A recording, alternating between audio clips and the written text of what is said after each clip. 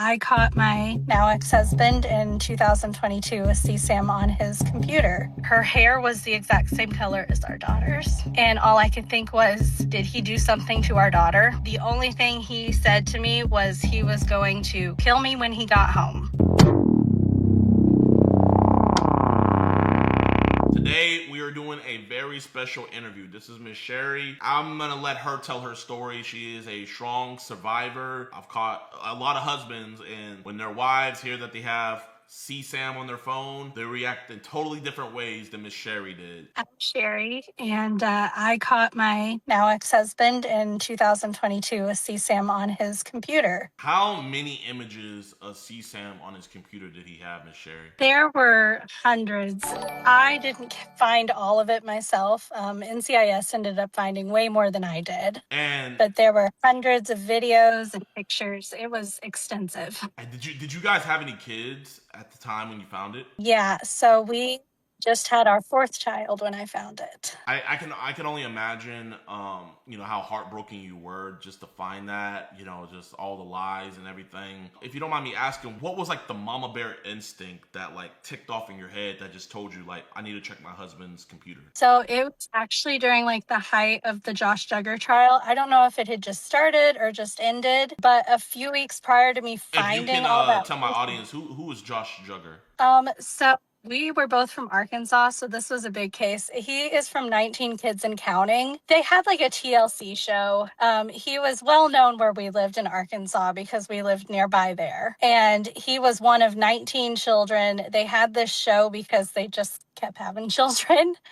And they were very devout Christians. So it was very shocking when he got caught. He got caught with so much. And I remember telling my husband about it because I was shocked that this had happened. It was this huge scandal at the time. And the way my husband reacted just seemed really off. So Josh Duggar got caught with a bunch of CSAM. You tell your husband about it. How did he react when you told him? So the way he reacted, he wasn't very shocked, but the reason that kind of made me step back and go, what is that? Is I brought up how we needed to be really careful about how we worded things with our kids so that they would know the correct terminology if something ever happened to them. And instead of him agreeing with me, he looked at me and said, nobody's going to do that to kids. And I remember being really weirded out by the way he said it. It was almost like he was annoyed that I wanted to protect our kids. Did you keep on trying to like press forward the conversation, or did it end off after he said that? I would try to bring it up for the next week or so,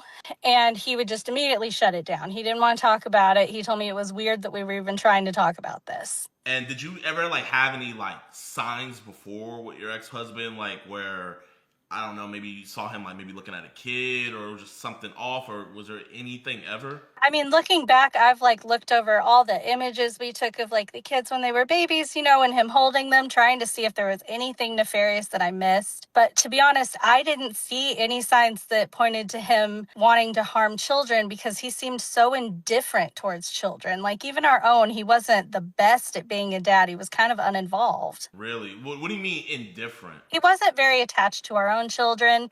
He didn't go out of his way to play with them. He wasn't trying to play with anybody else's kids. He just seemed one of those dads that he had kids, but he wasn't much of a dad to them. Was he the one, did he want kids? Did you guys want to have kids together? So we did want to have kids together. The question of when was kind of the big thing. I did kind of push him to have our first kids, but after that, he always seemed like he wanted more kids. So after this conversation you had with Mark, what made you say, hey, I want to go on his devices and just see kind of what's going on? Did you go on his devices looking for CSAM, or? No. So he left for this wedding in New York, and he was very adamant that I was not going to attend with him. And so when he left, I thought, well, okay, he might be cheating or something. And I just got it stuck in my head that I wasn't going to be able to sleep because I was not allowed to touch his computer whatsoever. And so if anything was going to be there, it was going to be on there in my head. Did you guys have fights before where he might have saw you near the computer and he was get away from my computer? Anytime Yes, pretty much anytime he was on his computer, he would shut the door and lock it, which looking back on, that's a huge red flag. But at the time, I was just like, well, he was a super serious gamer. He didn't want me bothering him while he was on because he'd be on Discord with his buddies and he didn't want them to hear me and the kids. So I just kind of excused it as that, not realizing that it was likely because he was doing all of this illegal stuff. So he leaves for the wedding. You have in your mind that he's probably cheating on you, and you know that the evidence is probably on his laptop. So did you already know his password, or how was it that you got on his laptop? He had it to where on his computer that after you had guessed his password wrong so many times, it popped up with an option to log in through his Microsoft account.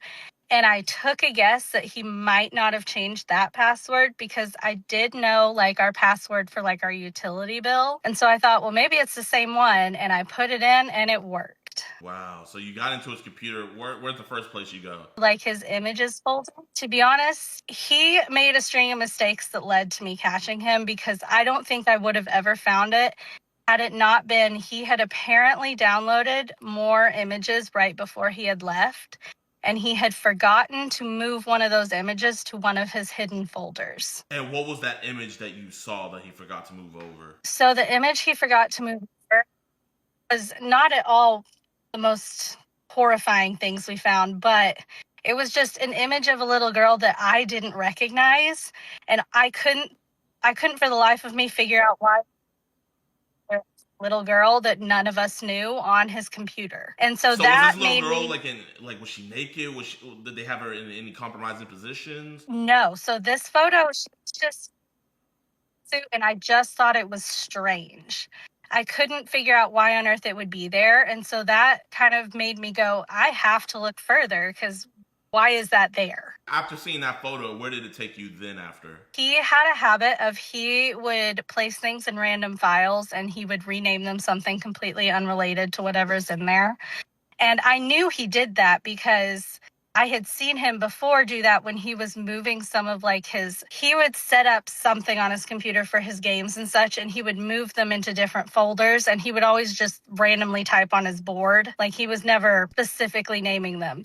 So in my head, I went, okay, well, if there's something wrong on here, it's not going to probably be explicitly named. And so I just started opening every single file on his computer. And there were hundreds of files I had to go through until I found a folder, and it had photos of this little girl. They were all the same child, from what I could tell. And the reason I had to open it up was because her hair was the exact same color as our daughter's. And all I could think was, did he do something to our daughter? And that is what led me to opening them up and finding horrifying things on there, because there's no other way to explain the first image that you open up is these two men holding this girl down into the ground, and she's not wearing anything. So what is your first action that you do right after you witness all this? After I opened that up, I walked away and I thought, there's no way I just saw that. In my head, I was trying to rationalize why on earth would this be on here, because it took me several minutes to rationalize the fact that I was actually seeing CSAM. It's not something you ever expect to see, especially something like that. And my next thought was, I'm going to have to go through his entire computer, because what if our daughter's on there? Because she's the exact same age as this little girl, and they look so much alike. In my head, there's just no coincidence for it. And so this next hour was probably me just combing through that computer. And I can tell you firsthand, even though I catch child predators, every time I see that stuff, it just traumatizes me. It's hard for me to go to sleep. So I can't even imagine what you were going through. Not only are you going through all these horrific images of kids when you're a mother, but also you're seeing these horrific images on your husband, the father of your children's device. So I can only imagine how you felt going through that. What gave you the strength to keep on looking through, and what were you trying to find when you were searching through the rest of those files? I'm not sure it was so much strength as just fear for my own children and the need to know, because at this point in time, none of my kids could talk. So I didn't think that they would probably tell me if something had happened. And so it was pushing me to keep looking. My point in which I stopped, however, was all I found at first were pictures. And then I came across a video. And I'll tell you right now, I don't have the strength to watch. I couldn't do it. I called the police at that point because I couldn't bring myself to watch any more of what I had found. The first person you contacted was the police? Mm-hmm. And how long did it take them to get there, and what is the first thing that they did? So it took them probably 2 to 3 hours to finally come to my home. Sounds about right. At first, it was really difficult to explain why I was calling them. I called the non-emergency line. I didn't even know how you go about reporting this. And I called the non-emergency line, and the person who answered, she had never got a call for something like this. She did not know what to do, and she actually almost hung up on me. And then she finally said, well, I think maybe this is an emergency, so I'm going to transfer you over to the emergency line. And even once I talked to them, they seemed really skeptical of what I had found. Like, they didn't quite believe me over the phone. What was it that finally made the dispatchers, because, I mean, we run into that situation, too, where we're telling them, hey, we have this individual who was talking to our 13-year-old decoy, or we'll be like, hey, we have this individual over here, he has CSAM on his phone. And it's almost like they think we're prank calling them. I don't know who would prank call about something like that. So I totally understand, your frustration and what you were going through when you probably made that call. What was it that finally made the dispatchers like, okay, this is something real?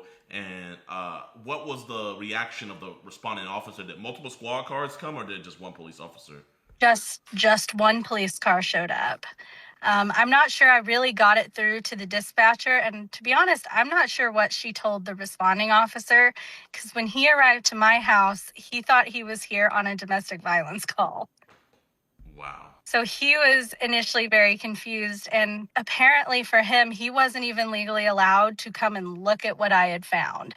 He told me that I could not show him, and he had to call in. They're called CID. That's a lie. Because we lived on a base. That is quite literally a lie. I've showed multiple times where I'll have the pred be like, hey, is it cool if I just show the officer what it is that we're about to delete off your phone?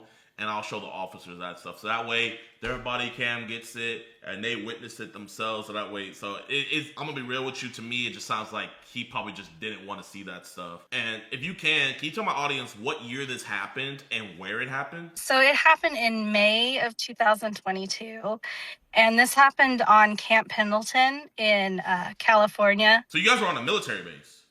Mm-hmm. What happened after the officer called it in? So after the officer told me he could not see what I had, he sat me down and he told me he was going to call in CID. And to be honest, I don't know that much about CID because they arrived very quickly, and all he did was ask me to show him what I had found. So I took him to the back bedroom where the computer was, and I showed him what I had found. And all he really did was verify to me. He said, yeah, that is CSAM. And he said something about how this doesn't look good. And then he said that he had to call in NCIS because CID doesn't handle felony cases on that base. Oh, so it went federal because it was on a base. Mm-hmm. Wow, okay. So did they automatically dump the devices there on scene? No. So when NCIS came in, they were not willing to view the computer either. They told me that they had to get a warrant and instead wanted me to come down to the station and give my statement. Even though the other officers already seen it and that's enough probable cause. Yeah, it was it felt like a game of telephone, to be honest, because except everybody's in my house, and yet words are getting crossed here. Whatever PMO was, which is base police, whatever they told CID was different from what CID was telling NCIS. And I don't even know that NCIS really figured out what was going on until I was in that interview room and telling them what had happened. So at this point, does Mark, your ex-husband, the pedophile, does he know that you know and cops are involved at this point? To an extent. So he didn't know that police were involved, but in the middle of all of this, you have to remember, police took 2 to 3 hours to show up at my house. And those entire 2 or 3 hours, I am absolutely spiraling. And I called my ex-husband and I asked him, did you hurt our children? And he hung up on me.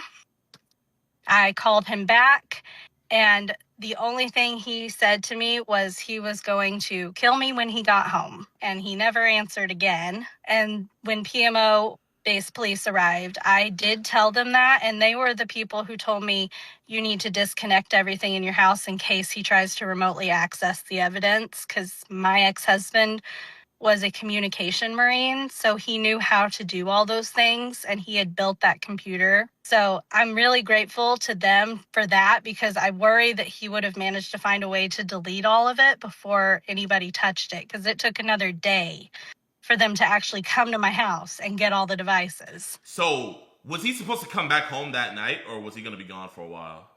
He was going to come back in about 2 days. Okay. Was that the last words your husband ever said to you? Was that "I'm gonna kill you"? No, it was not. His actually his last words were, Why did you turn me in? Why did you do it?" Those were his completely last words he's ever spoken to me. One thing I want to say right now, going into this, I want to say you have no idea like how strong you are, because we put a lot of women in this impossible situation that you found yourself in, where they have to, it's either do I go with these random strangers who are saying my husband has all this CP, or do I stand by my husband? And a lot of the times they choose their husbands, and you did the bravest and the most motherly and the most human thing possible. So I know you might not feel like what you did was a big deal, but trust me, genuinely, from someone that does this and has like been the orchestrator of these situations for a lot of families, you doing what you did not only saved a lot of kids' life, but your own kid's life, and possibly even your life. So genuinely, I have to give nothing but props to you and just let you know how strong of a woman you are. And so, was the devices left there that night? Did any police officers stay at the house, or did you have to stay home by yourself? I had to stay home by myself. Granted, I didn't even get home. That interview that they brought me back to the station for lasted 6 hours. So by the time I got home, it was 9 p.m., and they told me they would try to have officers back at my house early in the morning. And the devices were still in there. Mm-hmm. Oh my gosh. Because how far was he from you guys when he went to this wedding? So from us to him, he was in New York, so other side of the country. So Okay. we were safe in that regard. But I mean, anything he could have booked a flight and came back right. Like there was he could have done anything, So I mean, so I know that was, you probably didn't even get any sleep that night, did you? I did not. I actually ended up sending my children to stay with a neighbor because I was a little concerned. They did tell me that they were going to have police driving through our neighborhood all night. But in my head, I was like, how is that going to help? They don't even know what car he's driving. He could be riding with a friend, because at this point, nobody knows what's going on besides me and the police. What's going on the next day? The next CIS showed up with a full, our entire block was just covered in vehicles with NCIS. They were outside, inside, they were pretty much everywhere. And they turned over our house, which means they pulled everything out of the cabinets, shelves, everything. They were looking for any devices that I might not know about. They were looking for hard drives. They were looking for thumb drives. Anything that they could link back to him, they wanted to take back to the station and look over. And did they find anything else? Any other devices that you didn't know about? I think what I found was about 10 images and 2 videos. And I thought that was the extent of it. But later on, I come to find out he's got hundreds of images, hundreds of videos, and it's been accumulating for over 5 years. And that's just from his devices in the house. There's no telling what was all on his phone. They dissect all the things. They find hundreds of images and videos of CSAM. Where is he at this point? So he was flying back from New York to California, which presented a whole other issue because NCIS wanted to use me as bait to make sure he came home. And at that point, victims advocacy had become involved, and they were the ones who told them it wasn't safe for them to use me to do that. So how did they want to use you as bait? Like, Did he not They know that wanted cops were involved? He did not. He did not suspect that I would turn him in. I think he was very shocked to come home and find out that he had been turned in. How did they want to use you as bait? They wanted me to be the one waiting at home, and they wanted me to call them in when he arrived at our door. So they wouldn't even have been inside the house? No, they wanted me to let him come home. And I declined because we had guns at the house that he knew how to use. I mean, he'd built them himself. And I felt very unsafe. And I don't quite know what the rationale was because they saw the death threats he was making. So they knew that he, wasn't coming home to be nice to me, but they really were worried that if they let him know of their presence, he was going to either run or he was going to hurt himself. I mean, why couldn't they just hide inside the house and then right when he comes inside, like, why did, oh my gosh, man, this, and I don't mean to, make this about me, and I'm not. I just want to, and they tell us we're not the trained professionals. And you have trained professionals trying to use a woman to bait out her criminal, professionally trained in the military husband, and they wouldn't even be in the... Did they tell you how close they would at least be? They told me they would be driving around the block so they could be there in minutes. And all I could was, it's not going to take him minutes to hurt me. And I'm really glad, we did eventually convince NCIS they ended up getting a warrant in which they were able to go to the airport and they picked him up at the gate. I don't know why that wasn't their first thought to do, though. I don't know why the victim's advocate had to make that suggestion to them. So they get him at the gate. Does he confess to everything right away? Does he try to lawyer up? What is that process looking like? I am told that they have the issue getting a confession from him. By that point, I mean, they had all the evidence. When they asked for his phone, he handed it in. I think he was really shocked that all of this was happening, to be honest. But all I know is that from what I've read in the court transcripts and what was said at the trial, he was very willing to come forward and tell them how he obtained all these images and how long he'd been doing it and things like that. So did you not attend any of the court hearings or anything? So I did attend the court martial, which was his hearing for his conviction. I did not attend his initial hearing, which they had right before he was put in the brig to await trial. They told me it was a closed hearing and I was not allowed to be there.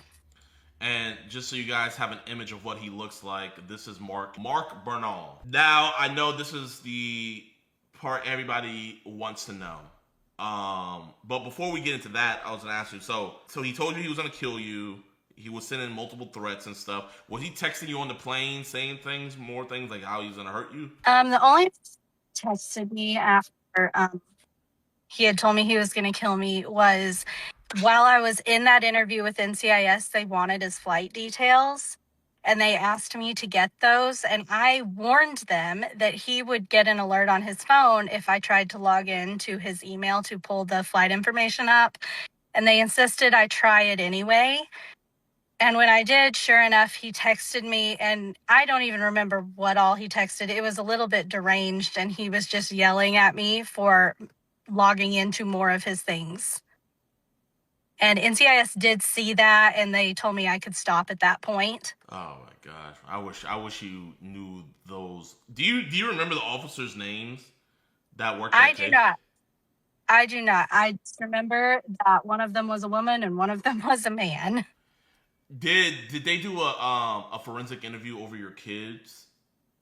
So they did not. In fact, that was when he was finally arrested. NCIS told me that CPS would now be involved because of what he had done. And CPS came to my home and they did a quick interview with the kids in which they tried to talk to them. And then they realized my kids were nonverbal. And so at that point, she told me that they weren't going to proceed with a forensic interview because if there's no solid evidence that he did anything to them recently, they said it wouldn't pull up anything useful for them to use in court. And there was no images of your kids on his devices? No. Okay, thank God. So no images of your kids on his device. He was arrested. So did he take it to trial or did he take a plea? He took a plea deal. Okay. So he took a plea deal, and can you let us know how long they found hundreds of images of CP and hundreds of images and videos of CP, right? Mhm. Yep. So they found a lot of things. And how long did they give him in that plea deal? So the plea deal, I think it might work a little bit differently in court martials than civilian plea deals, because in the plea deal, it was a set amount of this was the minimum they could give him and this was the And maximum. this is my bad for interrupting. This is a federal case, right? Mm-hmm. So think about chat with this being federally. This is like the time that they give, they have to serve that time. It's not like good behavior and stuff. So I just want to let them know that. So this was court martial. What did they decide to give him? They ended up giving him the minimum sentence, which was 2 years. And what could have the maximum sentence been? So according to the plea deal, the maximum we could have gotten was about 5 years. So you already given him a sweetheart deal of 5 years, but you didn't decide, you know what, let's give him an even more sweetheart deal. And did he have to do the entire 2 years? No. So they ended up letting him count all of his pre-trial credit towards that 2 years. So he got 171 days knocked off immediately, because that's how long it took to finally get to the court martial. So he was in the brig for 171 days before he was sentenced. And then he gets 2 years, and he was out walking around Camp Pendleton within 8 months. And did he get dishonorably discharged? He did. So he got dishonorably discharged. I'm guessing he lose all rights to ever see the kids, right? You would think, but no. He still has rights to see the kids? So currently, we had to go into a custody battle. The moment he got released from the military, he came after me for custody. I have a restraining order against him, and that protected the kids from having to see him during the custody battle. But during the custody battle, the judge herself said them being biologically his might protect the children from being harmed by him. I absolutely disagree with that assessment. And I actually, at the advice of my lawyer, because I had moved back home, he suggested I try to close the case in California, because we were doing custody case in California, and try to move it to my home state, because he was very concerned that that judge was going to give him visitation. And so that is what I did. And once we moved it to my home state, the next judge still let him fight for custody. But thankfully for right now, he's lost his visitation rights, but he got to keep his parental rights. Here, I'm gonna let you know this. Genuinely, so are you still in a custody battle with him? Yep. Mark, your money don't run as deep as mine. Sherry, I want you to know, genuinely, you have my number. If this goes further and you think you need a better lawyer, hit me up. I will cover everything. And I will make sure that we get the best. That way he doesn't have a chance. Because I don't even want to give him a chance of even ever being around your children again. So you have my word. If it's not looking good or anything like that, let me know, and me and my team, we will help you get the best representation possible, all on me. Thank you. Of course. No, I don't want to, I can't handle that. That's unacceptable. A judge telling you that maybe them being his blood. I mean, we've caught dudes doing things to their blood. We've caught multiple men doing things to their daughters, you know? So blood doesn't stop a monster. A monster's gonna do what a monster's gonna do. So he's at least a registered sex offender, right? So that's the other thing.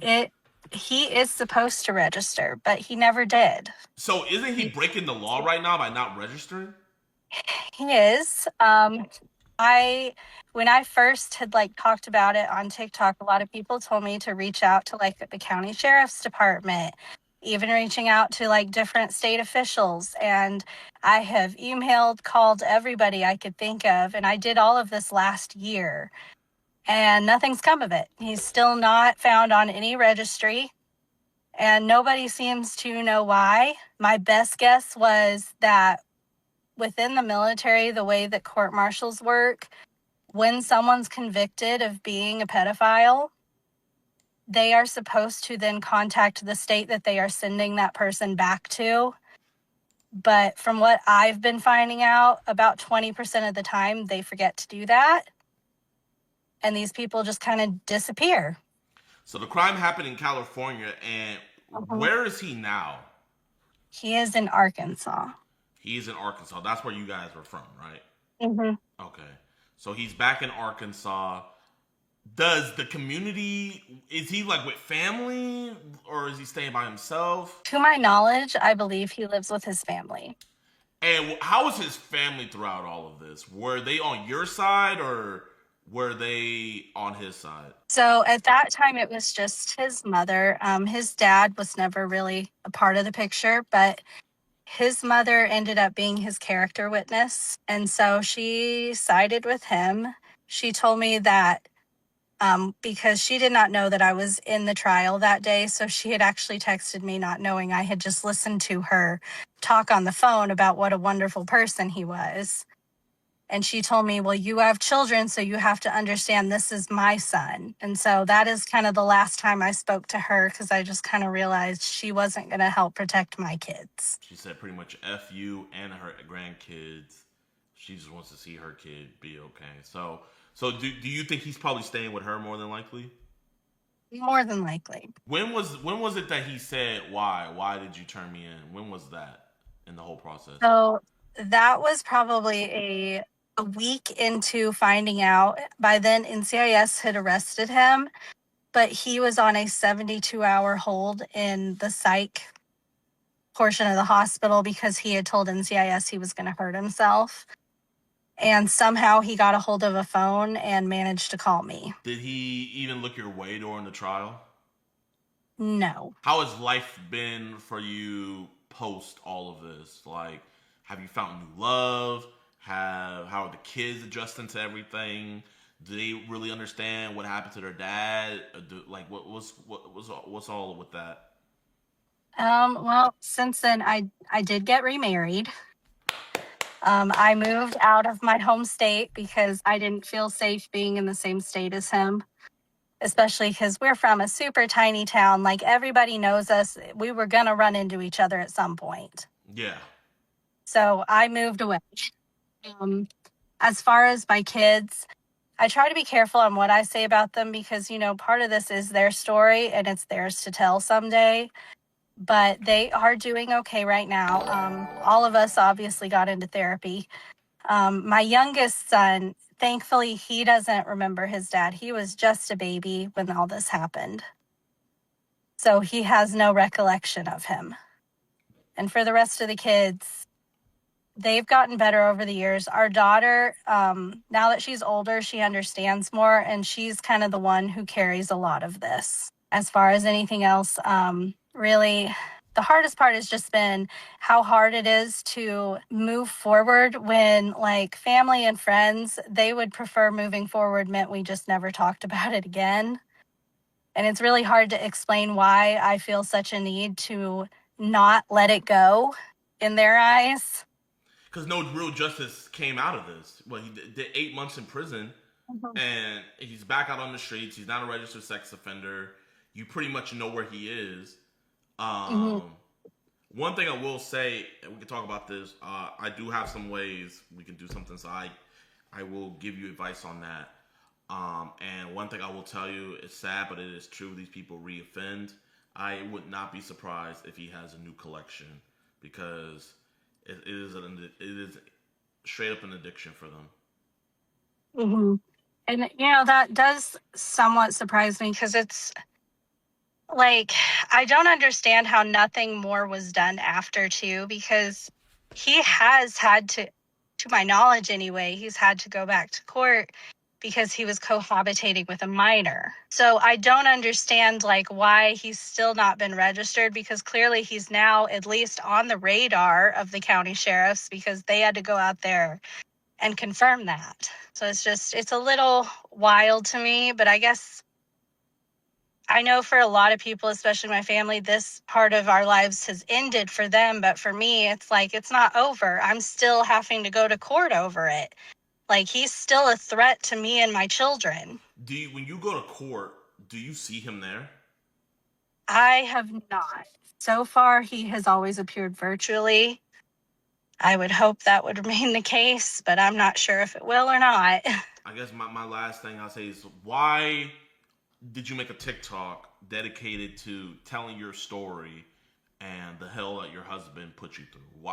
Why is it that you keep on going and talking about this? And what do you want to come out of this? And what do you want to change from all of this? I mean, I'm talking about it because I know when I first found out what he was, I tried to find other people who had had to report their husbands and what their lives looked like after that. And I could not, for the life of me, find anybody who was open about talking about what had happened. It seemed like everything I came across was just articles of women explaining why they stayed. And so when I decided to start telling my story, some of it was just therapeutic for me because I felt like I had been silenced through that whole investigation. I was constantly being told, do not speak to the media about this, or it could damage the case. And I was led to kind of believe that I was under this big gag order. And I thought if I stayed quiet, I would see justice. And instead, it felt like because I stayed quiet, they were able to sweep it under the rug. That's what they want. They want to stay quiet because judges don't want their name to be put out there that they gave a chomo 8 months. They want to just do it and let it go quietly by. But, that's what we have this channel for. Guys, I'm going to put all of Sherry's information down in the description below. Give her a follow. Make her story loud.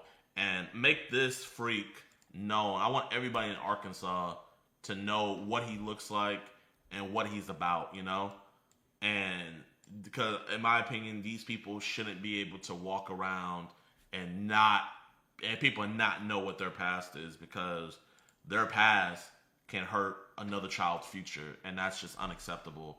And Miss Sherry, I appreciate you so much for giving us your time and telling us your story. And if there's genuinely also going into the future, let me know. Is there any future like hearings or anything coming in the future, or is it kind of just right now just waiting and seeing? Right now, what we're actually doing is trying to save up to get a new retainer for a new lawyer because my lawyer decided to retire. How much do you need? We need $4,500. 5,000. I will text me your wiring details. I will send that to you now. Is this person that you're getting, is this like one of the best people? So far, she is find who would take us on, to be honest. Why is it that people don't want to take you on? So where we live, I think a lot of it has to do with there's just not that many custody lawyers as there are here in where the state I'm in. The other part is just how difficult it is because I am seeking to terminate his parental rights. And that's a really aggressive move, especially in a state that really values 50-50 custody, which in theory is great. But when it comes to situations like these, it's really hard to go against kind of that status quo, even though there's all of this evidence that he's not safe. It's hard to prove, but is he not safe with his own children? Text me the state. All right. Before you decide that she's the person, let's really, really, really look into details on, because I don't want you to just get her because she's the only person willing to take it on. You know what I mean? I want you to genuinely get the best person. We could do more research to figure out who is the best person in your state. And I have another woman where we caught her husband, and she had a nonverbal autistic daughter, and we helped him out to where the man literally gave up his right. Like, he did not want to take it. He gave up his right. So I will get in contact with her, and if you want, just so you can have more people to talk to, because she went through this exact same thing. The difference is that great. she was already divorced from him, but you know, it's like she went through this. Cause it's like, I would love to get you in contact with her, so I'm sending you over her number. She's an amazing woman, and you can just have someone to talk with. Right now, the judge that said maybe because it's his kids he won't touch them, is that the judge that's still on this case, or she's not on that case no more? So it is not the same judge. The current judge we had, I hope that she is who we will continue to have. She was pretty good. She is willing to give him the chance to prove that he can be involved in his children's life in a meaningful way. Those were her words in our last custody hearing, were, can he meaningfully be involved in the children's lives, and will it benefit them? Does he have a good lawyer? Thankfully, this last time he was not even represented. So I'm hoping he doesn't obtain another lawyer before then. His big thing has been he pushes and pushes with filing and court dates. A lot of it was just he kept continuing and continuing. I mean, just to get it to where he didn't get visitation rights, he pushed that whole case out over 2 years. And it was just, I think his end goal, honestly, has just been to kind of bleed me dry. Well, listen, Mark, you can't bleed this dry. You know what I mean, Mark? Like, Mark, just know, you can keep on doing it, but she is going to have the financial backing of me and my audience. So, Mark, you know, let's go band for band, Mark. Let's go band for band, and let's see who gets depleted first. Because I promise you, we are not going to let it be her, because she's not going to have to even use her own money. So I just want you to know that we're going to make sure that you find the best lawyer in your state. Just text me the state, text me all the details, and we're going to get that going. Thank you so much for sharing your story. I want to get to work right on that, and I want to make this to where he'll never see his kids again. And I truly, truly thank you for sharing your story. Thank you for standing up and doing the right thing, and just thank you for being you. Thank you. Thanks for having me. Of course. You have a blessed one. Well, me and her would have a lot of arguments about things, especially over like me being trans. So she'd be like, okay, you're not a real boy, and blah blah blah and all. I'm just thinking about Pinocchio. You're not a real boy, Pinocchio.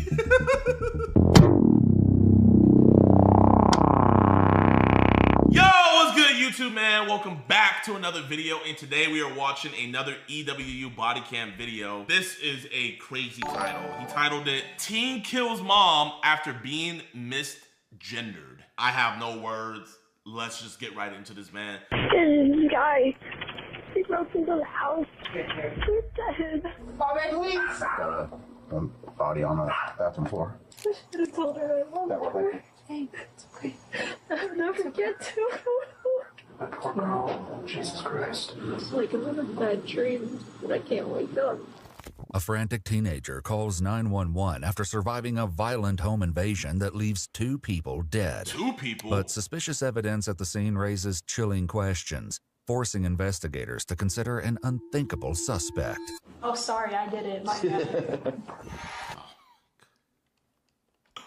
Oh my God. The following is based on official police records, and some of the footage has never... EWU! Make a video on my prank catches, bro. We have dozens of convictions and you haven't made one? You're telling me you haven't got the body cam footage of one of my catches yet? We need a petition for EWU to... I just need him to make one, bro. Just one. I would love to see it. Please, bro. The community needs it. Just after midnight on July 7th, 2024, dispatchers in Palm Bay, Florida answer a desperate call to 911. 911, what's the location of the emergency? Hello? Okay. Help me. Okay, what's going on? Oh, God. So, basically, I was home alone, and this guy, he broke into the house. I just grabbed the phone, so I... Do you know who the man is? No, I don't know who it was. Is he still in there? I don't think so. I waited.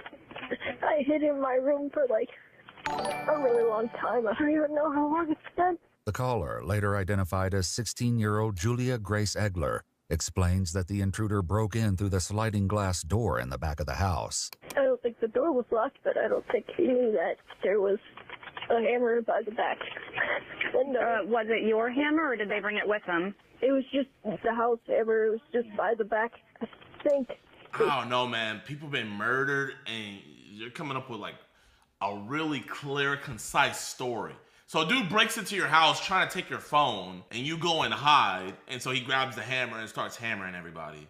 That's the sound. They grabbed it and broke in the window. Because They broke the window with a hammer that you already had in your yard? Yeah, with the glass. Okay, take a deep breath. You haven't heard them in a while, right? So, Was there only one person that you saw? that I saw, yeah, there was one person. Okay, and where are you in the house right now? I'm just in the living room. Okay, we already have help on the way, so just take a deep breath, okay? Did they try to make contact with you? No, because I brought... Yamata, thank you for the only thing I was able 5. to grab in time were the dogs, because I wanted them with me. Because I didn't want whoever it was to kill them, obviously. Is there anyone else at home with you? Not anymore. Not anymore. Were you expecting anyone to come home? My mom and her boyfriend were out getting, they were buying a bed frame for her bed, so they were out buying stuff, and it's just me all alone. Oh, man, I know this is really scary. But your mom and her boyfriend should be on their way home? No, they... Okay. Take a deep breath. We have officers that are going to be coming into the area really soon. And I'm going to stay on the phone with you just in case, okay? With officers on their way, the dispatcher takes steps to ensure the home is safe for them to enter. But a simple question changes everything in an instant. You still have your dogs with you? They're just still in my room. I didn't let them out because I didn't want them getting blood all over their paws. Right. Well, did you say blood all over their paws? Yeah, because... Is there blood inside your house? Yes. Whose blood is it? Is it your blood, or is it the person who broke in blood? Are you injured? Oh, I'm fine. You're fine? No, so I'm fine. it's the person who broke in. It's their blood? Where is it at? No, I don't know if it's their blood or not, but I don't think it's theirs. It's my mom. From what I heard when I was hiding in my room, I couldn't warn her. It's all my fault. If I had been able to grab the phone, then... No, nothing is your fault. If someone broke into your house, nothing is your fault. Now, I just want to confirm, do you know if anyone is hurt at your house? Officers with the Palm Bay Police Department arrive and greet Julia at the door, seemingly unaware of the grim scene waiting on the other side. She already sounds sus. How you doing? What's going on? Why is there blood on the floor? Because they're... Huh? No, bro. Oh my gosh, bro, man. Bro, what's it called when an actor sucks? A raspy? Give her a raspy, bro. Bro, she has a 14-year-old TikTok boy's haircut. What is that called, bro? What is that haircut called? I call it the sombrero, the bucket hat fade. Why do girls, when they turn lesbian, they gotta get a little boy's haircut? And it always looks like, it's not even like a cool haircut. It looks like they went the supercut. You okay? Are you okay? Are you bleeding? No. Who's bleeding? I'm Come outside. Come outside. Come outside. The Mason, exactly. What's going on? That is the Why is that Mason door cut. so uncanny. 252, can we have medical respond? We have blood on the floor. Who's bleeding? Where's your mom? Stay here. Stay here. Hey, I got. Bro, I don't even see no tears. Somebody stay out here with her. Just have a seat. You ready? I got doors to the right. Got a body. You okay? Oh, I mean, physically, I guess. But... The Jacob Centurions. Shut up, Julia! You killed your mother. You are a whore. Body on the bathroom floor. Julia's mother, 38-year-old Kelly McCollum, and Kelly's boyfriend, 22-year-old Matthew Zenort, are found inside, both appearing to have suffered multiple gunshot wounds. Ooh. A large chef's knife with presumed blood on the blade sits on the bathroom counter. Wait, so didn't she say at first they grabbed a hammer? But now the evidence is showing that 2 gunshot wounds. Consistent with the multiple stab wounds on Matthew's body. Both victims are beyond any hope of saving. Sorry. I'm so sorry. If I had just grabbed the phone. It just grabbed the phone. If you just grab the phone in time? Are you hurt anyway? Someone in chat said, lesbian here, that haircut sucks. Oh. Wait, like, bro, like, I know I'm dwelling on it, but, bro, like, chat, just lesbian cut. Quick glance, I think I see James Charles. Oh, we got lesbian anchors! Ooh! We got lesbian anchors!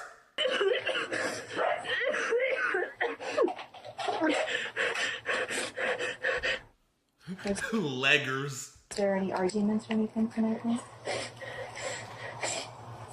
Between who? There's Me and my mom's arguing a lot. You have a I told her I loved her. Go and get it started. It's okay. I should have told her I loved her. Okay. Hey, it's okay. I'll never get to. It's okay. I'm so sorry. I'm so sorry. It's okay. Please forgive me. Officers ask Julia if there are other family members who can be contacted, but the teen's only immediate relatives are a father and brother living out of state. I'm sorry so much. It's not a very manly thing to do. Don't apologize for having feelings. It's okay.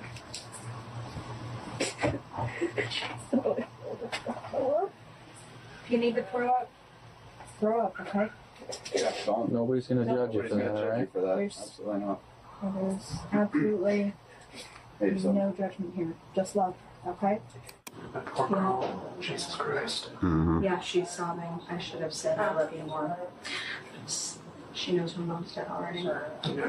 She said that they got into a fight tonight. Nicole's talking to her, so I'll just calm her down a bit. Let's hope. Julia is moved farther down the driveway, kept out of earshot as officers discuss the details with a sergeant who has just arrived on scene. Things kitchen floor. Signal setting in the bathroom. He's got shell casings in there, and also a butcher knife in there. Okay. Outside the back door, there's an axe with a sledgehammer. Where he busted the door in. There's shells, not spent, but there's rounds outside the back door, which look like the same ones that are in the bathroom. There's like 3 or 4 empty shell casings in the bathroom. The sergeant relays this information to an arriving detective, along with a Chat, man. When I say this, bro, this is for men and women. If you get fat while on the force, you're relegated to desk duty. We got super YNs out here. Tell me how she's gonna catch a super YN. Tell me how. How? Until you get your weight back in order, you cannot go on field duty. You either work inside of a middle school, high school, or you're a traffic officer. But we can't have this, bro. The damn bulletproof vest is about to shoot off and kill somebody. And it's not because she's a woman. I'm talking about every fat officer out there. harrowing theory. Shell casings are by him. Looks like murder suicide. You can see where he busted in through the screen door in the back. Yeah, some axe back there on the floor. There's in the yeah, she's the daughter. She's the daughter. Female, but not the male. I don't believe so. I don't know. And there is history of DV. Yeah, I guess there's history out here. Just curious, when was our last call out here? I can go check the history. We had a signal late here a couple weeks ago. She was signal late a couple weeks ago. 116 by me. 3 months earlier, on April 8, 2024, officers had been called to the home for a domestic dispute between Kelly and Julia. Footage obtained from this incident reveals a troubling history between them. So my daughter, I'm having a hard time with my teenage daughter. Yep. Hey, your teenage son! Freaking bigot. She's been Baker-acted twice in the last month.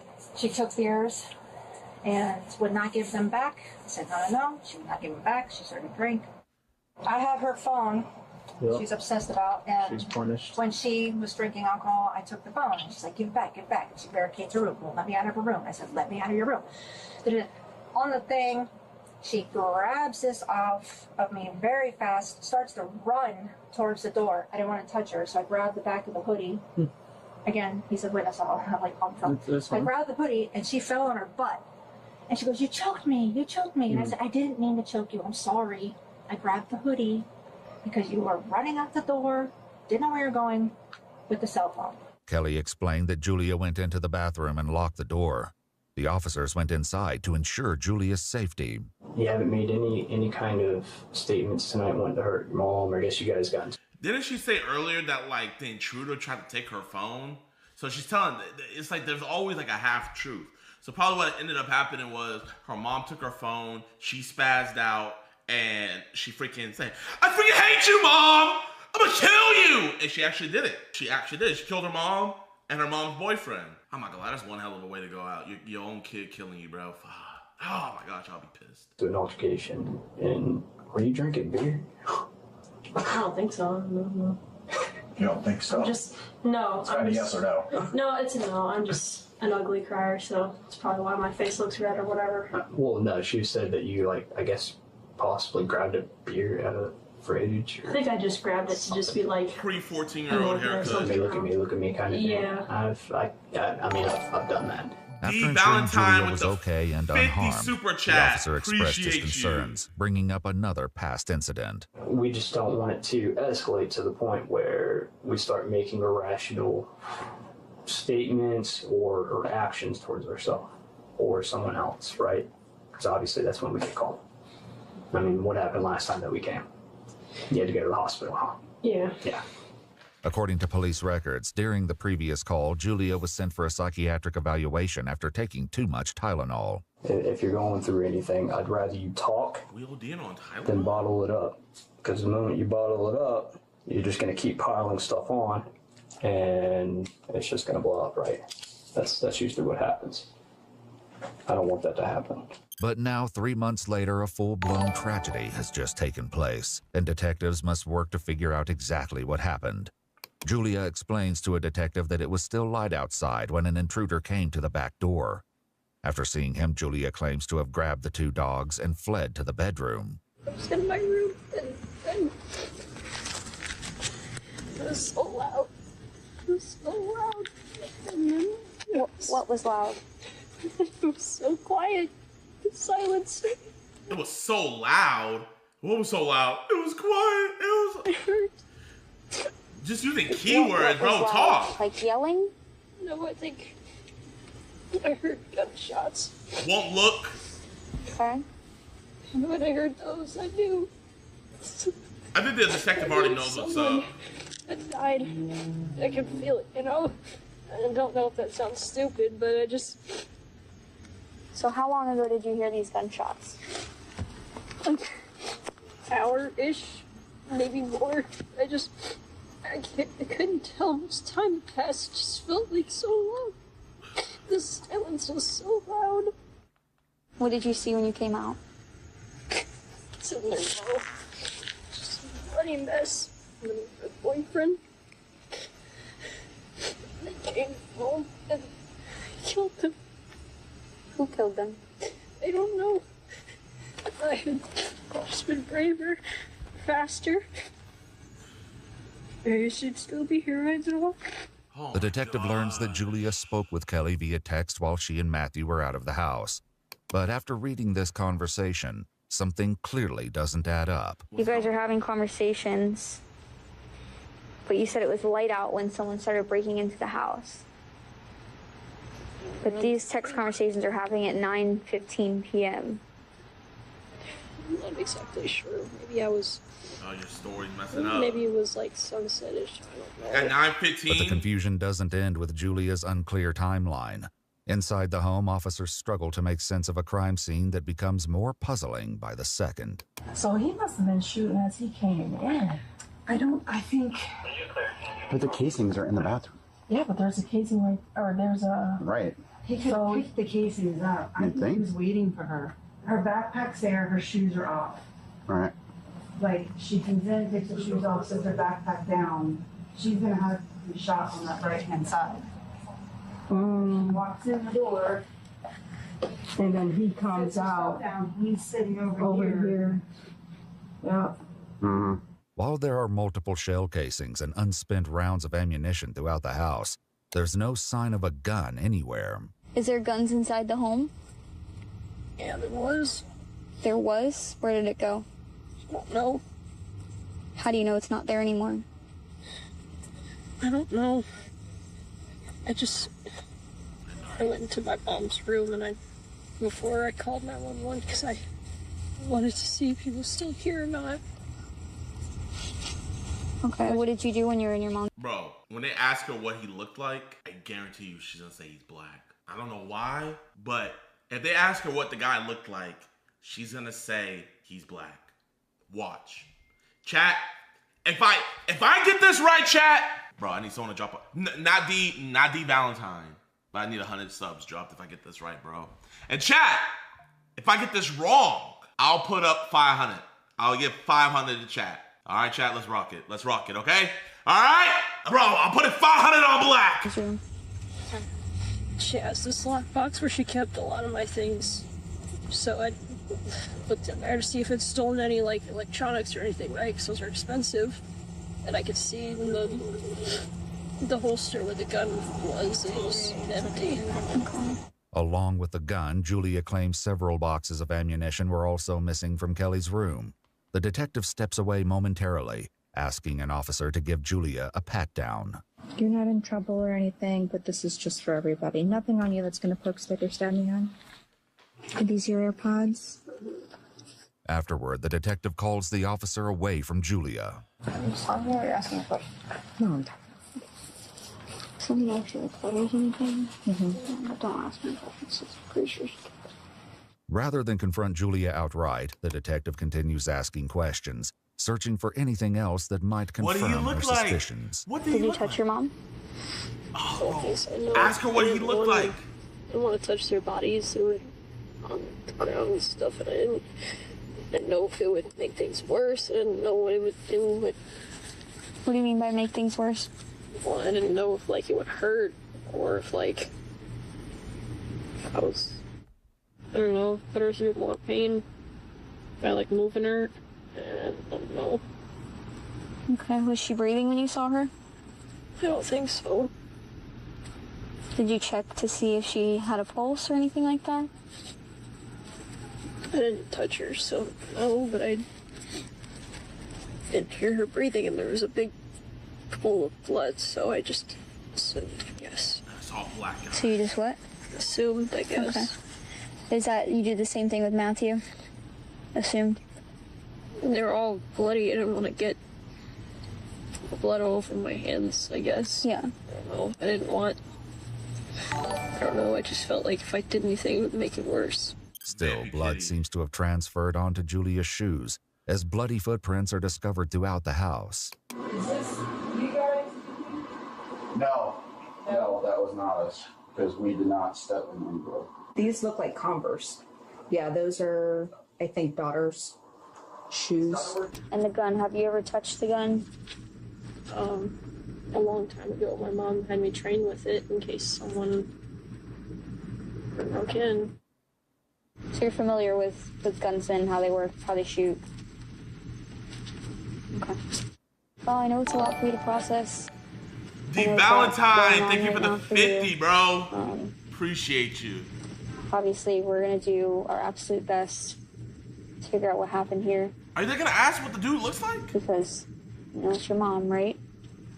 So we want justice for your mom and her boyfriend, figure out who did this and why. Is anybody come to mind?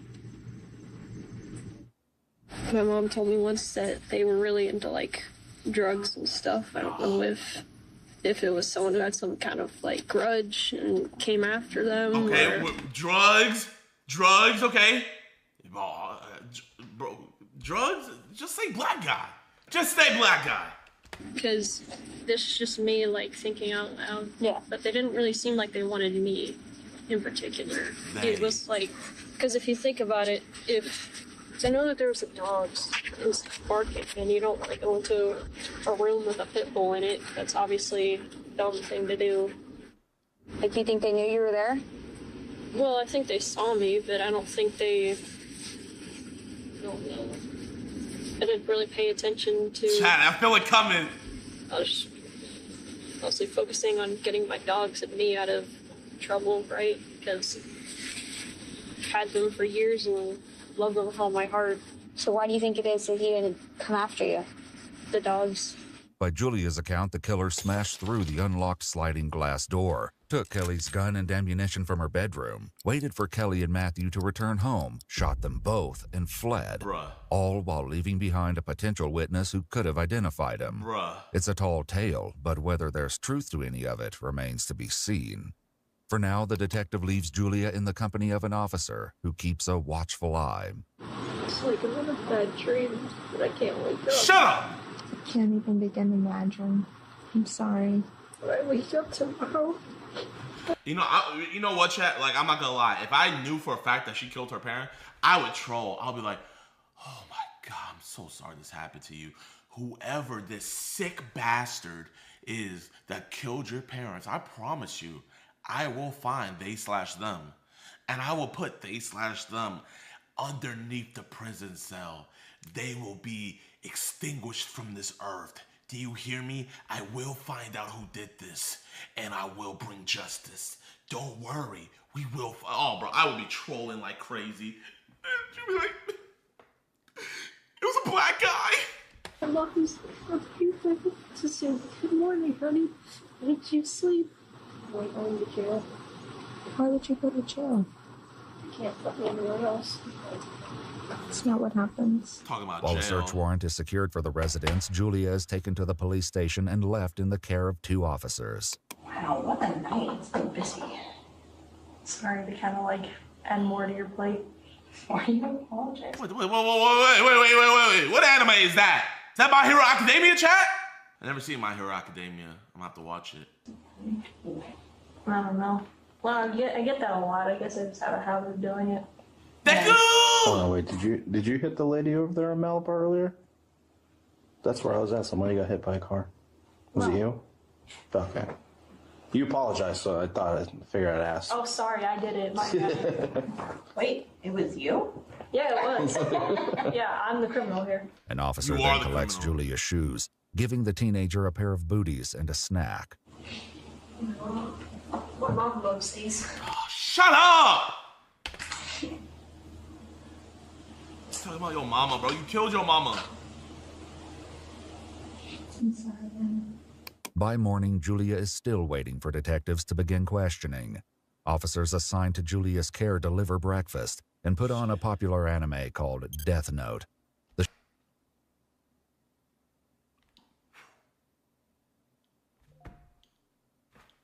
We getting Death Note?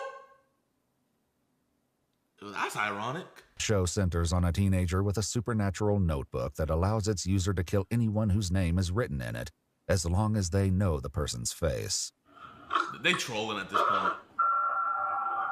Finally, detectives bring Julia into the interrogation room, where the truth of what happened to Kelly and Matthew will soon come to light. Okay. But first, they address something new they've learned about Julia. I was informed that you like to go by Jasper. Is that accurate? Because I don't want to, Yeah. And what are your pronouns, if you don't mind me asking? I usually go by he. He? Okay. So obviously it's been a couple of hours, so you've been with us, so I gotta read you this thing. Your rights first, and then we can go through everything with you and figure out what's going on. In Florida, juveniles have the same Miranda rights as adults, and courts have ruled that a parent does not have to be present before police questioning. After reading the Miranda Killed her warnings, the 16-year-old agrees to answer questions. Very quickly, investigators learn that Kelly and Julia had an argument just one day before the murders took place. Do you know what the argument was a reference? I think I wanted to go to like the party or something, and she didn't remind me about it, and I was mad at her for just going without me. I think just something along those lines. I hate it. But you wanted to go out and have a good time too. It was like a birthday party? I think so, something like that. I don't know. So she comes home with him, and you wake up, and you guys get into a little bit of a disagreement. You're expressing your frustrations, rightfully so. You wanted to go to this party. And she's expressing her frustrations back. What is she saying back to you? Just this back and forth of, I did tell you, no, you didn't. Okay. Yes. So what came of that? I think she took my iPod and my phone, but before she left again, she gave it back so I'd be able to text her. According to Julia, when the devices were confiscated, Kelly would put them in the lockbox in her bedroom. So I looked in there to see if it's stolen any like electronics or anything, right? Because those are expensive. Before they continue, Julia asked to use the restroom. They take the opportunity to collect the teenager's clothing for evidence, trading them for a jumpsuit. When questioning resumes, they press more about the ongoing disputes with Kelly. Well, me and her would have a lot of arguments about things, especially over like me being trans. So she'd be like, "Okay, you're not a real boy," and blah blah blah, and all, you know, the whole.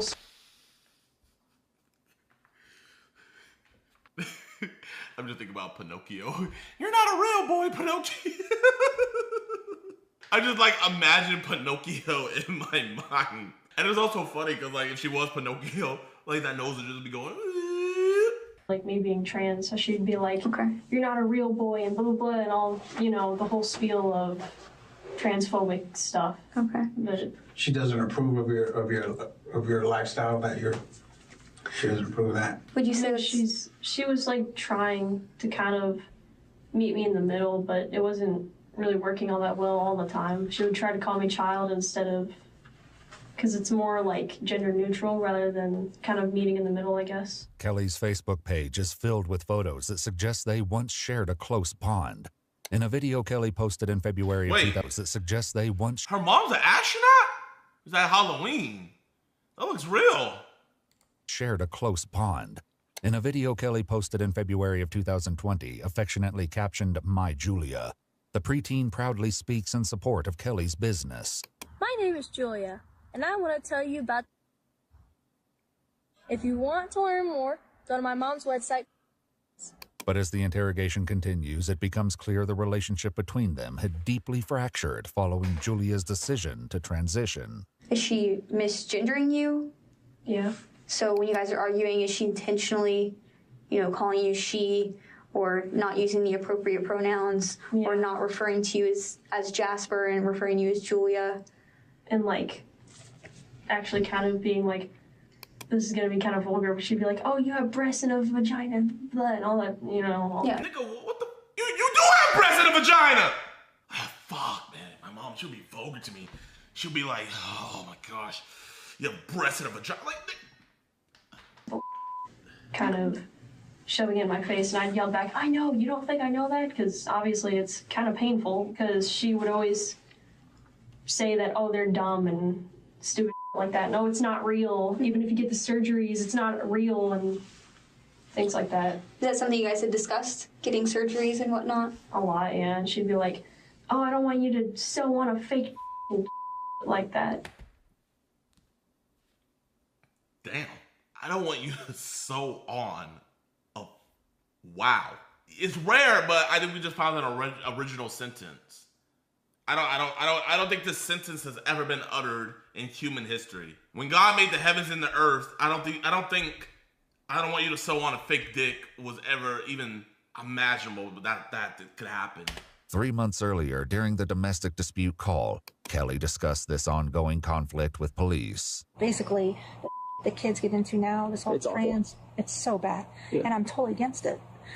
But I still was kind. I was like, if you want to think you're a boy, you can think that. But you're my daughter, you're Julia, and you're just not going to talk about it then. Like. As for Matthew, Julia says they never discussed it. So this was never a point of contention between them. Me and him didn't really talk a lot. It's the thing. We we're kind of peaceful, but coexisting. Coexisting, that's the word. We weren't friends, but we weren't necessarily enemies either. It's kind of just whatever. He's just a couple years older than you, right? Yeah. How do you feel about that? Whoa. So her mom was dating young. Because she said, they just said that he was only a couple years. So probably a couple, I would say, is what, chat? 3 to 5. So she's 16. Ooh, bro, he's either 19 to 20. No, I didn't like it. I mean, I don't really support their relationships, the things. I think that's the only kind of tension that there was between us, because it would always be kind of awkward when it was just me and him in the house, because we wouldn't say to each other. Yeah. Because it's kind of I don't really want you here, and it was kind of obvious because I didn't support the relationship at all. With potential motives uncovered, investigators still must work to unravel a tangled story filled with many contradictions, unanswered questions, and disturbing clues. So circling back to the argument that you had today, she takes the iPod away and the phone. She ends up giving it back before she leaves. Where is she going? Or they, rather. They went to go get a bed frame for her bed because she got tired of it being on the floor. Julia claims Kelly and Matthew left together around 7 or 8 p.m. And shortly after is when the alleged intruder made his appearance. So what do you hear next after that? Okay.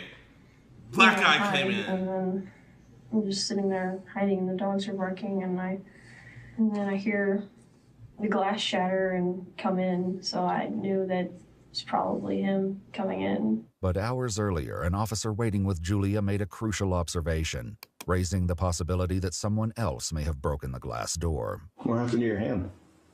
Just an old scar. Did you get into an accident or something?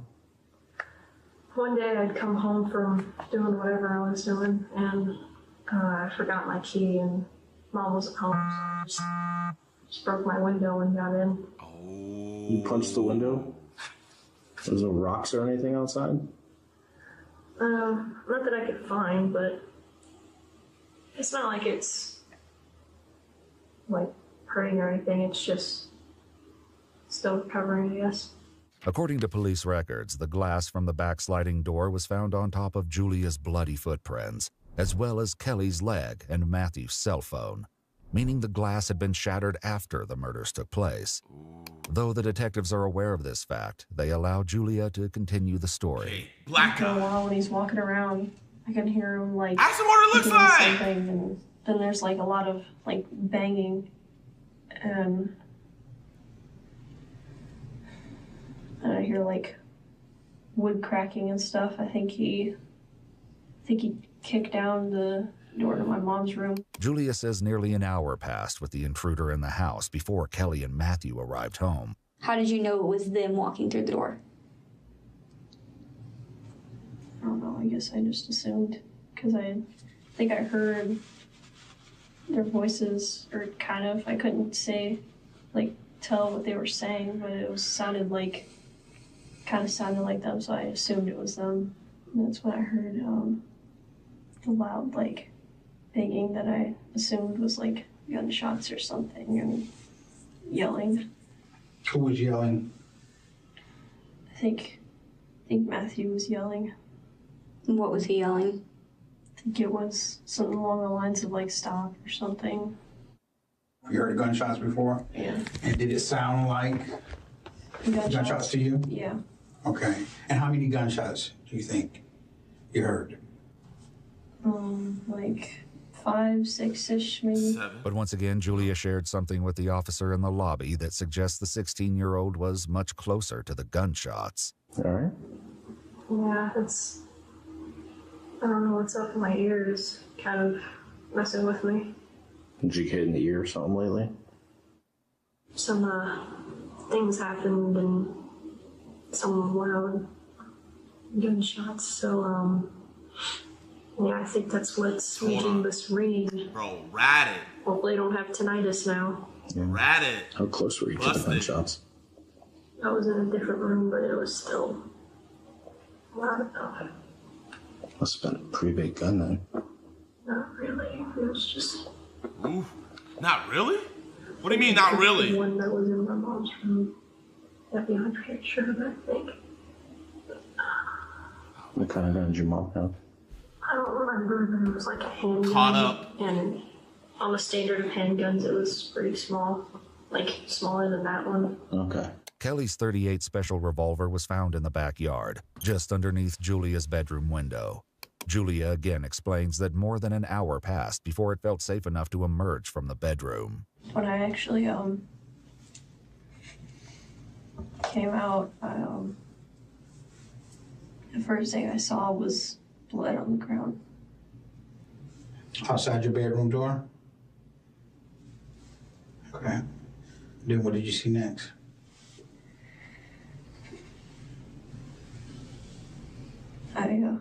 I looked to the left, and that's when I saw Matthew on the ground. Did it look like he was breathing when you looked into the bathroom, Matt? I think I feel bad for. I mean, I feel bad for the mother as well. But like, damn, bro, Matt just trying to, you know, be the dad that stepped up. You feel me? Matt just trying to be the dad that stepped up, wasn't causing no problems, and then just gets murdered, bro. Is like gurgling. Okay. Despite signs that Matthew may have still been alive, Julia didn't call for an ambulance. And I remember at some point I went in my mom's room and saw that the door had been like, kind of looked like it had been like busted in. Well, yeah, I was just checking to see if anything had been stolen, and I saw the lockbox where I assumed my mom kept most of my devices when she took them, and you know, again, devices are expensive. Such as? Like my iPod or my phone that my dad had shut off, things like that. Okay, so you saw those in there, so they hadn't been stolen. Mm-mm. Are these your AirPods? And that gun that your mom has, the one that was missing, have you ever touched that gun before? That's what I used to get trained for my gun certificate. With Julia's account conflicting with evidence found at the scene, investigators confront the teenager directly. To be quite honest with you, we don't believe that this is how this happened, okay? All right. We've looked over this crime scene, and there's things in this crime scene that's not adding up with what you're saying, okay? Because I don't believe the story about someone coming into the house. We looked at your surveillance camera, okay? We don't see nobody coming through that back door. We see your parents coming home through the front door. Dummy. We see bloody footprints inside the dining room area in front of the little sliding glass door underneath the glass. That blood should be on top of the glass. I'm asking you straight up, okay? Are you the reason why did you hurt your parents today, your mom and Matthew? And if you did, was there a reason why you had to do it? Theoretically speaking, let's say what you're saying, that it was, theoretically speaking, let's say that it was What do you me. mean, theoretically speaking, it was me? Like, it's like the dude we interviewed yesterday, chat. Like, if we analyze this, and theoretically speaking, it was me, you know, am I fucked? Right. What? So Jasper, we're going to be honest with you. It's not really theoretical at this point. Everything he just stated to you is telling us that something happened that you're not telling us. Julia tries to argue that there are blind spots on their security Shut cameras, up! and an intruder could have simply avoided them. But the detective reminds Julia that an intruder would have had to know where those blind spots were ahead of time, something that is very unlikely in their experience. Now, you was just about to say, what if it was you that did this? I'm saying theoretically. Okay. Theoretically what? What? You said that get it off your chest and whatever, but it's like, that's not how that works. It's... Yeah, of course, it's not going to go away that quick. It's not. But you gives us a reason, because other people are going to look at this interview, and they're going to want to know, is this a monster over here, or is this somebody who made a terrible mistake? Listen, Julian, whatever you say your name is, or Jasper, right? Theoretically, let's say Casper, the ghost, phased through the wall, grabbed your mom's gun, and shot both of them, you know? I wouldn't be talking to you right now, Jasper, if I thought you were a bad guy. You know what? I don't talk to bad guys, you know what I mean? You know, obviously you're the backbone of our community. You're going to Supercuts, getting the 14-year-old boy haircut special, you know, I respect the hell out of my barbers, and I respect the hell out of the fact that you don't care that you look like a 14-year-old boy, you know? So genuinely, when I tell you, I don't think you're a bad guy, I don't think you're a bad guy. You feel me? So theoretically, if something happened, just give me a good reason why you did it so I can make sense of this. Did you shoot your mom and Matthew today? Well, you're basically saying that I did, so do you even need my answer? While the remainder of Julia's interview was redacted, the detectives provided a detailed summary of the chilling confession that followed. Julia admitted to breaking into Kelly's bedroom while she was gone, obtaining the revolver and ammunition. The teenager then waited in the kitchen for Kelly and Matthew to arrive home, with a gun in one hand and a knife hidden in a pants pocket. When they walked through the front door at 10:34 p.m., Julia told them, "Welcome home." Julia confessed to shooting and killing Kelly before turning the gun on Matthew, who pleaded for the teen to stop. Julia then followed Matthew into the bathroom where he retreated, stabbing him multiple times after running out of ammunition. Finally, Julia reloaded the revolver and shot Matthew one more time in the head, ultimately killing him. Julia then shattered the sliding glass door and tossed the gun outside near the bedroom window in an attempt to stage the crime scene as a break-in, and called 911 roughly 90 minutes later. Julia admitted to reaching a breaking point over Kelly's lack of support for the teen's transition and Julia's lack of support for Kelly's relationship with 22-year-old Matthew. According to court documents on August 6, 2024, Julia Egler was indicted on 2 counts of first-degree premeditated murder with a firearm and was held without bond. Julia Egler entered a written plea of not guilty, and the case is ongoing. I don't understand. What is the point of you saying not guilty and then you already confessed? Statement released by the Florida State's Attorney's Office confirms that Julia will be prosecuted as an adult. Thank you. Adding that the teenager is not eligible to receive the death penalty by law. I just wonder if Julia thinks they're going to respect her pronouns in prison. You know, hey, I'm pissed. Hey, my parents aren't respecting my pronouns, so hey, I'm going to kill them. I'm going to go to prison, and I'm going to get some respect in there. You need to have no drinks in here. Ow. Ow. She got a black eye! Bro, he gave her a black eye! So this is going viral on Twitter. So this dude, his name is Jordan. He's a Warzone streamer, right? And this dude literally started beating he thought his stream turned off. Bro started beating his girl, then realized that his stream was on, and now he's trying to cover it all up, bro. Like, this is actually horrible. Okay, take these off. Take the lids off. Chill. You need to have no drinks in here. Ow. Ow. Oh my gosh. Why? Just gave her a 2-piece for no reason. Ow. It was in here. It was on this. I don't even know how. I turned around and...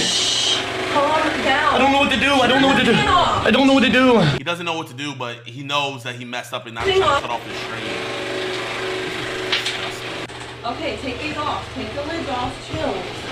You need to have no drinks in here. Ow. Ow. So that's when he hit his girl, right? Now, this next one is like his response to everything that happened. Bro, he looks like oh my gosh, bro, man. And he has a faith over fear shirt. Doesn't the Bible say, love your wife like Christ loved the church? Where's your faith over fear, bro? Just punching a woman, didn't even do nothing to you, wasn't disrespectful, was actually trying to help you out, and you're gonna just punch her. God, man. Definitely gonna do some praying for sure. Oof. I love y'all, man. Everybody hating, bro. I'm gonna be honest, y'all have a right to hate. Y'all really do. Like, dead ass. I get it, bro. This is my last thing. I get it. Trust me, you got a right to be mad. I just, please, the one thing, you can hate me. Trust me, you could send me so much hate. Please don't send hate to my family, please, man. My family is amazing. They are absolutely amazing, especially my wife, my parents. That's his wife? Send hate. You can hate me all you want. You can cancel me. What's he saying then? Is he saying at the same time. I really didn't know what to do. I was panicking. I was having a panic attack. Dead serious, bro. I just bought the PC like 2 days ago, and basically... So you're having a panic attack, so you gotta beat your girl. And she didn't listen. So basically, because she was in the shower, she couldn't hear shit.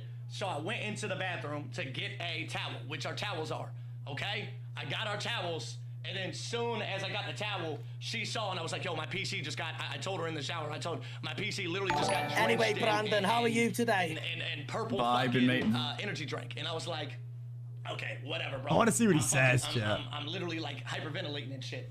And then I come in here, and then she comes in running after me. Then I pick up the PC. I put it on top of that PC. You see that PC right there?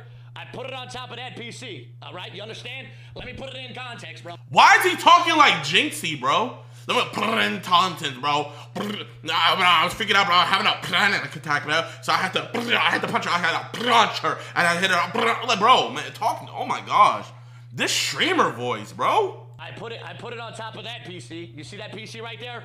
I put it on top of that PC. All right, you understand? Let me put it in context, bro. So when she's standing there, I'm putting the PC on right here. Hold on, let me see.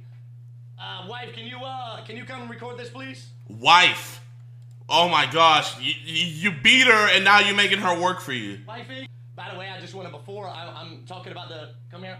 Before I'm talking about everything else, like if I ever did hit her, which she got a black eye, bro. He gave her a black eye. It's like I know this couple dynamic, bro, man, and I know you guys know what I mean by that. It's like I could tell that this dude, he's very self-conscious. He doesn't feel the best about himself. I know he's the type of dude, if he got money, he would be cheating on his life like crazy, bro. He would be cheating, and she's pregnant. You hit your pregnant wife because something was going on with your PC. And you're talking like Jinxie. Yeah, that's 50 years. it is insane. I would never hit my wife, and she's pregnant. She would have... Oh, she has a black eye. It looks like you can see like the fucking mark in her face from where he fucking apparently hit her, you know? Looks like she's got a fucking black eye. If Jinxie and XQC had an adopted child. Literally. Nah, but I'm not gonna lie, man. You know, I get it. He's your baby's father. He's probably the breadwinner. You know, I understand all that stuff. But sister, you gotta have some respect for yourself. You gotta have some respect for yourself, and you gotta have respect for your child. If he can beat you while you're pregnant, imagine what's gonna happen when you have the baby, and imagine what he'll do to you when you're not pregnant. Imagine what he's gonna do to your child. Gotta get out. God gives us early signs of stuff, right? And a lot of us don't like to listen, and then bad things happen, and we want to blame God when he showed us before. My sister, I'm telling you, he showed you your actions. This isn't some like, oh man, he's bad to you, leave him. Oh, like, blah, blah, blah, blah. This isn't some, oh, the internet's telling me to leave my man's side. This is the perfect excuse for you to leave your man's side. The perfect excuse. He's hitting you. He's gonna be sympathetic. He might try to baby you the next couple weeks, start buying you stuff, start coddling you more, start trying to be there for you more. My sister, he does not love you, bro. I could tell. I know this archetype of dude. This is the type of dude, he thinks about himself and himself first. Because no way is he thinking about you if he's gonna hit you while you're pregnant. The first time, it was in the eye. What happens if it's in the stomach next? Get out of that relationship. Stuff on her face. I mean, you can So you guys can W stream. literally see. Like, have shorts on. There's nothing on. I don't know what else. My sister, I know you're trying to protect him and everything. I just don't know why he would bring her out there when he's... Does he not think we're gonna see that black eye? To say, I mean, I don't know what else to say. And basically, she was trying to help. So can you hold this camera so I can show them? And I basically, with the cord attached, I was trying to pick up this PC. It's easy to say have some respect for yourself, but it's hard for a woman like this to leave a relationship. Most relationships like this have a lot of manipulation involved. I understand that totally. I understand that. I know it's gonna be hard, but you know, she has to do it. This isn't some stuff where it's just her. She has a child now. Anything that's gonna happen in the future, this was her warning. If she stays and something happens to that child, it is just as much her fault as it is his fault because she stayed. She needs to leave. She needs to leave. Oh, is that a piss bottle? Oh my God. And I was putting it on this PC. You understand? On this PC that I just had. Okay. I think it just shut down on accident. Whatever. So you put it on that PC. She was trying to help me. She was trying to help me right here. It flipped up. I was laying down. Okay, so where did the punches come in? Nobody saw anything. Like, it was insane. This. So Like this. So where are the punches? Then it got on her fingers. You saw it. It was in the corner of the screen. By the way, nobody saw anything. Like, it was insane. Man saw me use one arm. So is he saying that her finger got caught under the PC? I feel like you're judging, bro. You don't know the full story of everything, so quit judging. I'm judging. Okay. This is what I'm judging on. You need to have no drinks in here. Ow. Hey, I'm sorry. I'm sorry that you don't have eyes at work, bro. You're the target audience that he wants to believe that her hand just got caught on the PC and that's why she was saying ow. Look at that. One, right after you hit ow. Two, ow. The only time you hear that sound is when meat hits meat. That's not no metal, even if it was something no. He hit her, and you're saying I'm judging. He hit a pregnant woman, coming up with this lame excuse. Motion and thought I hit her. Like, it's insane. It's insane. Listen to his story, chat. I'll show you the clip. Hold on. She had her fingers right here. And she literally, that's when she was like, she couldn't get it on the PC. Lying. I pushed her, and she. Where's the faith over fear? Where's the faith over fear, Jordan? She literally was saying ow because of the fucking shit was on her fingers. It was. Okay, so this is what I'm trying to figure out. Then why are we hearing smack? If the thing was on her finger, why are we hearing noises? After we see you doing motions like this, we're hearing noises. Bro, man, this is some pred level explaining going on. And whoever subbed this day, unless it was a reoccurring sub, bro, gotta get out of here, man. It was literally on her fingers. This lies. I don't know how much it weighs, but it was on her fucking fingers like this. Alright, chat. So she's saying it was on her fingers, and that's what she's saying, ow. And then watch the clip, chat. Like, watch the fucking clip. You need to have no drinks in here. Ow. Does that sound, yeah. She's just giving him advice on what to do. The way I'm seeing it, his PC's open, and he got piss bottles everywhere. She's giving him good advice. Bro, if a grown man raised his voice to my wife, let alone my pregnant wife, I'd be locked up. I don't get this. He don't love her, bro. That wasn't even a slap. That was What's a punch. the hand motion? You need to have no drinks in here. Ow. Hey, wait. Am I tripping? Like, where he's reaching? Like, because if she's standing this way and he's reaching that way, that would be her left eye. And that's the eye that has the black eye. And it's up. Oh, yeah. He hit her in the face. He hit her. Like this. But I wasn't even He got sugarcoat that shit. Bro thinks we're stupid. And it went just like that. If I'm her dad, if I'm her brother, if I'm her cousin, uncle, any male figure, even if I'm a female figure in her life, her mom, her sister, anybody, after I see that clip, I'm pulling up to their house, I'm packing her bags for her. And if he tries to stop, I'm gonna be like, either you get the fuck away from me, or I'm sending this to your local police station right now. And watch how fast he fall back. Watch how fast he fall back and not chase after her, not even say a word. Literally, I didn't do anything to her. Like, which is kind of crazy that y'all are saying that I abused her, which is a crazy stretch. You can hear, yeah, you can hear the grunts when he did it as well, chat. Chat, can you get only emo off, please? Can we get emo off? So any questions y'all have, chat, any questions for her? Because y'all are saying she's abused and everybody's checking up. By the way, last thing I'm going to say before I leave. Chat, I get where y'all are coming from. The people that are trying to be defensive, I get it. If I saw somebody and getting abused, yeah, exactly. Then who the fuck did you slap? I'm not. I swear on my life, on my soul, I'm not a. Oh my god. On my life, on my soul. Faith over fear. We are in a happy relationship, a very happy. We're literally married, and we've been together for 5 years. Whoa. Trust me, if there was something up, our whole family would know about it. I'm telling you. Whoa. Guys, hey, we're literally married. We've been together for 5 years. How could I possibly hit her? Bro, people would have known about it way sooner. Hero saying ow, ow. I'm telling you, we are in such a happy relationship.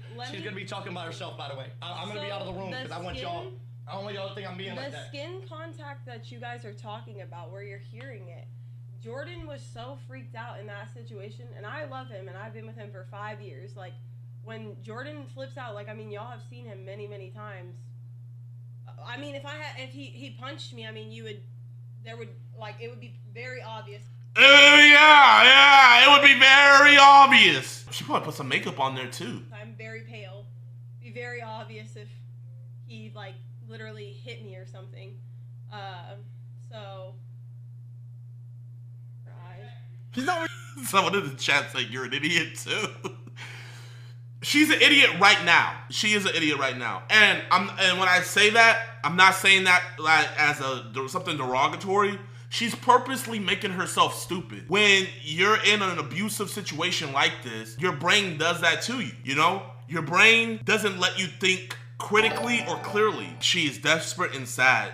It's a lot, bro. She's purposely putting herself in a psychosis. She's purposely doing this for herself. But not willingly, though. I mean, bro, if you're with someone for 5 years, you're gonna try your best to be with them, you know? You're gonna try your best. I get it. I get it. I get it. She's not in a clear headspace right now. She's thinking stupid. That's why I said before, she needs a family member or a friend, someone on the outside to think clearly for her. Sometimes when we're in situations like this, like if you're going through relationship problems or something like that, you can't just think about it yourself. You gotta let an outside source, hey man, this is what's going on in my relationship, blah, blah, blah, blah, blah. And then after that outside person talks, you need to listen to what they say because they have the most unbiased opinion on what's happening. And you know the crazy thing about it is he probably manipulated her into believing this stuff. She probably doesn't even think, truly in her heart of heart, she probably doesn't even literally think that he hit her. Because he probably did some, you know how I am. I feel bad. I genuinely feel bad. I don't know what her name is or anything like that.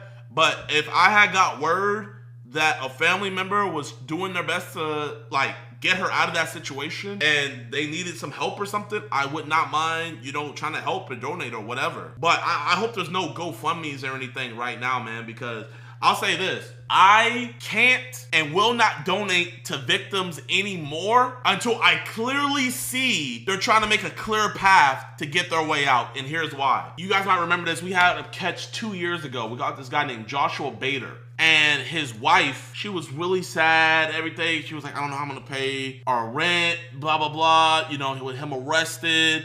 And now I have to go find me my own place, like all this stuff. And I felt so bad for her, right? So me and Alex, we donated $10,000 to her out of our own money. Come to find out she used that money to bail him out. And the only person I can blame is myself. And I look back on their Facebook page, she's still with the man.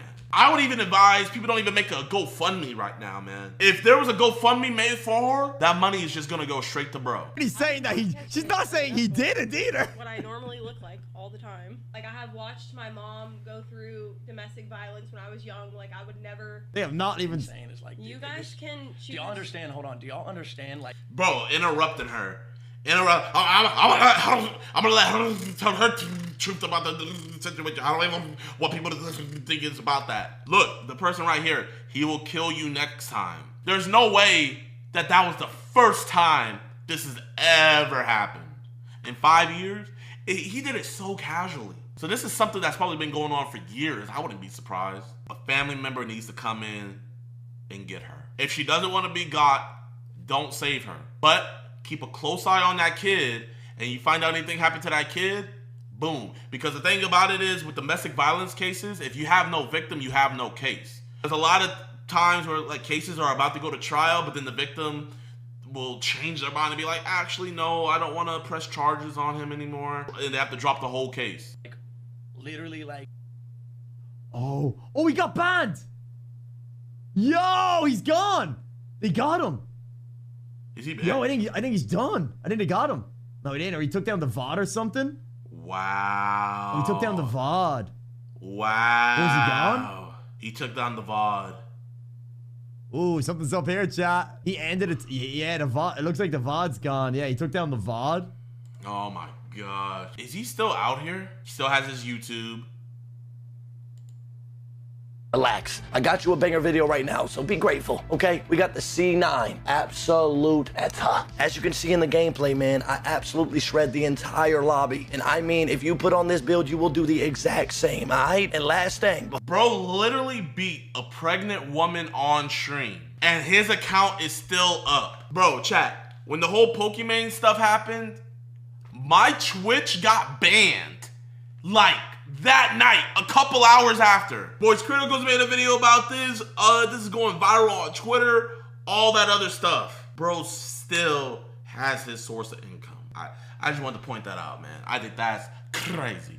I hope he gets what he deserves, man. You know what I mean? Detectives found that among the thousands of CP materials on his phone, many as young as old. He needs to be in cell block 1 with Tyrone, and everybody in that cell block needs to know what he did. That's where he needs to be. Bro, they would kill him.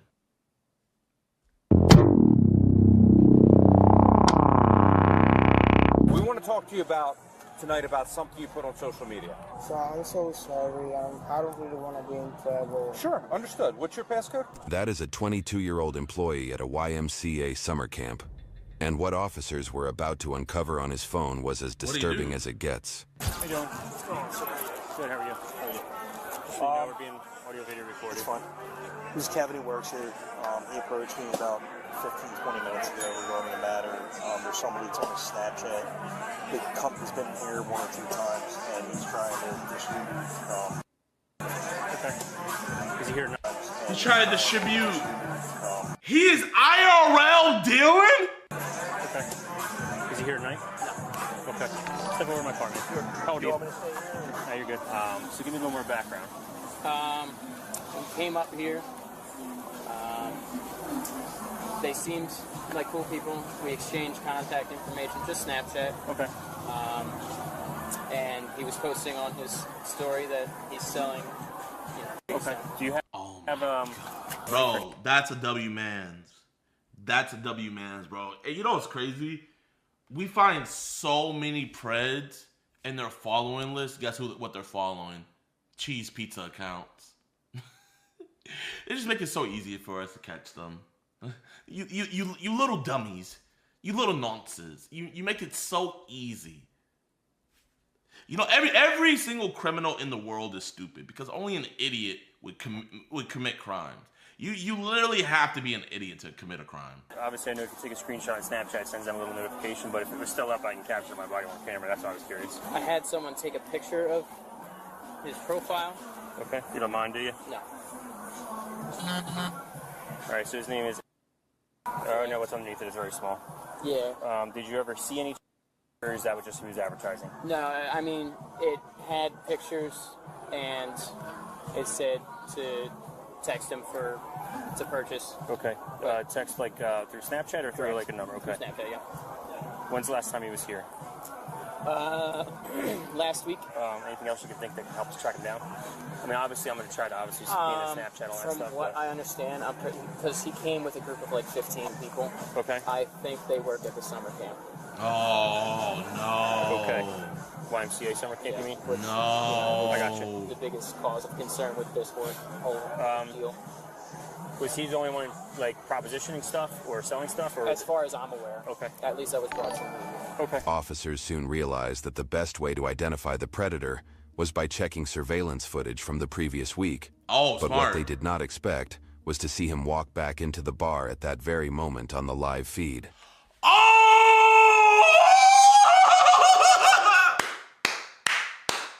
Yo! W timing! One wrong move, and he could delete all the evidence in a blink. Facts. So they had only one shot at catching him. Yeah, he just came in. He's here right now. Yeah, he's here right now. Do you know where he is located? Yo. They're at the front door. Is that him outside right there in that smiley shirt? That's who I thought. Is he wearing a smiley shirt? The Nirvana shirt? Yes. He's wearing skinny jeans. He's touching his chin right now. So that's him right there. SCD came in with that whole group. Does he have a tattoo on his left arm? I know. I'm trying to be as discreet as possible for you. Black shirt, yellow writing would be pretty obvious. He's wearing the black shirt with the yellow writing, right? Okay. SCD came with that whole group. Is he there with that entire group? Okay, are you sure it's not the kid in the hat in front of the door right now? Okay, so it's definitely black shirt, yellow writing. Okay. That's him. Yeah.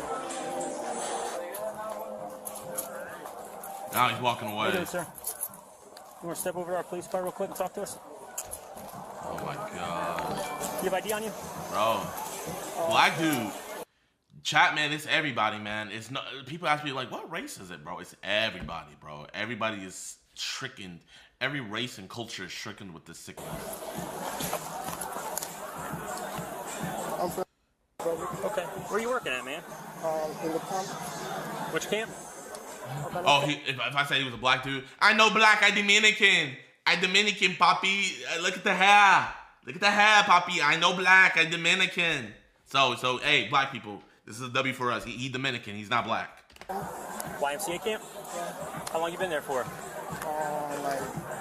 Just keep your hands out your pocket. Okay. 1 month. Okay. You come here often? Sometimes, yeah, like 3 times. What times? What days do you think that was? Friday, last Friday. Okay. And the other Friday. Okay. You ever been here on a Saturday? No. Never? I don't remember. You don't remember? So you think you've only been here on Fridays? Yeah. Okay. You talk to anyone here when you've been here? Yeah, we talk to people. Okay. You make any new friends or anything?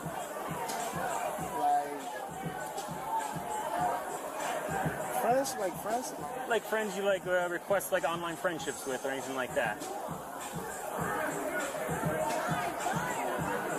You guys come together? Are you guys all together with him? Yes. You are? Okay. I came with her, but we're at the camp. We're working at the camp. Worst place to work at. Oh, that's the worst. Yeah. The second one? Like YMCA? Yes. Yeah, YMCA. Okay. All right. Yeah. Just for the season? Yep. Okay. Yeah. All right. Real quick, I'm just videotaping our conversation. No one's in trouble. I just have to let you know that this is a camera. That's all. Yeah. All right. Okay. You just here for the summer doing summer work? What do you guys do? Counseling and stuff? Or? I'm in the kitchen staff. Okay. We're both, we're trained together as counselors. I'm a cooking instructor. Oh, okay. He was also staff. His staff as well? Okay. No social media activity, anything like that? No? You don't have any social media? You have with you? You have a phone with you? Yeah, the phone. Okay, I got you. And how long, you said you've been working there for 3 weeks? Yeah. Okay. Public? Do you have a visa? I know black, Bobby. I Dominican. How did I know, chat, bro? How did I know, bro? I know black, Poppy. I Dominican. Anything or? Yeah. Where's that, at the camp? Okay. But please, I don't want to be in trouble. Why would you say that? I don't know. So, just here with the police, so I just come out to have some fun. Yeah, we're just talking. I'm just wondering why you would say you don't want to be in any trouble. Is there something you did that you think you might be in trouble? No? So why would you want to say that you don't want to be in any trouble? I don't know. I don't know the system here in the country. Okay. Is this your first year here? Or you been here before? Mine is second. Second? Yeah, but I was here in 2008. I don't think they have anything to do with it. Yeah. Okay.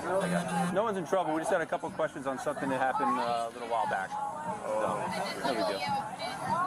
People say people do stuff all the time. We just got to make sure it's not. The colleagues obviously had no idea they were hanging out with a serial predator who had been selling CP involving... Well, you know what? Wait. Video possession of a female with a dog snout between her. Raphael's Snapchat is over the images read. Also, Dropbox. Full dogs. A caption below the image reads, all for Dropbox. $40 includes 1,000. Sick, bro. It's just disgusting. Disgusting positions.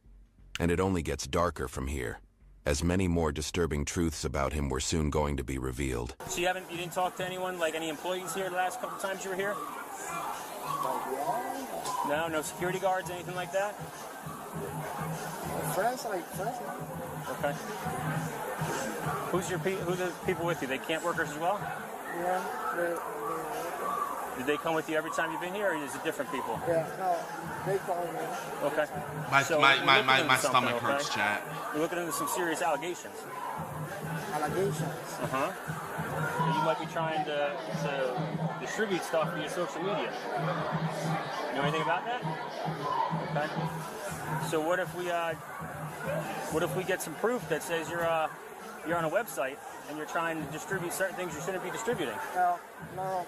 The website. Let him get on. Don't get him on his phone. Yeah. Yeah. Oh. I'm Fernando. Fernando? Yeah. I'm Jim. Jim. Nice to meet you. Nice to meet you. You too. What's your name? Irvin. Irvin? All right. R-V-I-N. Nice. How about you? Alma. Adama? A-L-M-A. Alma. Oh, okay. That's a nice name. I like that. What other apps do you have? Do you have Snapchat? Yeah, I have a Snapchat. Click on the user, see if it's the same user. Would you mind showing me your screen name?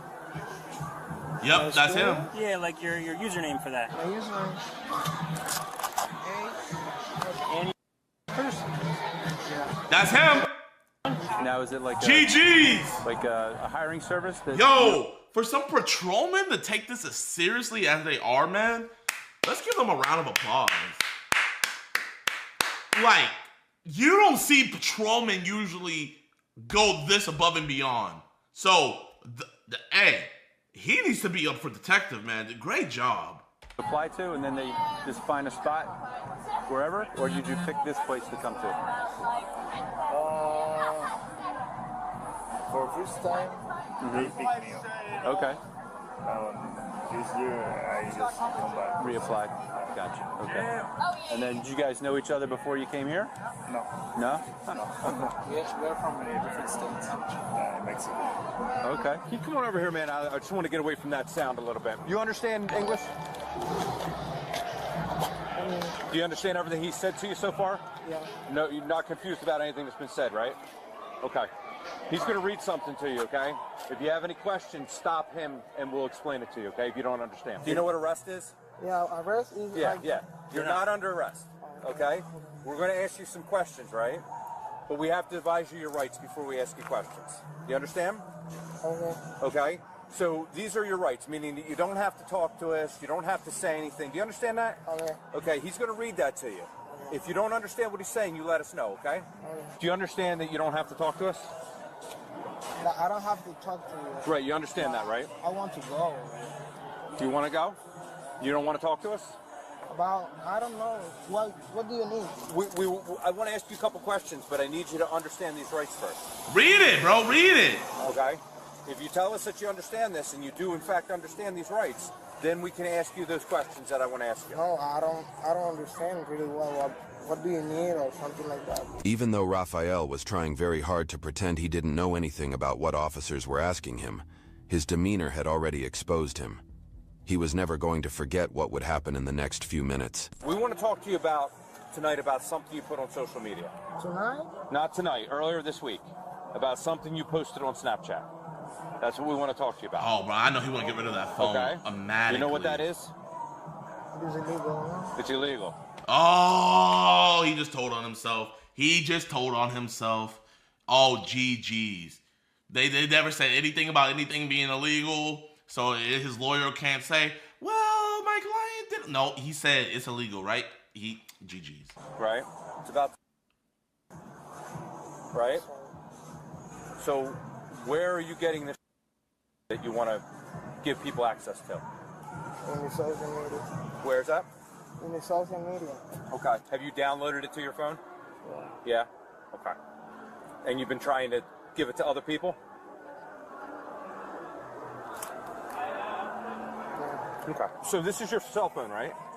Yeah. Do you have a passcode for this cell phone? Yeah. Is it locked? Yeah. What's your passcode? GG's. So, GG's. Is it a thumbprint or is it a number? like the number. What is it? He doesn't want to give it. So I'm so sorry. I don't really want to be in trouble. Sure, understood. What's your passcode? GG's. You know, this is our trick to get their passcode. hey, we just want to make sure that like the code for your phone, like a lot of people, they like to use CP related numbers and stuff like that, numerology. I just want to make sure you're not into like that far deep. Like, what's your password? And then they'll like say whatever their password is and stuff like that. And it's like, okay, are you sure that doesn't have anything to do with CP related, nothing like that? To your best, like to the best of your knowledge.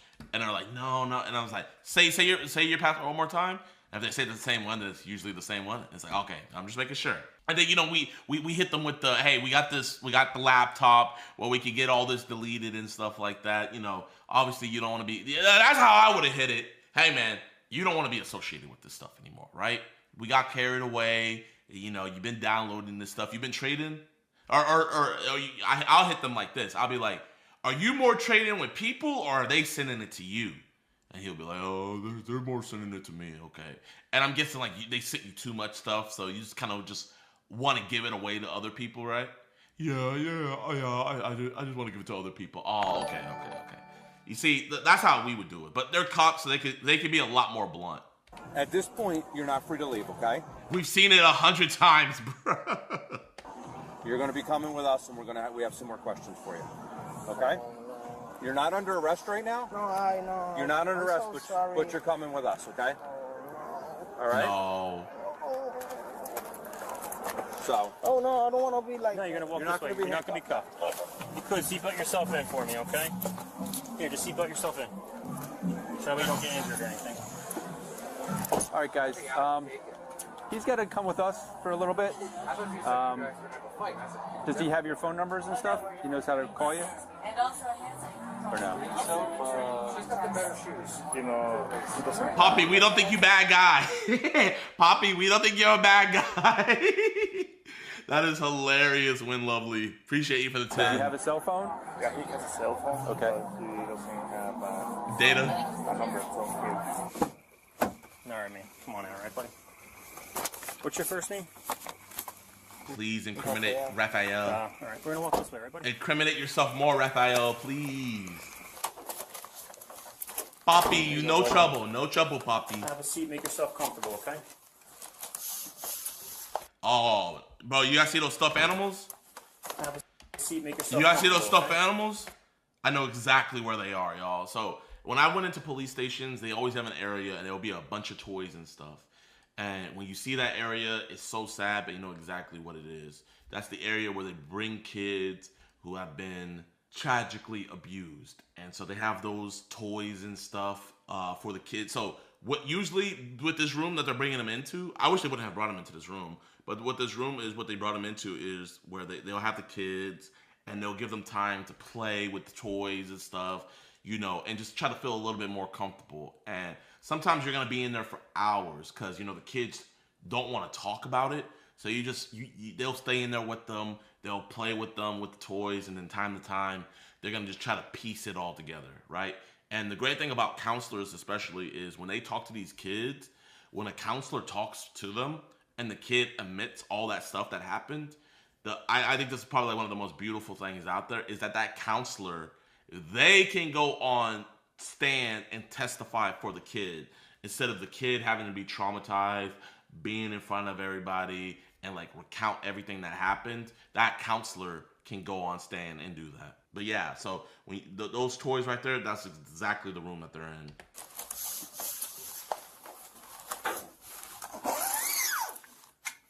How do you find out that the camp's hiring? I was at the university. What university? Is that over in your hometown? Okay. All right. So the reason why we're here, I think that you talked to the officer out at the bar. He expressed to you that there was some concerns with some images that might be on your phone. Did he express that to you? Like some. I shot some public and some post. I don't understand. That I shared some post like. Is it easier for you to answer in Spanish the questions I ask? Because he can do that too. If it's easier for you to say them in Spanish.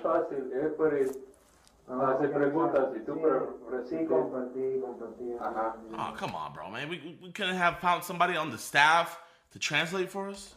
Okay, so you shared the video completely. Okay. Detectives knew that simply asking him about the CP material on his phone was not going to be enough to understand the extent of his predatory habits. They also had to determine whether he had been targeting children at the YMCA summer camps as well. Facts. Because that could potentially mean the safety of hundreds of kids was at risk.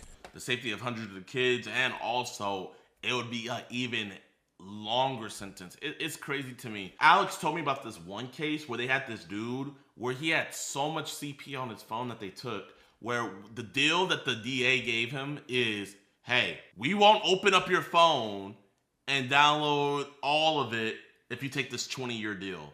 And the dude took it automatically. Yeah, 20 years is a long time, but bro, imagine how much longer it could have been if they built the whole case by downloading the whole phone. You feel me? But yeah, they didn't download the phone or anything. They said, hey, there's a lot in there, huh? And he was like, yeah, if you take this 20 years, we won't download the phone and look into it. So they never looked into the phone. One of the things that we wanted to know was where are these videos? What are they?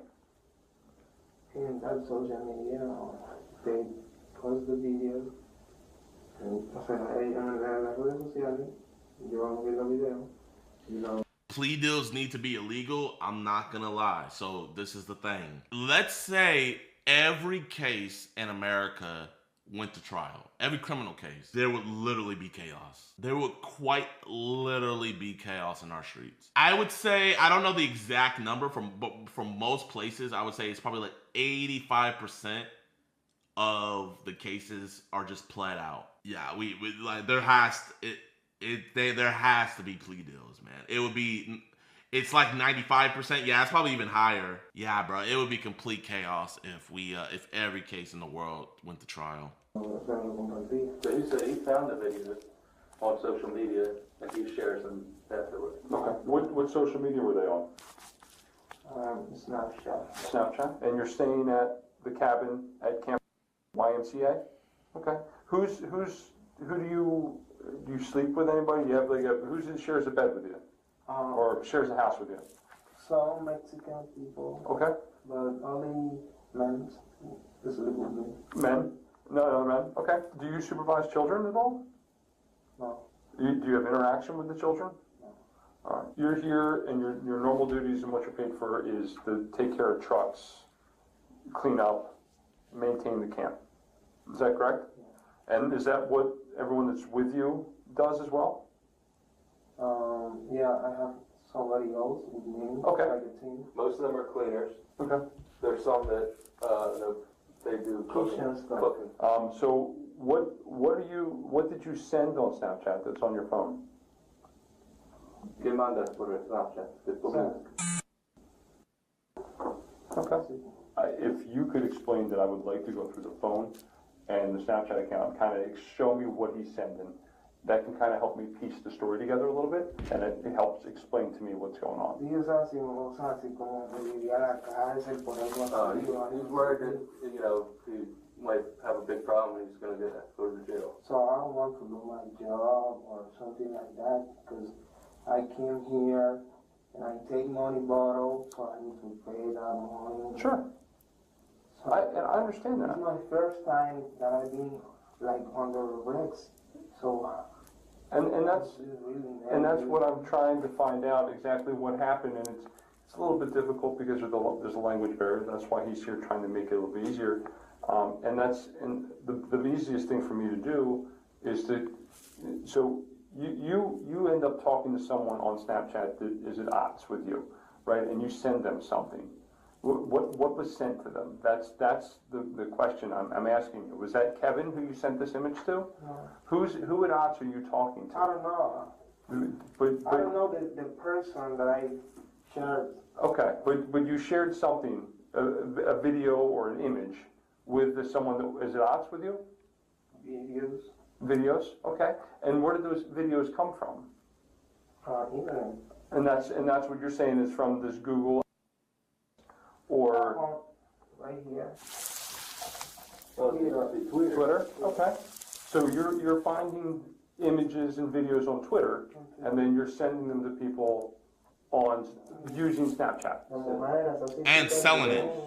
Don't forget, he was selling it for $40. Girls. Okay. How old are these girls? Josh, thank you for the Prime sub. Like adults? Older? Okay. In reality, detectives found that among the thousands of CP materials on his phone, many involved as young as old, and that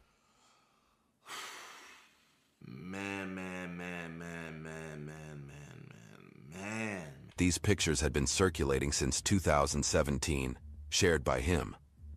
This is how the unholy pictures and videos were described in the police reports.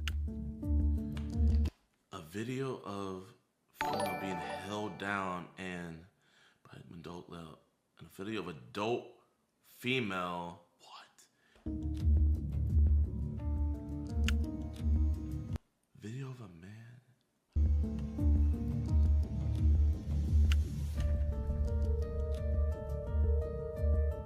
Whose account is this? It's in front of his. Okay. And why is it on your phone? I'm just curious. He said it's trying to get the touch so he can look at it. You're taking the images from Twitter and putting them on your Snapchat account? So, well, why are you sending that to people? That's what I don't understand. Okay, so he's saying it's, I guess, like a repository for. So people they'll post, we'll put. Here, you can see. And when so people share with you, then what do you do with it? Not funny, man, but someone in the chat said L. Jeffrey Epstein. That like kind of chuckled me up a little bit, right in the mood, man. But just the thing that pisses me off the most is it's like, yeah, we catch these people sharing it, but are we catching the people creating it? Everybody on the Epstein list gotta go, bro. Everybody, man. But I don't get too mad when people in this life don't get justice. Like, I look at it like when these dudes escape the justice system and stuff like that, you know what I think? I just think, ooh, God really hates you. He let you get through life scot-free. Oh yeah, you're donezo. Cause at least these dudes, when they go to prison, they can repent and stuff like that. But imagine if God doesn't give you that opportunity to repent. Oh, GG's. See the videos on. So you send it. That's like a big circle of. A big circle of people sending videos or something like that. These are little here. Ask for any kind of Mega or Dropbox full of CP. You know what CP is? This is time to be honest with me and explain to me what's going on. Listen to me, okay? I'm sitting here going through your phone. I'm looking at this. You have images of on here. Do you understand that? Under the age of. Who are you selling these to? And don't sit here and tell me. The internet. Listen, I understand you're on the internet, okay? I'm sitting here trying to explain to you how, getting to the bottom of everything. And you're sitting here telling me that you don't have pictures of people that are, that you're finding on the internet. Sure, you're finding all this on the internet, okay? But you're finding images on the internet of. Do you understand that, right? Where are you finding the images of the? Are you making this stuff? Are you making this stuff with the kids? Are you looking at this stuff where you're recording them doing it, or is it something you're finding on the internet? Something I find. Okay, but you're looking specifically for, and that's what you're trying to sell? No. Well, it's on here. All right, it's on here, and and you're listing to sell it. So you can't say that this is on your Snapchat account that doesn't belong to you, because this is on your filter. This is your phone. We've established that this is your phone. Do you understand that? Okay. That phone contained such disgusting content that it made it very difficult for detectives to believe Raphael when he claimed he had not been exploiting kids at the YMCA summer camp. Watch as they give him another grinding before letting him know what is about to be done to him for the crimes he had committed. Okay. You come to America mid-June, right? You come here to work at the YMCA camp. You come here, you're cleaning, you're working, you're doing that stuff. You ever take any photos of girls here? ¿Tomas fotos de alguien aquí? No. Anybody? I can't do that. Why can't you do that? Okay. He said it's a rule that they have that you're not allowed to take any. Okay. All right. Is anybody else that you're with, are you buying anything from you? No? They don't know anything about it. None of them know anything about this. Have you sold any of these images to anybody since you've been here? Lies. ¿Vendes fotos también? Through PayPal, Venmo? No? Okay. 2013 new vids, CP, Pix CP. Where is that? So you're buying these things for $15? Because you sent $15 to someone. No. It's on my account. Oh. It says Felix on it. That's your account. My sister. Blaming the sister? You've got your phone. Under the age of. Do you understand that? What age? What age is normal for, like, if you're gonna send? What's your age bracket that you like to look at? I mean, we're not talking infants, right? So like an image like this, right? Where is this coming from? Explain this to me. Okay. And then, who did you send this back out to? This is where I need you to be honest, and this is what I was telling you about. Bro, you see, the thing with ICE, though, if ICE were to catch this dude and deport him, he wouldn't ever, like, there wouldn't be no justice, bro. So this is a situation where, like, I want him to, I don't want him to get deported and, like, he goes back to the Dominican Republic and hurts innocent children. He needs to be in cell block 1 with Tyrone, and everybody in that cell block needs to know what he did. That's where he needs to be. He needs to be near Tyrone. He needs to be near Jamal. He needs to be near DeMarcus. He needs to be Bubba. He needs to be near all of them. And we need to let them know what he did. I don't think you're sending thousands of videos out to people, okay? I don't. Bro, they would kill him. Hey.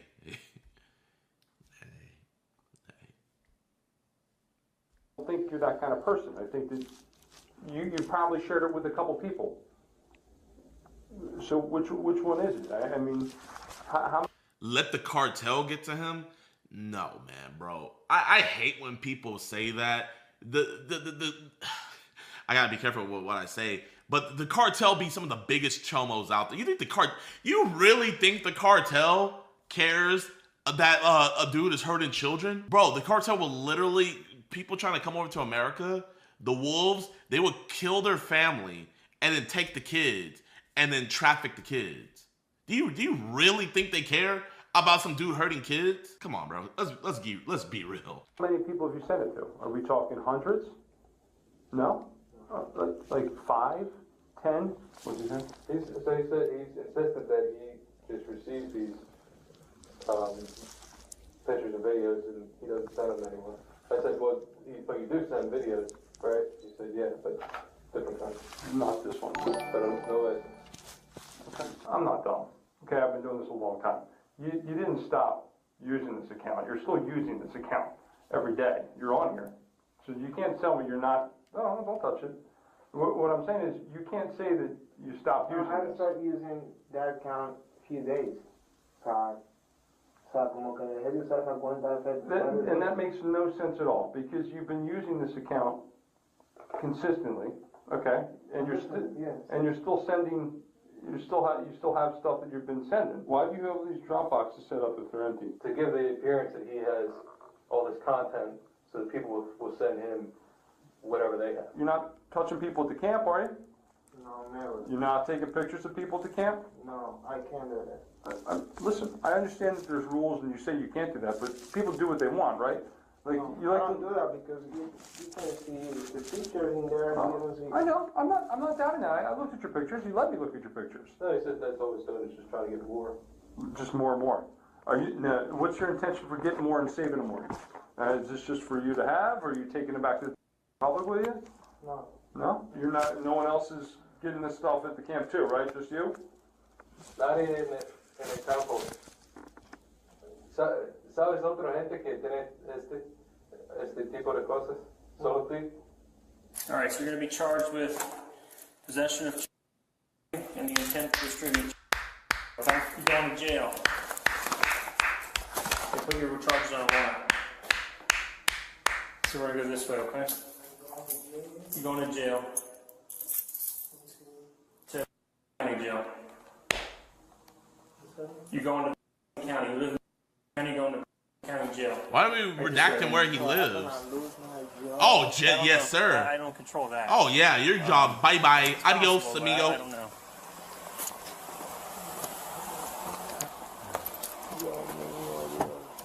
Here you go, man. Watch watch yourself get in, okay?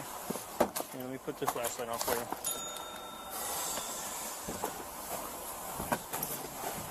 All right. He of course lost his job and was charged with the following.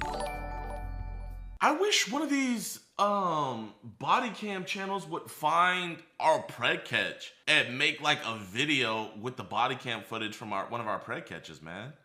Like, I don't know if it's just hard for them to find or whatnot, but man, that would be awesome. If JiDion was my fucking cellmate, oh my god. Oh my god. Like, I'm telling you, as soon as they book me with that nigga, first thing I'm doing is praising God. I'm like, God, thank you so much, bro. Thank you so much for blessing me with this opportunity. Then I love you. Your butt was too big to wear them tight pants. And TikTok is scaring me, Chad. TikTok is scaring me. Your boy, y'all know I have a big butt, man. You know, it's no getting around that. Your boy does have a voluptuous booty, right? But what's happening, and it's kind of scaring me, is like I'm literally having people on TikTok talking about like how they want to grape me. And like when it gets, it's one thing joking about like, you know, JiDion has a big butt. You know, it's one thing to joke about that. But when we got people out here making multiple videos about how they want to grape me because of my big butt, like that's like, you know, I think that's a lot of cause for concern. You know, I'm gonna show you guys, you know, no homo, but like, you know, your boy, I'm like, you know, I've always had a big booty. Like, even when I was fit Dion, people would say, yo, dang, like, bro, why you have such a big butt, right? And I don't mind people making jokes about my butt and whatnot. You know, it's fine, genuine. What I do have an issue with is when I have a grown man on TikTok talking about graping me, like, all the time. Like, that's where I have to draw my line. Like, so this dude, his name is Mr. Yam. Mr. Yam. And this is what he has to say about me. And keep in mind, this isn't the only video he's made about me. JiDion is so fucking lucky that I never decided to be a pred, bro. Because I would be the Joker to his Batman. What the hell? What the hell was that? Did y'all hear that? Chad, am I tripping? Did y'all hear that? Okay, that was crazy. I would be the Lex Luthor to his Superman. I would be that nigga Green Goblin to his Spider-Man, bro. And he's never gonna catch me, bro. I'ma play fucking mind games with that nigga. You feel me? So JiDion, consider yourself lucky. JiDion is so fucking lucky that I never decided to be a pred, bro. Oh, that was his video. Okay, that was his video. Okay, so yeah, so there's that video, and then there's this one over here, man. Oh my gosh. If JiDion was my fucking cellmate, oh my god. Oh my god. Like, I'm telling you, as soon as they book me with that nigga, first thing I'm doing is praising God. I'm like, God, thank you so much, bro. Thank you so much for blessing me with this opportunity. Then I'm fucking I love you. If JiDion was my fucking cellmate, oh my god. Oh. Bro, man, like, this is like, it's not even funny, man. Like, this is like legit concerning and weird. And I'm sure if I go through more, look, there's another one. This is the third video he made about me. We do this quite a bit. Oh no, you good, man. JiDion, you're so fucking lucky you didn't bump into me, my nigga. Because if you bumped into me, them shorts would have been off and that big ass booty would have been jiggling on his fucking dick, nigga. So you better be careful who you bumping into in these streets, because you gonna bump into the wrong nigga with all that ass. We do this. We do this. Yo, I have a fucking theory. I wonder, is JiDion secretly Saucy Santana on the fucking low? Look at the fucking similarities. They both bald, they both got a beard, and they booty both go boonda. So I don't know. Let me know, what y'all think? Y'all think that they the same person? Yo, I have a fucking theory. I actually didn't. If James Charles was my cellmate. Oh, okay. I just saw Jay. Bro, but like, this dude's whole content is just talking about how what he would do to men. Fuck! JiDion got another one? Yo, what the fuck? Y'all, what the fuck are we doing? We gotta start moving fucking tech, bro. You know, at this point, let's do a prank catch on fucking JiDion, my nigga. How about one of us act like we coming to go meet a little 12-year-old bitch, and then we go over there, we start jumping that nigga. What y'all think about that? He's knocking down our community, my nigga. How are we finna keep talking to fucking children, my nigga, if we got this nigga all on our fucking dick, nigga?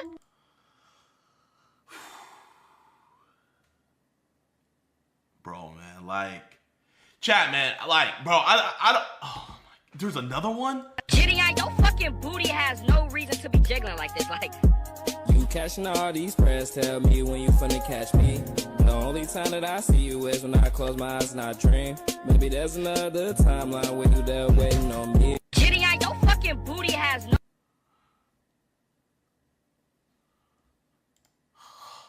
Bro, do I need to, like, file a restraining order? Do I actually need to, like, genuinely... JiDion, your fucking booty has no reason to be jiggling like this. Like, you catching all these prayers, tell me when you finna catch. Shit, Jidion's making only... Oh, my... Bro, man. Like, bro, chat, man. When it comes to guys, it's funny, right? It's all ha ha ha ha ha. It's a joke. But, like...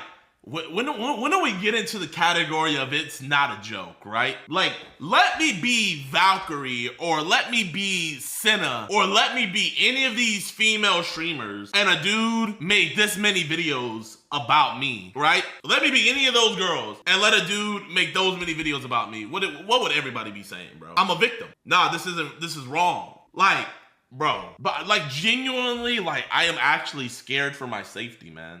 You know what's funny, chat? Ben, thank you for the sub. My mom, like sometimes like I would wear like tight pants, right?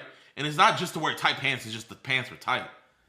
And my mom, she would not let me leave the house. She wouldn't let me leave the house. She would say, boy, go put on some new pants before somebody be out there and stick you. That's what she would tell me. And like, I live by that every day where if something's just like, like bro, believe it or not, man, these are loose, bro. Like these are loose. And it's just like, I just can't help it. I just genuinely can't help it. W mom, no, facts. She didn't want you to get snatched. Your mom knew what's up. Bro, hold up. Let me. I don't know if she's up or not. Let me try calling her. Yeah. Hey, I'm on stream, but I was telling them what would you used to tell me when I was younger and I would wear tight pants and I was like leaving the house? What would you tell me?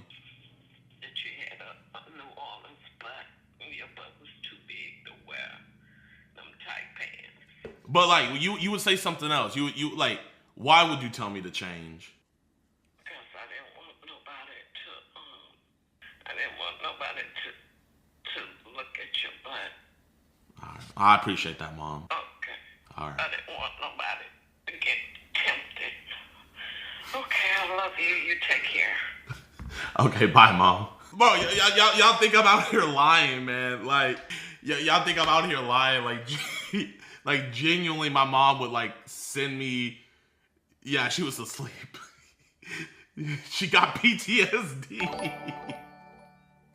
I pray your mom doing well. She's doing well, man. She was sleeping.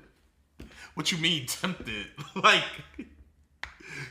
if she was more... No, yeah, my mom, she would literally make me change, man. She would literally make me change.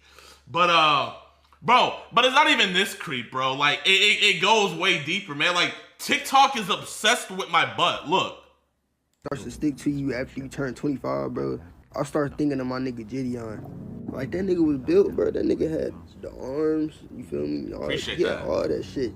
We working Fast out. forward into this year, this nigga a fat, sloppy piece of... I won't say it like that, but he fat and sloppy, though. Like, on some bubble bath type of build. Bro. I still love you, though, JiDion, because that nigga be catching all these predators and shit out here. I don't know how the nigga ain't catch me yet. Whoa! Wait, hold on. Man. Bro, I don't look like bubble bass. I don't look like bubble bass, bro. And then, bro, like, people filming their screens just talking about my build. JiDion build does not get talked about enough. Genuinely bubble bass. 2020 JiDion. JiDion, oh my gosh. Animan build. He lucky I ain't behind all that. JiDion lucky I ain't behind. Need to know what kind of squat he does. My auntie build. He still can't catch me though. How I'm gonna be moving in those pred videos. Bubble bass, auntie build, binocular. Oh my. First thing my mother noticed watching his videos for the first time. Bro, this is how bad it is. Not only did my girl's mom said I have a big butt, but my girl's grandma, her grandma even had a comment about my butt, bro. You know how crazy it is to have the gram say something about your build, right? And like, You would think, oh, all I need to do is just lose weight. Chat, it doesn't matter, bro. Like, even when I lose all this weight, right? Even when I was fit Dion, I still, I can't get rid of it. I just have a big butt. There's nothing I can do about it. Such a fat butt, bro. So I was watching one of Jidion's pred catching videos, and I couldn't help but notice that my eyes kept fixating on his butt. And you know, this isn't something new, right? Like, this has been happening since he was making prank videos. Like, his butt has always been, like, abnormally huge. And I just don't know why, right? Like, even I have black friends, right? And their butts are pretty big, but I've never seen one as big as Jidion's, bro. And it's, like, not even just big, like, it's curvy, bro. Like, there's some, like, motion to that shit. Bro, why is everybody so obsessed? Bro, chat, I even have girls on TikTok, like, saying it is not fair that my butt is so much bigger than theirs. Oh my gosh, man. Bro. Like, is this what girls with curves, like, do they suffer from, I'm not even suffering from success, because at least girls with curves, they can get things out of it, right? You know, you could get dudes simping over you, you could start an OnlyFans or get dudes to buy things for you. It's like, all I get is just comments, right? And it's not even wanted comments, bro. Like, I'm not suffering from success. I'm just suffering. Do liposuction. But where am I gonna put the fat? You know, I just don't want this fat. Genuinely, after I lose this weight, if the videos are still made about my butt, I would gladly donate my butt fat to any woman, right? You're gonna have to pay me for it, right? Maybe $100 an ounce or something, I don't know. But if I get paid for it, I will donate it. Arms? I don't want booty juice in my arm. I did see another video of a guy talking about how big Jidion's butt was, and he said something stupid like, I'm gonna be a pred so I can meet Jidion and see his butt. And I'm like, bro, hold on. Let's take a step back here. What the fuck are you saying? What the fuck are you saying, bro? Let's not do that. That being said, bro, like, what is the, like, scientific explanation as to why Jidion's butt is so fat, bro? Like, you know the crazy thing about it, chat? You guys would think, like, oh man, his mom and dad must have fat butts. They don't. Like, my mom and my dad, they're plank boards. Like, I don't know where this came from, man. I don't. So not only, like, am I an anomaly, like, just out and about in society, but I'm also an anomaly in my own family. So it skipped generations. Are you saying I have generational yams? You know what I'm fearful of? I am so, like, I pray that this isn't inherited to my kids. You know, give my kids my messed up hairline, give them my lisp, give them anything. Don't give them this. I don't want my kids to suffer. I don't, man. He wished he played center in football. Oh my. Fat, all the go to his butt, right? Like, there are women out there who wish that all their fat went to their butt, right? It's like, did he take all the genetics? I want to know. Anyways, guys, let me know if my butt is as nice as Jidion's, and let me know what the hell? Bro, I low-key got the Jidon build. Jidon. Every time I watch a Jidon video, bro, it's just in my face. Bro, I swear every time I see it, I get, oh my God. Bro! Like,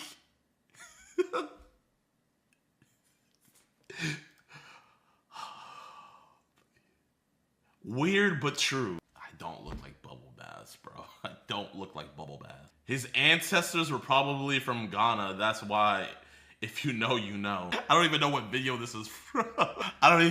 Oh my gosh, man. I would love to say that that's where the butt videos end, but it really, bro, even when people make animations of me, even in animations, I have freaking airbags.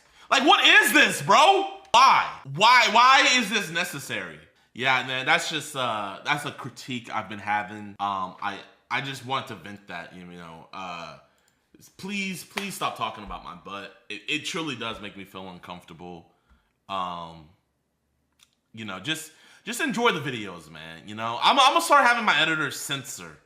You know, any back shots, pause, are gonna be censored from now on.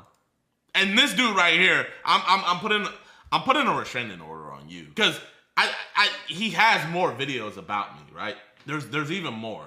So you are getting a restraining order. I gotta figure out what your legal name is. Like, what do you actually look like?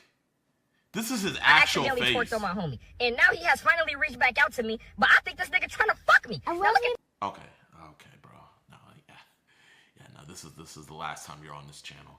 Why I feel like David was framed. I still think he's innocent. The information that I heard just didn't make sense. Are you trying not to try to be his lawyer? In what world would somebody and leave the body in their car in front of their house? Who would do that if they was guilty? I'm fleeing the scene. I'm going to Mexico or somewhere. It's Tyler, the Creator, is a murderer too. I guess Billie Eilish is a murderer too, because all of these people have dark, twisted songs. If we could make a time machine sending back to slavery, he would get a first ride trip. I want to whip this nigga!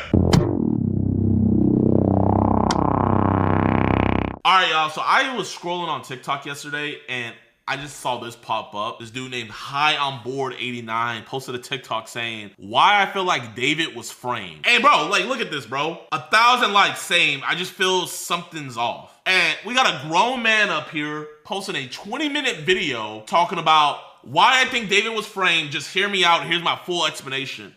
Bro, I'm gonna be real with y'all, man. Even if he was framed for murdering her, right? That does not take away from the fact that he was literally in a sexual relationship, when it started when she was 11 years old. And then not only that, but he was also in a relationship with other minors as well. Had her tattooing his name on her and everything like that and all this. And we're making video talking about he's framed. Pre-date, like, bro, man. I saw it was a brother that made this, bro. And I was like, bro, this is disgusting, man. So we're gonna watch this right now, man. Oh my God, I genuinely cannot believe this. I still think he's innocent.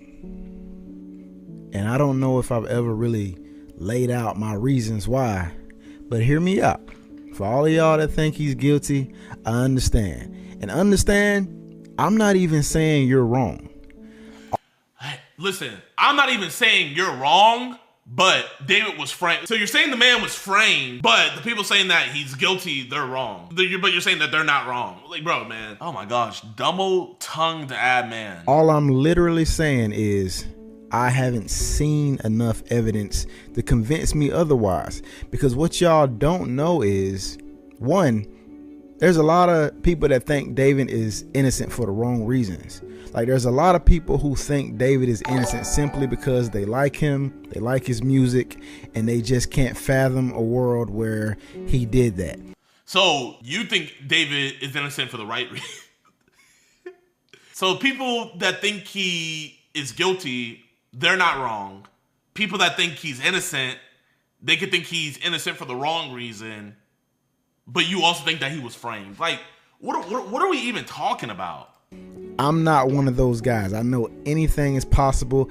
And again, I didn't know who David was until last year. Because honestly, when I first heard about, the case, when I first heard about the girl being in his car, my first thought was, oh man, that's crazy. He really did that. But then as more information came out, and then I, found out that the body was left in his car at his house, in his neighborhood, in his driveway or whatever, and that he was across, the country on tour, that's when I started thinking, hold on, that don't make sense. Bro, because she was in there way before that.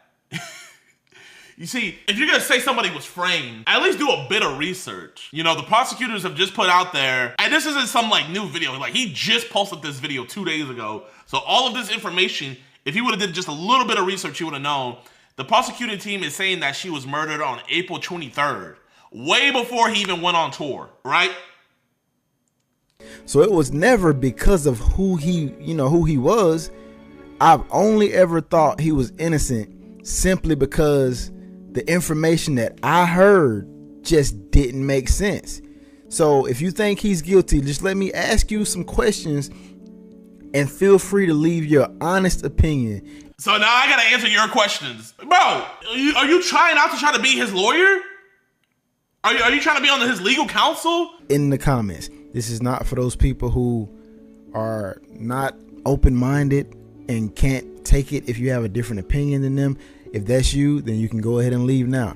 This is for those logical thinking people who are completely fine hearing somebody else's side of the story and taking in new information and having a dialogue. Okay, what new information you got? That's Let me all hear we're it. doing. Let me 'Cause hear at the end of the day, none of us know what happened. I'm only giving theories and my personal stance on this whole situation. Let's hear it. So check it out.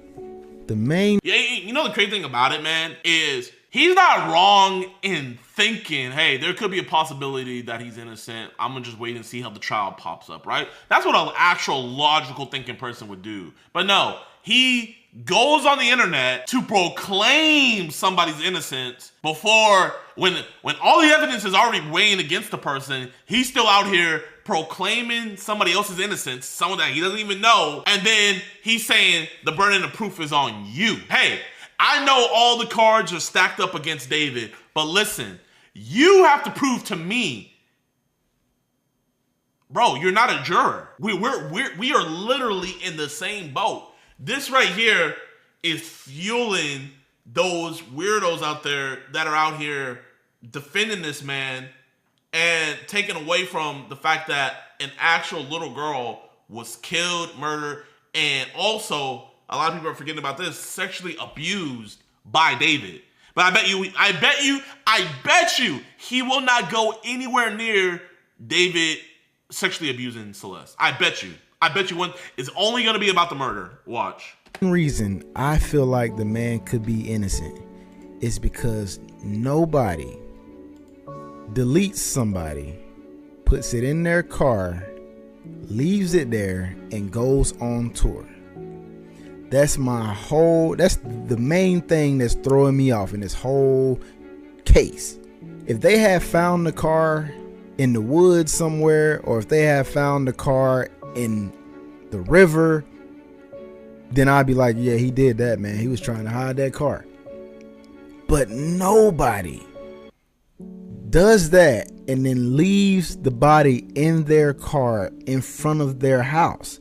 So I want to let you guys know about this, okay? So this is the whole thing. Thing with David, though, is that apparently that same night, or either it was that same night or the night after, or the day after, they were throwing an album release party for him. So on April 23rd, when it's alleged that he killed her, he would not have had enough time to do with the body that he more than likely wanted to do. So he probably got scared and was just like, you know what? I'm gonna just leave the car out there. And it actually worked to his benefit, because the tow people thought that the car was just abandoned, and they brought it to a tow yard and left it there for months. And it wasn't until people would walk by it and just smell like a horrendous smell coming from it that they were like, all right, we need to call the cops. And that's how he was caught up. So timeline wise, with everything, like, hold up, so here, this is when prosecutors say that she was murdered, and then he had a press to do for his tour tickets. Then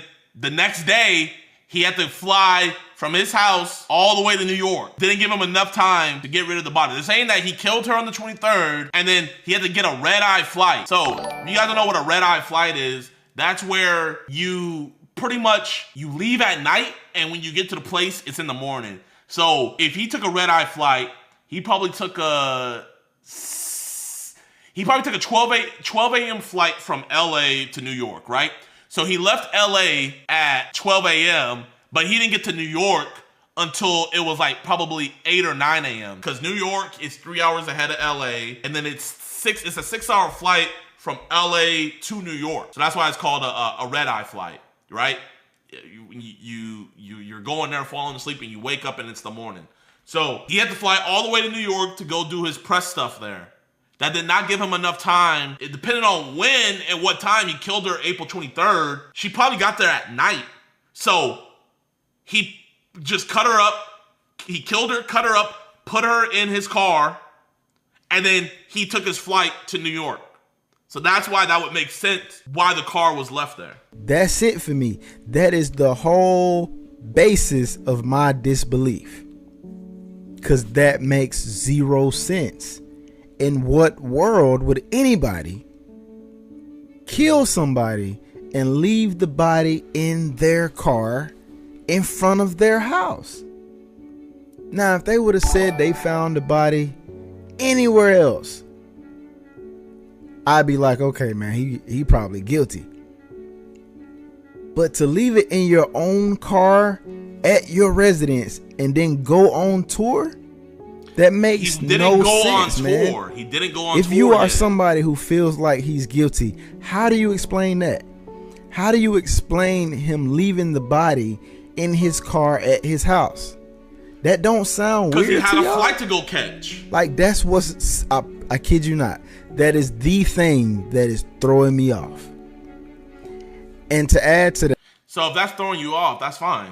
So now you're saying he's framed. Who framed him? That he was on tour when he got the news, when he heard that something, you know, a body was found in his car, because originally they didn't know who it was. When he heard that a body was found in his car, bro did another show the next day, right? Am I tripping? Because it seemed like I specifically remember that when they found a body in his car, before they said who it was or knew who it was, he went on to do another show. So because he didn't stop his life after he got caught up, that shows... Bro, how many people have murdered somebody and then just went to work the next day? How many people have murdered somebody and then went home to their wife and kids, kissed the wife, put their kids to bed, and act like nothing happened? Oh, bro, he performed another song. How can he possibly do it, bro? How? So what that said to me was, okay, I don't know who this. And you know what? You know what's crazy? When I think about it, it makes even more sense because it all depends on what was the Tesla at. Like, I have a Tesla, right? And when your Tesla dies, you can't track it anymore. You feel me? Like, you're not able to track it. You're not able to see where it is anymore. So what I'm thinking, it could be two things. Either he knew it got towed and he saw where it was at, but he just thought it'd be too risky to go and get it.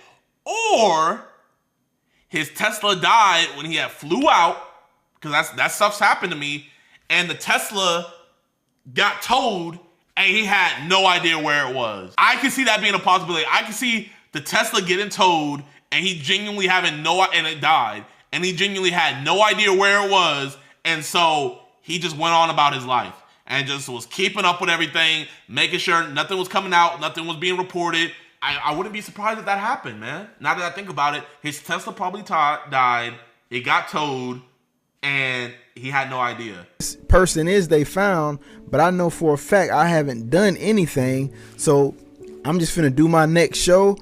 I assume they will get all this sorted. No, chat. Regardless, I think the tow companies would have gotten in contact. I've had my car towed before. Tow companies do not get in contact with you. They don't. Like, literally, when I got my car towed, I had to call around to a bunch of different car companies, like tow yards, and just say, like, do you have this? This is the license plate, blah, blah, blah, blah, blah. That's how you have to find it. You have to go and find your car. They're not going to go find you, because eventually they really actually don't want you to find it, because after a certain while they'll be able to sell your car. You know what I mean? It's all a business. It out, but I know I haven't done nothing. That's what that said to me, because a guilty person that know they, you know, killed somebody recently, they not gonna go and do another show. They gonna be sweating bullets. They gonna be like, oh, hold on, dang, I'm about to get caught. I know what I did. I need to leave. I need to, you know what I'm saying? I need to get my alibi together. I need to do something. But they don't go and perform another concert, bro. He did no research. He has no idea what he's talking about. Hear me out. No, we're not hearing you out. I know there's a possibility that he could have done it. Yes, I know it does not look good for him. But it's just those things right there that just had me feeling like there's no way. Bro, chat, man. Genuinely, David hired this dude, man. He will get you off. He genuinely, if you have him on your legal team, you will be walking free with us, and you will be doing another turn, bro. David, get him on the team, dog. There's no way he did it, but there's no way anybody would kill somebody and then have the behavior that he's had. Like, bro has just been super calm through this whole thing. Like, think about it, man. It's been 7 to 8 months. They've been investigating this guy the whole time. There was talk of a grand jury. There was all kinds of investigation and people online saying he gonna be, you know what I'm saying? He going to jail. And dude stayed in LA the whole time. Who would do that if they was guilty? Let's be real. Like, bro, I can only speak for myself. But if I was a killer and I knew they were on to me and I knew that there was a great chance, they were going to find the evidence that shows what I did, I'm gone, bro. I'm not sticking around. It's been 7 months and nobody's came for me yet. They ain't even told me they ain't even told me that I can't leave. Like, I'm free to do whatever I want. I'm not even a suspect for several of these months. And I'm just gonna sit here knowing I'm guilty, waiting on y'all to come get me? Nah, bro.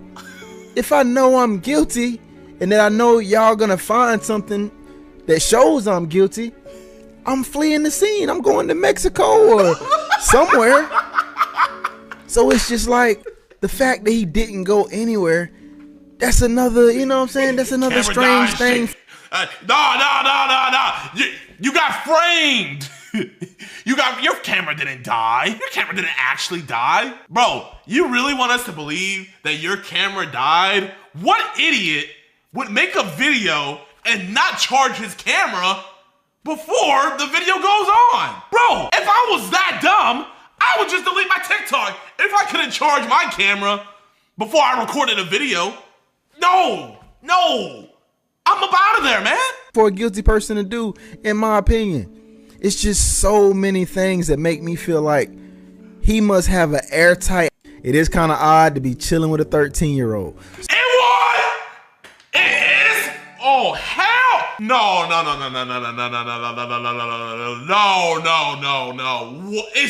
It's kinda? Oh my, I wish I could see this man's face.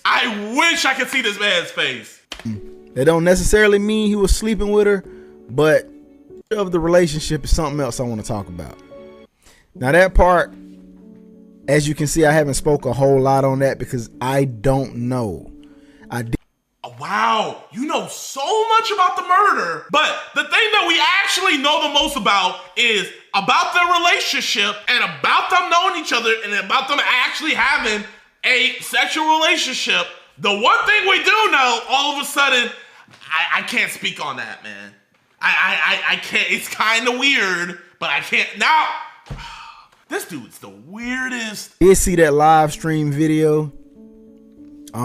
Some people said they don't know which Celeste that is. Who knows? Because she do have a hoodie on. But if I'm being real, it do kind of look like, the Celeste in question. That don't necessarily mean he was sleeping with her, but I don't know, bro. It is kind of odd to be chilling with a 13-year-old. So my theory on that is, what's your theory? And I could be wrong. I'm just throwing out a theory. I seen recently where some girl named Asia or Alasia or something like that said that she was a friend of David's and she seen an ID for Celeste. So you can't get an ID if you're not a certain age. Shut up! This man is gonna... Oh, I can already see what he's getting at, yo. He is gonna say that Celeste lied to him about her age. Bro, I am done with this. This man is... Bro, you are genuinely a weirdo. You are retarded and you are a weirdo. So my theory, just hear me out. My theory is maybe she told him she was of age. Maybe she had a fake ID to support that story. Maybe he thought she was older than she was. I do not know. Don't come for me in the comments. This is just a theory. I'm coming for you! You're blaming the victim! So, not only is he getting framed for her murder, but it's not his fault that he was sleeping with an underage girl. Just say you want to be on David's payroll. Just say that. But at the end of the day, if he knew how old she was and he still was hanging out with her, that ain't something I can defend, bro. I'm not saying you can't be friends with somebody, you know, younger than you, but I would not have them at my house.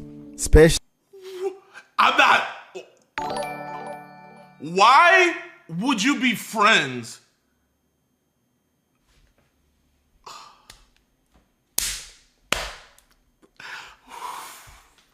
Bro, man, and you know, chat, man, I know y'all are saying that this is rage bait, bro. I'm telling you guys, this is not, like, this nigga is being 100% genuine. Like, cause I hear this, bro, he is being 100% genuine. I'm telling you, bro, chat, I am telling you, bro, this dude is, bro, I am telling you, he is being genuine, bro. Cause I can genuinely hear the stupidity. You see, when people are rage baiting, you hear their stupidity being calculated. You know what I mean? There's no calculation in this.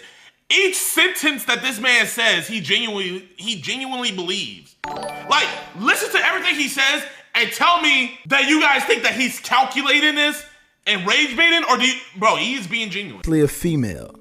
It's just kind of, but again, I haven't seen any proof that suggests they was messing around. I've seen the same clips and pictures y'all seen. Okay. I haven't seen it. So, a grown man, the prosecutors, and keep in mind, chat, he posted this video 2 days ago. The prosecutors already have evidence that he had her come over to his house without telling her parents anything. So, according to bro, this is cool. That's cool that, hey, oh, you know, I wouldn't do that, but like, you know, if you have a 14-year-old girl come over to your house, like, it doesn't necessarily mean that they're sleeping together. Yeah, like, she has you know, his name tattooed on her ring finger, and they have matching tattoos together, and they were seen together a bunch. And yeah, you know, there was CP just found on his phone, but I mean, that doesn't mean that they were having a sexual relationship, you know? Like, I just don't see the evidence. Bro, man, if we could make a time machine to send niggas back to slavery, he would get a first ride trip. Doesn't look good. I can be real about that. But at the end of the day, I haven't seen any proof. For all we know, he knew her and he thought she was of age. I don't know. But anyway, going back to what I was saying, bro. A lot of y'all confusing me with some of the delusional fans.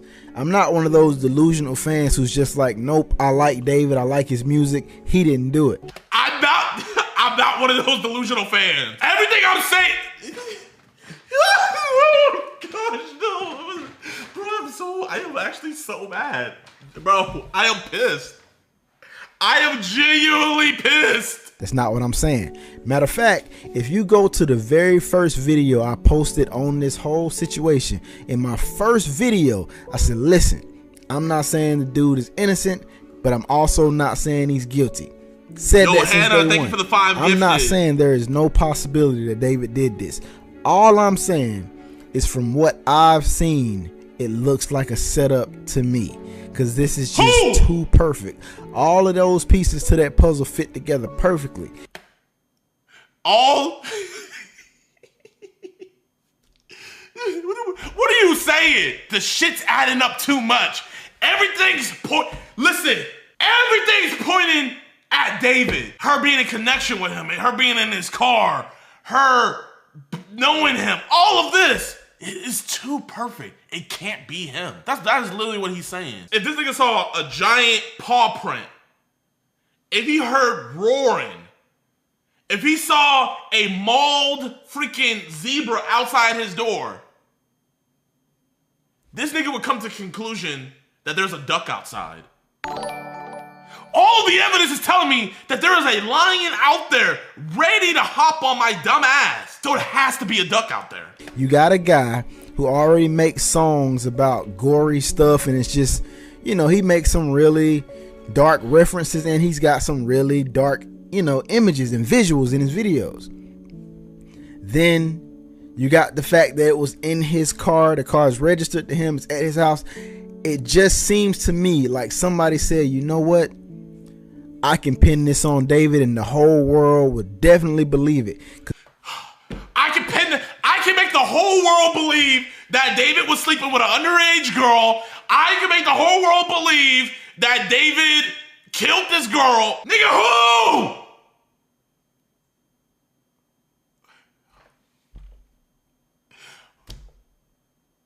Who? Who? You made all this? Oh my God. I am. Look at his music videos, and this is his car. Look at the characters he plays in his video. Look at the blood-stained shirts. Yeah, I can pin it on this guy. I'll leave this body in his car, and nobody will ever think that it wasn't him, because everything about him says I'm a dark, twisted guy. So it'd be. Nigga, is it you? Is it you? You seem to know way more about this than we do. Shit, I'm gonna just say it's you. Easy for them to believe it was him. This is a layup. I'ma just sit it in his car. When they find this body in this car. And you know the crazy thing about it? There's niggas out here thinking like him. Imagine if someone like him ended up on the jury seat. No, I'm not even joking, bro. Imagine if somebody like this dumbass ended up on the jury seat. This nigga would walk. You fucking dumbass. Dude is going to jail. Nobody would ever even think to look for somebody else. That's what I think. It's just too perfect, bro. Too perfect, man. If they would have found her body, I'm telling you, if they would have found her body anywhere else other than in his car at his house, then I'd be just like the rest of you. Bro, he is so dumb. They did not find her body at his house.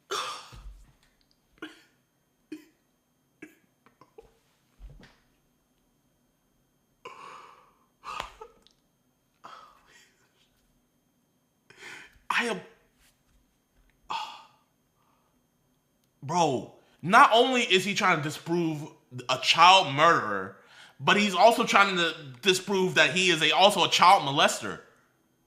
I thought at the bare minimum, he would just keep it at, I don't think David did the murder.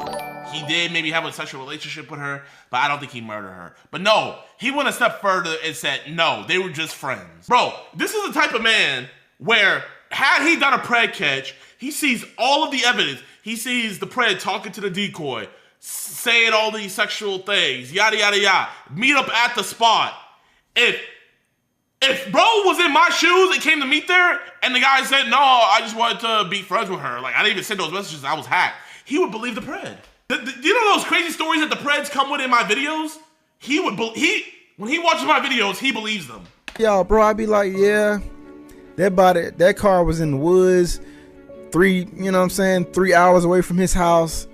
He was trying to hide it. He probably did that. But at your house, parked in your driveway while you across the country, nah, bro, nobody is that stupid. No, yeah. No, there is people that stupid. It's you. You know, genuinely, yes.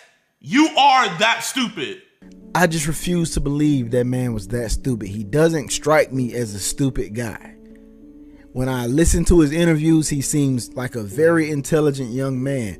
There is no way he'd be that stupid unless he is just genuinely a sick and twisted person.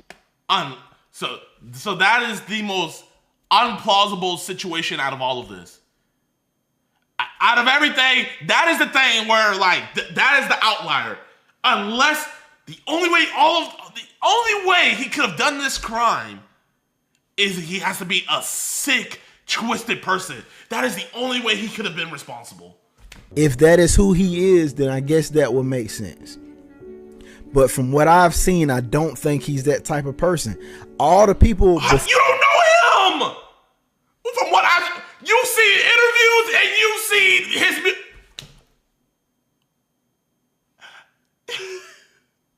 Oh my gosh. Bro, I want to whip this nigga. Before this case came out, all the people I've seen speak on this guy had nothing but good things to say about him. I'm not saying nice guys can't be twisted, but it just seems like every interaction this man had up until this case Seems like everybody thought he was a very likable guy. He was a very nice guy. I don't see where that guy would have done this. Usually when somebody is a murderer, they show some signs. And I'm usually when somebody's a murderer, they show some, usually there's signs that let us know that somebody's like this, It's not like David had full-blown music videos of him killing people and him wanting to make a manga where he's trying to solve a murder, but he's actually, there would have been clues to all of this. There would have been clues. He would have told us in his music. There was no clues. He was a nice, genuine guy. Yeah, he had bloody imagery and stuff like that. Yeah, he talked about killing people in his songs. But hey, everybody that was around him said that he was a good dude to be around. I'm not talking about the music, because if you're going to say the music is a sign, then I guess Slim Shady is a murderer too. I guess. We're bringing up. Now we're talking about Marshall. If this was rage bait, this is the greatest rage bait of all time. Genuinely. If this is rage bait, this is the greatest rage bait of all time, hands down. But bro, I will bet my entire bank account this cannot be rage bait, bro. It can't. It can't. It can't. It can't. He is serious. And I know you guys hear it now. Bro, nobody's gonna make a 20-minute video. It's Tyler, the Creator, is a murderer too. I guess Billie Eilish is a murderer too, because all of these people have dark, twisted songs. I just don't see where that guy shows the behavior of somebody who would have done something like this. Now, I don't know him personally at all. I know a lot of y'all think I do, but understand something.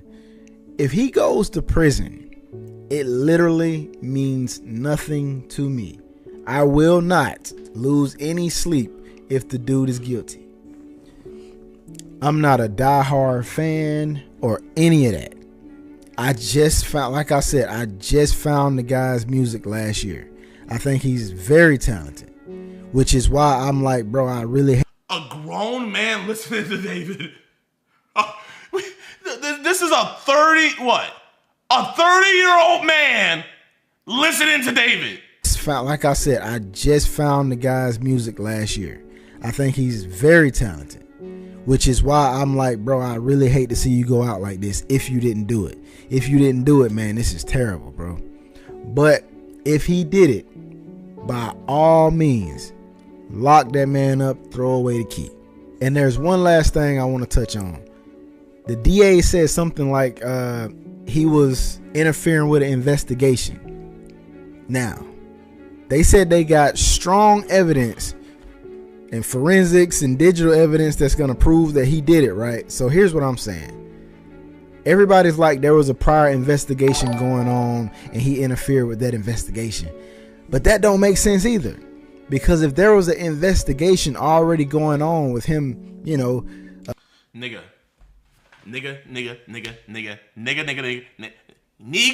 listen, okay?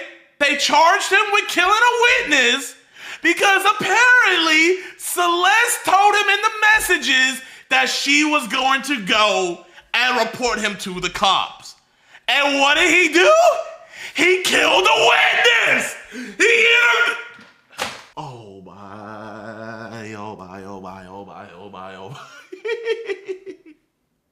Oh my gosh. Oh my gosh. Oh my gosh. Messing around with a minor, and they were already in contact with her trying to get him, then this case would have been open and shut, because soon as she went missing, they would have knew exactly who to come looking for. It wouldn't have took them 8 months to arrest him because y'all were already investigating the situation. So literally, soon as she went missing and then the body was found, y'all would have locked him up right then because y'all was already investigating him. So y'all already knew it couldn't be anybody else but him. So something about that don't add up either, because if y'all was already investigating the situation, why did y'all need 7 to 8 months? They weren't investigating the situation, or This situation could have been, I don't know, I think she had a missing person report about her. The arrest the dude. If y'all already was investigating him and her. I could be missing something in there. I don't know. You're missing a lot. It's just so many things that don't add up, bro. Because you're dumb. So I'm going to end this by saying, listen, I am not one of those delusional fans. I'm not just riding for this guy because I think he's, you know, a good artist or something like that. Yes, you are. It's none of that. Yes, it My is. skepticism is strictly based off the weird stories, the things that don't add up, all this coincidental information. You know why it doesn't add up? It's because you don't know how to add. You don't know how to do addition. You don't know 1 + 1 is 2. You're like Terrence Howard out here. You're out here saying 1 × 1 is 2. That's what you're saying. Like, I don't understand how anybody with a functioning brain or anybody who thinks logically could see all of this stuff and not be skeptical. I don't know how everybody's just like, yep, he did it. Because you're dumb. And you're seeing the same things I seen. Because you're I'm dumb. not saying he didn't possibly do it. It's very possible that he could have done it. I'm just saying from what I've seen, too many things don't make sense. You are the dumbest of dumbasses. Now, if he get in that courtroom and they come up with some evidence that I cannot deny, then I'm just gonna be like, all right, he was. You know what? Even though I already did all this damage by victim blaming and all of this, if they come out with some evidence I cannot deny, I'm just gonna be like, all right.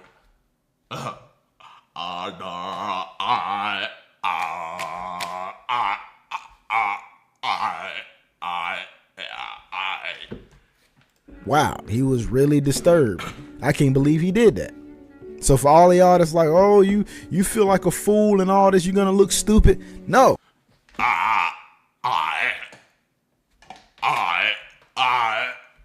No, I'm not.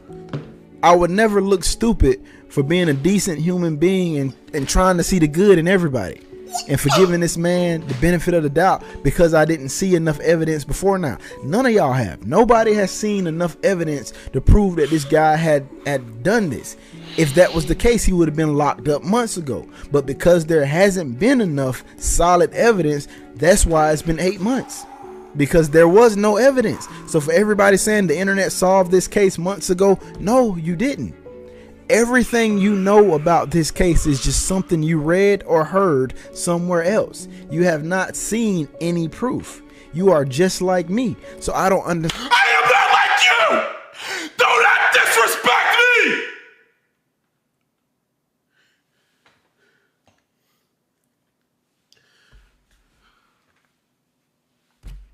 Chat, bro. I actually feel like I am going crazy, bro. I actually feel like I am going crazy. Is there genuinely people this stupid walking among us? Understand how y'all are not skeptical. I'm on neither side. If he did it, lock him up.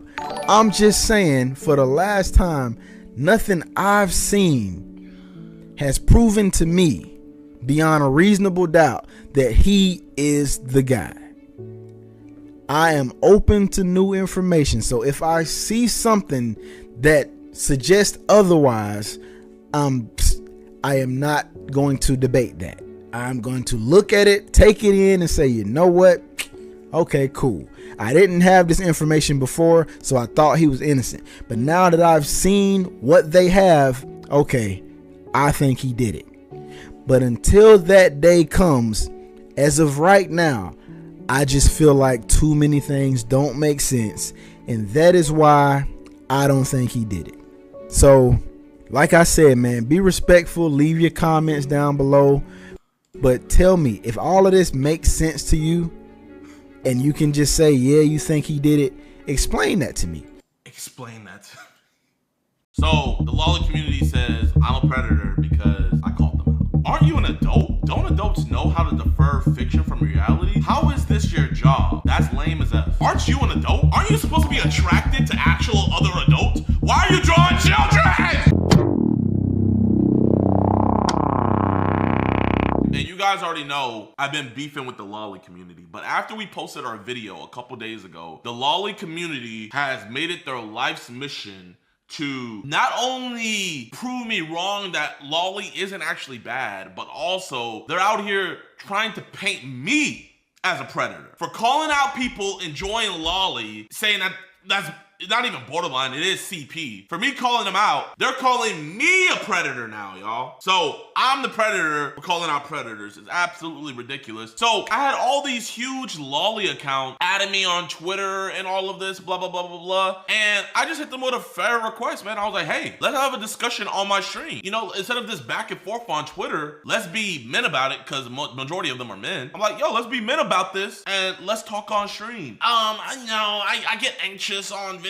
Bro, there's a YouTuber with over 400,000 subscribers. We're gonna look at his lolly account. This man has over 9,000 videos on his YouTube channel, and he's gonna tell me, oh no, I don't do video. I don't do video. Like, bro, man, it's getting ridiculous out here. I'm gonna show you guys where this all started. I made a video where I caught a dude into lolly, right?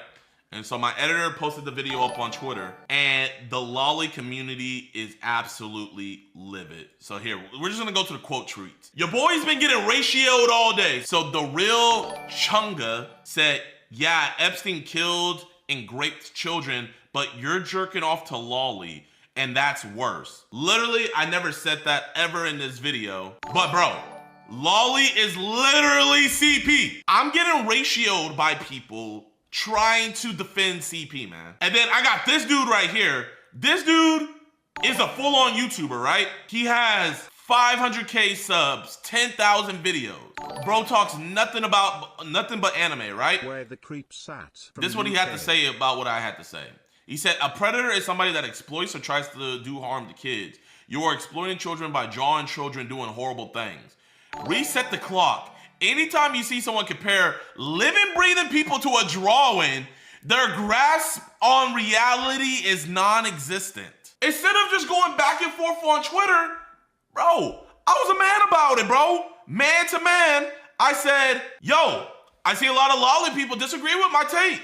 Would you be willing to come on my stream? And I ask you questions. I do not do streams. I am antisocial and like sticking to myself when it comes to talking about stuff through videos. Sorry. So, hey, I'm antisocial.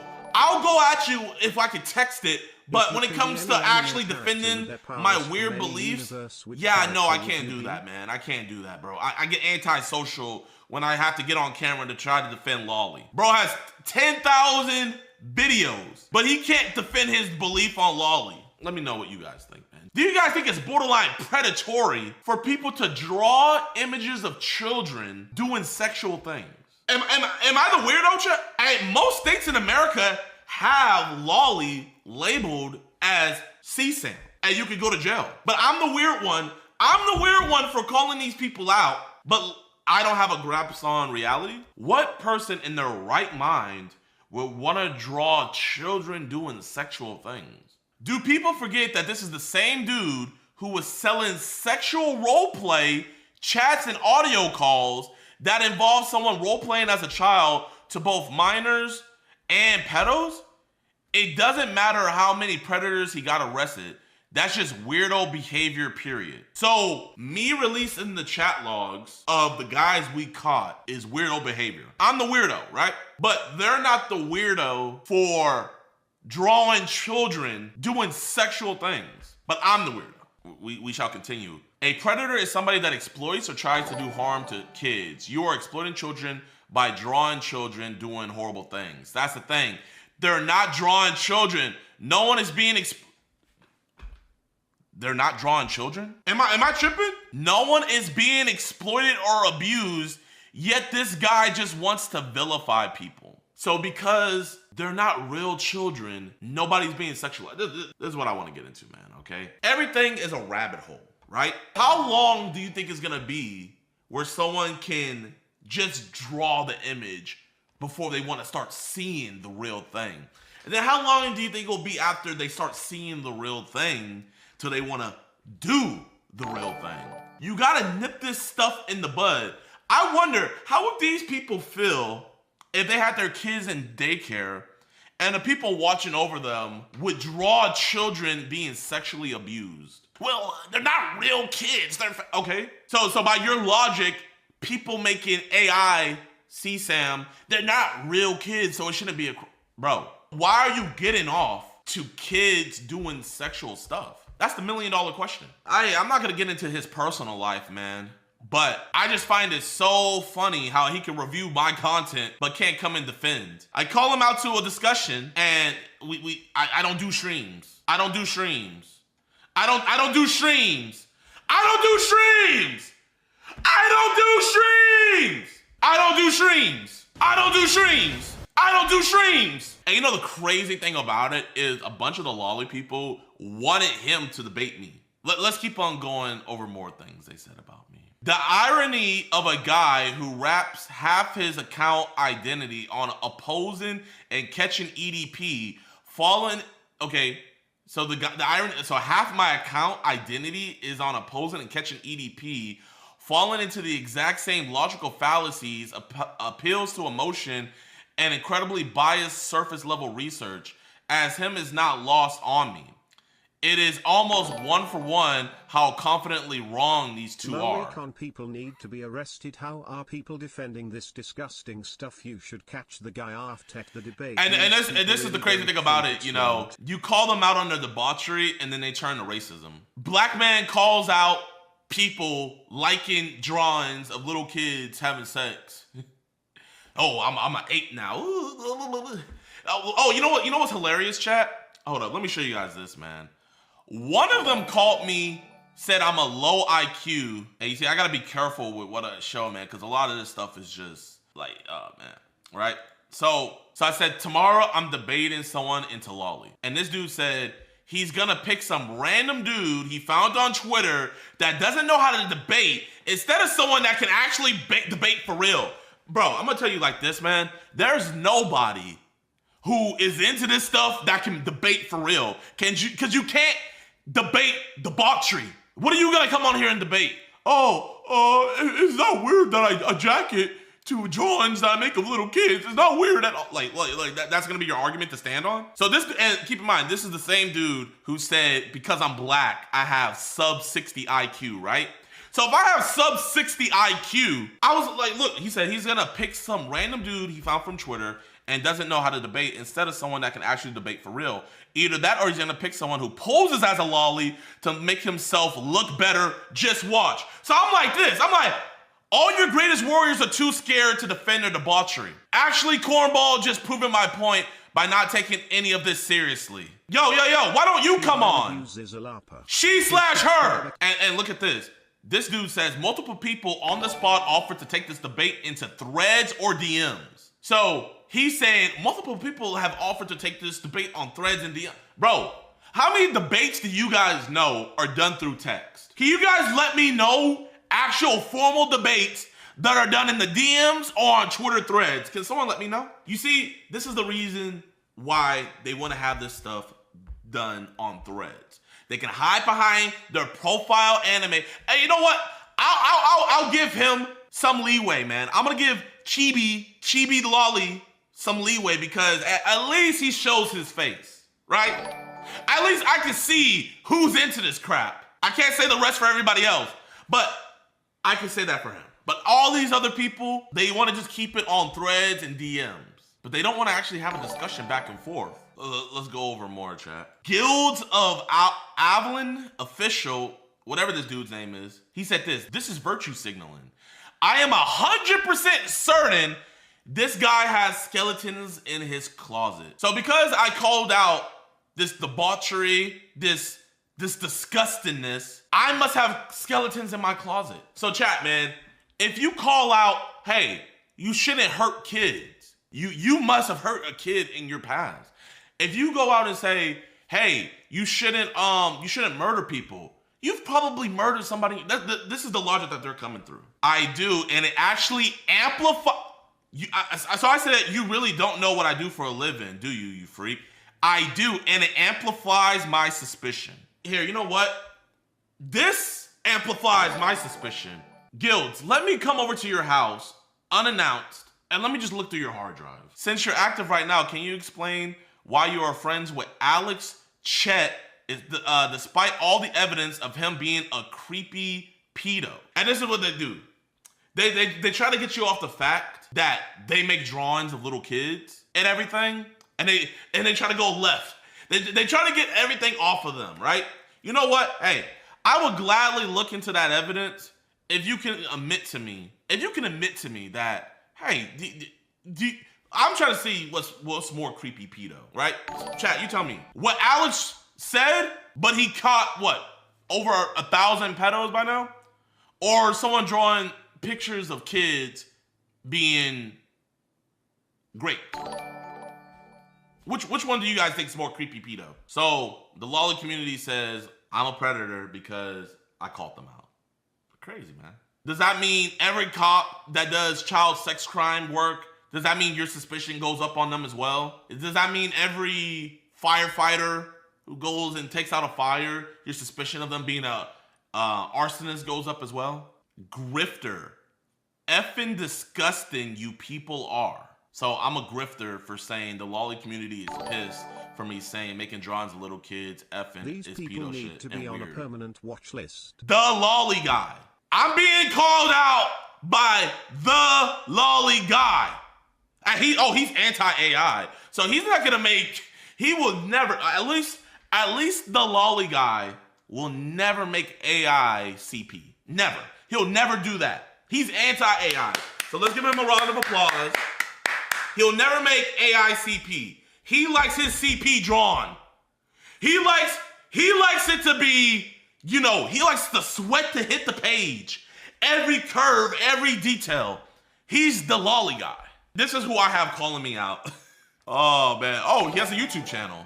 The lolly guy is also an aspiring YouTuber. And Clippin' Monster, also known by Monster. I am a Clippin' and VTuber, which I mainly clip lolly V.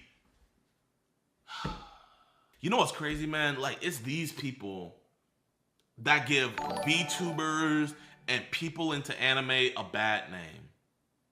It is quite literally these people. Me and Alex have a bunch of leads now, chat. We quite literally have unlimited leads. Aren't you an adult? Don't adults know how to defer fiction from reality?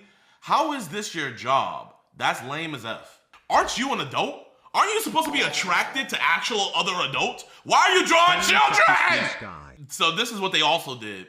They got a video that I responded to August the Duck, and they think that video was my kryptonite. They're like, oh crap, August the Duck exposed them. Little do they know that my response literally made August the Duck delete his video, but they're gonna tell me, when you gotta delete video where you try to calm down some allegations regarding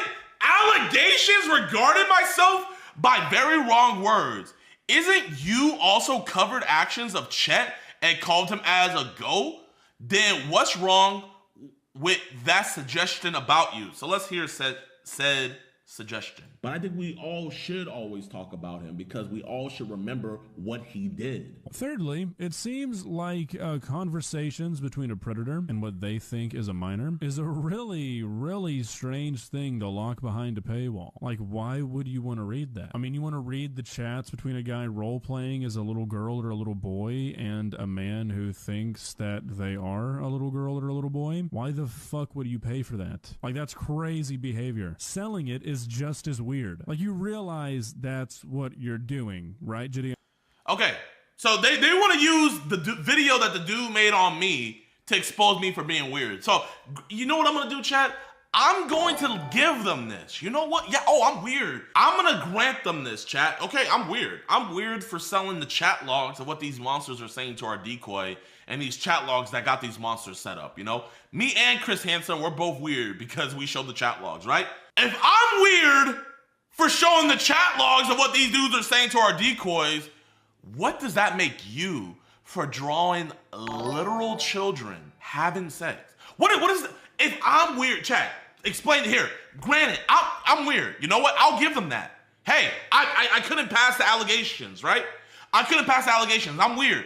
What does that make you? What does that make you? UB? And this is another thing that lolly people like to do. They like to move the goalposts. If you like Farron, who is a lolly and also clearly meant to be a petite woman, So really, if you're attracted to women with breasts smaller than DDD, that means you are a pedophile and no different than people who want to rape children.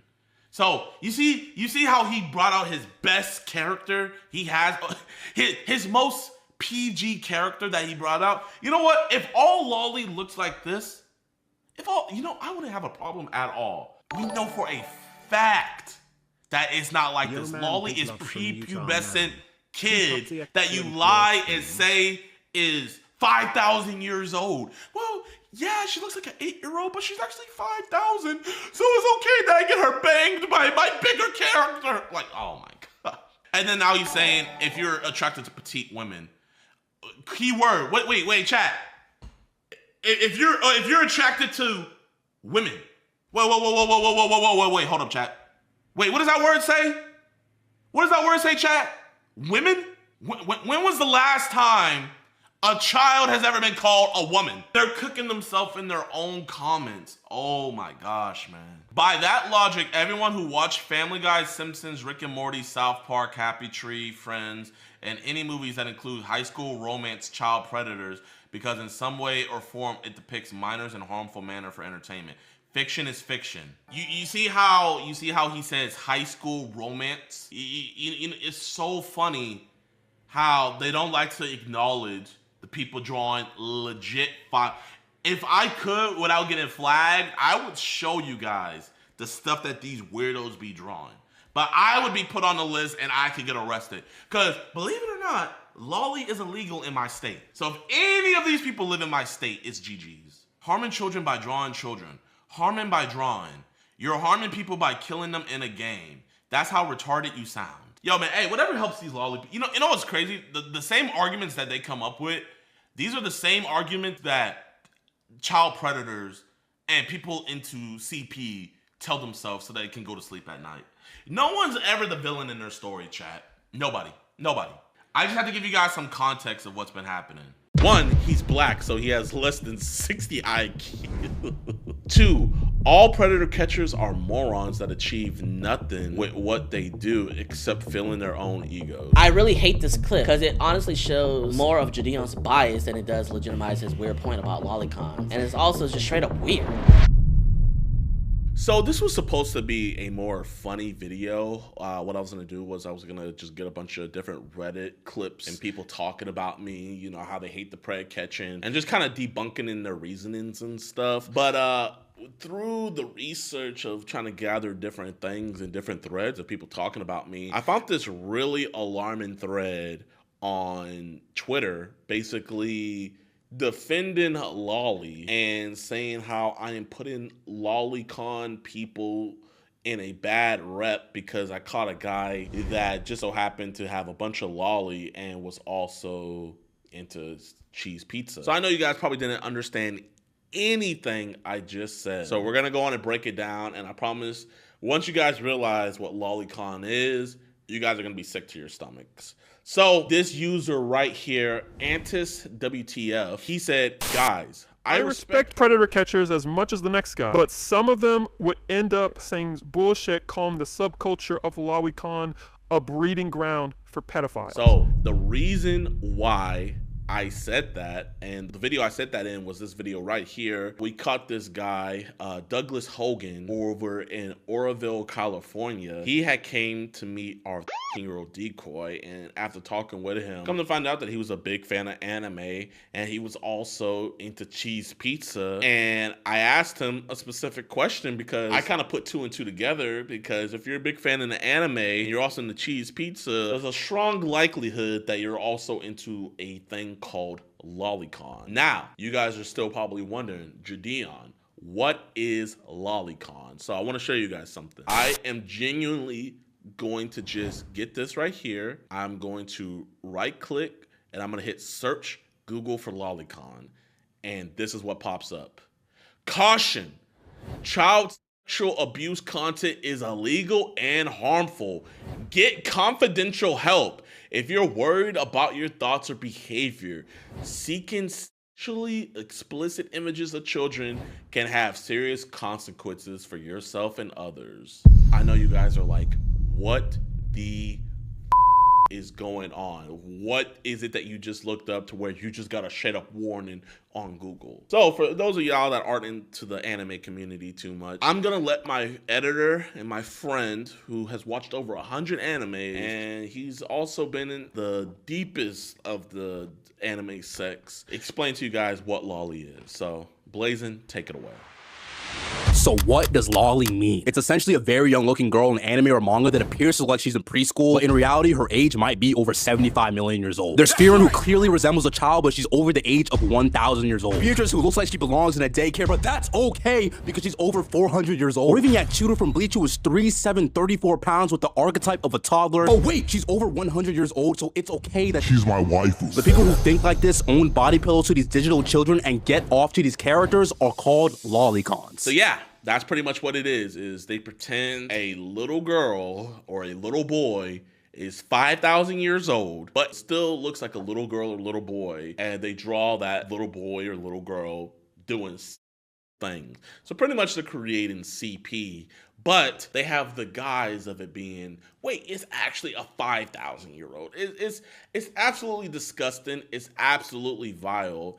And the fact that I have somebody that claims to be a fan of what we do, and they're over here like getting upset of the fact that I'm saying that people that are into that is a breeding ground of pedophiles, like, it literally doesn't make any sense to me. And the funny thing is this is probably the first time out of many times JiDion caught a lolicon being the actual creep. Maybe one of a few. For every one predator JiDion finds is a lolicon, I can list off 10 that I exposed that hate it. Well, I'm going to just straight up tell you that all lolicon people are freaks, because if you're over here drawing or downloading photos of little girls and little boys that are anywhere from the age of freaking 3 or 5 or 7 years old and depicting them having sex, you're weird. There's no way around that. You are weird, and you're participating in self-made CP while it's not quote unquote real CP. It still is, because you're drawing children doing sexual stuff. And I just don't understand how that's not getting through his thick skull. I don't understand why he can't understand why we would think that this is a breeding ground for pedophiles. I am not saying that being a lolly hater is a pedophile. Like, you see how he's like, oh, I'm not saying being a lolly hater is a pedophile. Like, because it doesn't make any sense. Like, I don't care about the 10 lolly haters that you expose. Bro, I've exposed dudes that literally said being a drag queen around kindergartners is pedophile, and I come to find out that dude actually did something to a 12-year-old. So I don't care if you found people that hate it to also be creeps. That doesn't take away from the fact that if you're in it, you are a creep. It just doesn't. But comparing lolicons to lolly haters and numbers of preds is like comparing the Minecraft community to Roblox. One gets caught with it a lot more than the other. Like, hey man, whatever can help you sleep at night. Like right now, I'm just reading a bunch of cope right here. Then he goes on to say under his tweet, he says, to get to my point, I respect the work, but I also find this disingenuous, especially coming from an expert who should be knowing all this stuff about predators. From someone of that status, watering down the term is a very serious thing and a blunder. Is this a new video? Yeah, I didn't check. I mean, if you respect the work, you wouldn't be participating in this act, because this act is what we go after. This act is why I have quote unquote work. You downloading these videos is a breed for pedophilia. It's no way around. Being a pedophile isn't just, oh, you know, I'm gonna go and try to touch little kids. If you're downloading that stuff, if you're downloading cheese pizza videos, and if you're downloading lolicon stuff, you're in the same boat, whether you like it or not. He didn't even check. So he didn't even watch the full video. If he would have watched the full video, he would have known that this dude not only had lolicon on his phone, but he also had a bunch of real cheese pizza on his phone as well. And I'm gonna sit up here and be honest, man. If you're in a lolicon, there's no way that you're not gonna get the temptation to want to get the real videos as well. I mean, the lolicon's just as bad, but like, bro, you're in the same boat, whether you want to admit it or not. Oh boy, I can't wait for the see, it's the same to come flooding in. It literally is. It's literally the same thing. You could cope all you want. It is the same thing. And I'm not gonna lie. I think after this video goes up, we're not gonna see a lot of these profiles on X anymore. So it's really not even any point of you guys going on there. This dude, true, he says, 1, he's black, so he has less than 60 IQ. So because I don't know the ins and outs of the lolly community, it's my IQ, man. I lack the IQ of a predator. I am so sorry. I do not want to be trained in your ways, but I do pray that you get help. 2, all predator catchers are morons that achieve nothing with what they do except filling their own egos. And I bet you he's also talking about cops that catch predators as well. And you know what? Let me just go on this dude's profile. I want to see. Oh. You know what?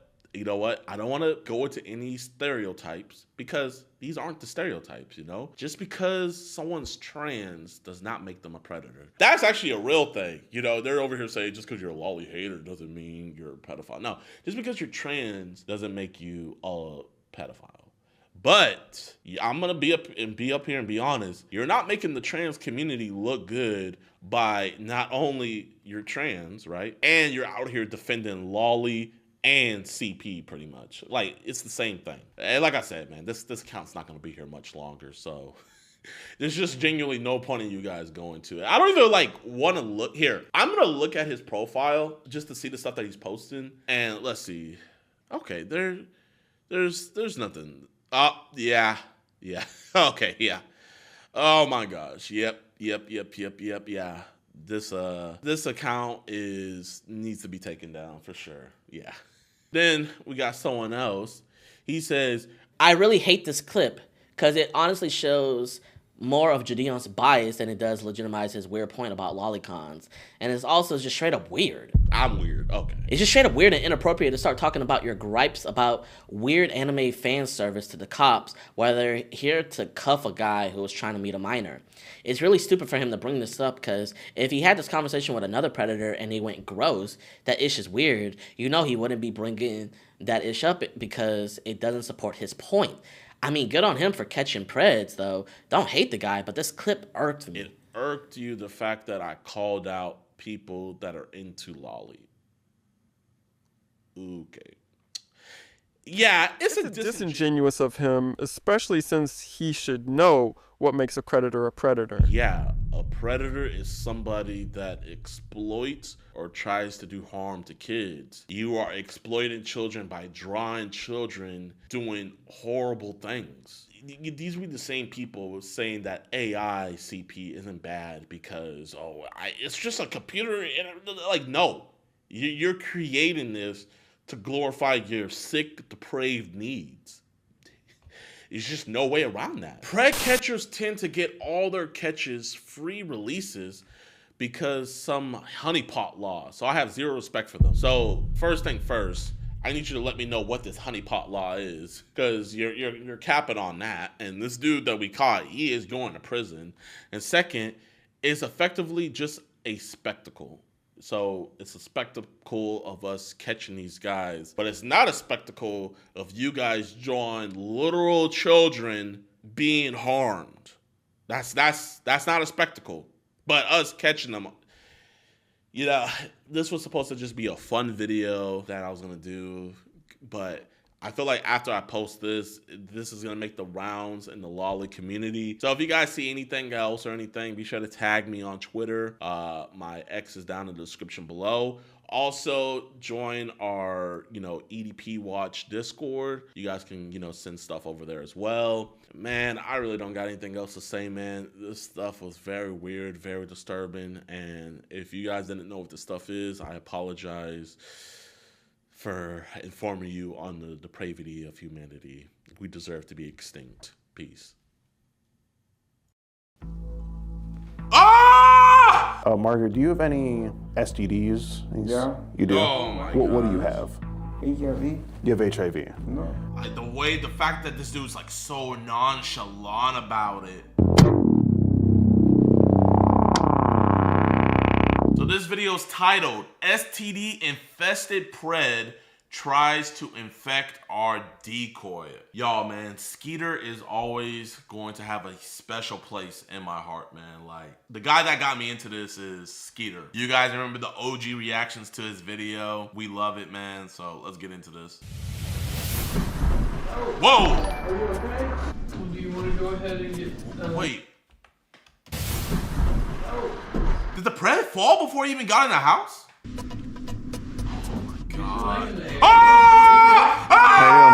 Having a good Black History Month. What do you think the chances are that you actually would have eaten his had we not been here tonight? 100% you would have. Yo, Hersey, you gotta, Hersey, you gotta go crazy with the edits. Bro just had it all out. Oh my gosh. Chat, should I run it back? I'm gonna post on IG that we're live right now. I'm gonna make them see that. If we had to see it, then everybody else does too. Oh! Having a good Wait, I didn't want to pause while he had all his legs out and everything. But bro, why is the decoy just sitting next to him so unfazed? The decoy was just chilling next to him, like didn't have a care in the world. It was, oh no. Bro, does he not look like Fleece Jones? The booty warrior? What do you think the chances are that you actually would have eaten his had we not been here tonight? 100% you. I love my honest preds, man. They make the catch more fun. They make the police jobs way easier, man. I love it when they're honest. Bro said 100. He would not fail. Oh my gosh, throw away the key. But if you would have eaten it, it's okay. Did you bring condoms with you tonight? I brought one. I want him to use it on me. STDs? Yeah. You do? Oh, wow. What do you have? HIV. You would think? Oh my gosh. And he didn't say anything about that. Not only are you a pred trying to destroy a young boy's life, but you're also infected? That'd be one of the first things you mentioned. I know. You guys, with this, your YouTube thing, we ain't doing the YouTube thing. What's that? Leave. I said you need to leave now, or we Okay. will press charges. I don't care what your is. You need to leave now. What would the charges be? Yeah, what would the charges? Get out. Is that illegal? Get out now. Well, that's not a crime. I'll have the police. Whoever's car is in my driveway, get it out now. Oh, the Audi over there? New intro? New intro? New intro? I see you, Skeet. What up, I boys never and girls? seen that. It's your boy Skeet Hansen, accompanied by the real Pred Hunters over here. They're up here in Michigan, all the way from Georgia. They got a guy on the line, pretty bad guy from Detroit. His name is Mario. I'll let you take it away here. Yeah, this is our boy Mario right here. Very handsome, as you can tell. Yeah. He has been texting what he believes is a year-old boy, wanting to have sex with this year-old boy. He also is bringing some hair clippers to shave the little boy's asshole. Yeah. Yeah. Just say it. Just say it like it is. He Yeah. said it's easier to eat that way. Yeah. He did. He did literally say, you know, once you chop the hair off, it is easier for him to eat. So he's planning to eat his. You know, he must apply the same thinking to when he makes his sandwiches. Yep. I'm thinking he probably likes the Smucker's Uncrustables. Right. You know, I'm not sure makes how, it easier to eat with the crust off. I'm that not sort of sure thing. how good my hair will look down there after he's done with it, considering he's like. Bro, like I get it, you know, this is funny and everything, but bro, let's be real for a second and let's think about if this wasn't a sting operation and had this man actually been coming for a little boy, or even worse, saw some little boy walking down the street and everything, and then he kidnaps them or lures them. You know what I mean? He shaved his own beard and only half of it is shaved. Yeah, let's show a picture of that actually. Are you gonna actually let him shave your asshole, by the way, Cole? No, I don't believe I'm not gonna go that far. But he wants to walk around the house naked with me. Okay. So I think that's good. I think he might get naked in the living room. So I mean, you might even want to have him like pour himself a glass of wine right there. We are renting, you know, a property of a gay man after all. Yeah, I mean. So this all works out perfectly. As you can look around here, this is not a woman's house. No. I mean, you know, no discrimination, but it's very interesting. I've never been in a gay man's house. This is very eye-opening to me. I might take some notes here, actually. That would be good. You can be like, oh, pour yourself a glass of wine. Go ahead, buddy, get naked. So here's a picture of his beard that he's got going on. I guess he asked his barber for like the horseshoe. Yeah, I'm not sure. It looks like a C-shaped mustache. He says, I was years old, my sister made me do something like that. She kept trying to push sex. Only in the early age, I was not ready. She continued to try to push me, and she's doing something. It's kind of hard to read his texting because it's retarded, actually. So something I didn't want to do because it wasn't time. So she ended up making me laugh, lay in the bedroom, and for 6 months, that's all she was doing to me. What about you? I still didn't get. I don't know what happened here. Maybe he doesn't know how to text. But we can't really tell with his grammar. Yeah, it's hard. We're gonna have to ask him when he gets here. Hopefully, his grammar is decent in person. He references the decoy as his butter. He says, "You're my butter, and you're gonna be my boyfriend forever." Yep. And you know, this is a decoy Cole. He's into snow bunnies. This guy Mario. During Black History Month too, of all Thank you so much for the two. Shout out to Switzerland. I'm gonna have to hit him with an RN for sure here. I mean, what did George Floyd die for? Come on, Mario. I mean, he says he wants to F with his legs up. Do you want to be my boyfriend? Yep. He sent multiple pictures of his He sent so many pictures of his and up to like 50 videos of Yeah, and he's probably going to get one charge for each of those graphic links that he sent. There's a federal offense, by the way. He says, I need a hard. Oh, yeah. Jesus Christ. You know, these guys on Grindr are just relentless. Oh, yeah. The predators that are going after the girls are a little more easy going. They're trying to ease into it a little bit. Oh, he's all in. Oh, yeah, but when it's the gay guys, they're just... Yeah, let's get it going. Yeah, they just... The Riz, is that what you guys call it? The Riz is not there? That's what they call it. That's... I gotta say that... I'm not gonna lie, I need to see me some fleece. Let's get into it, y'all. Okay. Ooh, this is a long one, too. I'm actually nervous about this one.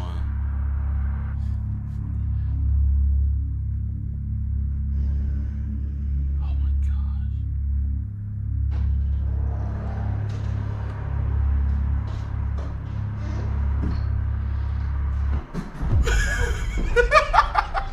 Are you okay? Can you get up? No. Take your time. Oh no, my camera died. Hold up. I gotta see that one more time. Bro, he's just like...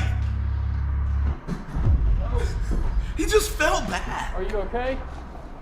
Can you get up? No. Take your time. Oh, be careful. Uh-oh. Bro, what is it like? It looks like you already had some of this wine that I have for you right here. You don't drink or smoke? No. Oh, well, I got you some wine just in case. Take your time. Well, do you want to go ahead and get naked for me? Yeah. And I want you to show me what you want to do to me to the teddy bear first. Oh, no! Ooh, that's smooth. Have you shaved your with it? Bro. Ah! Oh, bro. Okay, so he can take off. Now he's taking. You take forever to get up the stairs, but now it's time for action. You can take your pants down. He took his pants down faster than me. Okay. Oh my gosh. Nice. Oh my gosh. Yo! More. Show me. Don't be shy. Get your leg in the air. Yeah. Oh! Skeeter, how did you get this on YouTube? Okay. Your is just so big. I like it. Wait, the guy touched the teddy bear? Chat, man, if this was part of an EDP Watch giveaway, would you guys participate if we gave away the teddy bear? No. Oh my God. You're sick? How you doing, Mario? Oh. You having a good Black History Month? Looks like you're caught with your nuts out here. Something funny here? Here, Mario, why don't you take this towel, go ahead and cover yourself up, okay? I have a couple questions for you. What's going on here, Mario? He called me. He called you an Uber to come here? Yeah. What are you here for exactly? Sex. Sex with him? Yes. And how old is he? years old.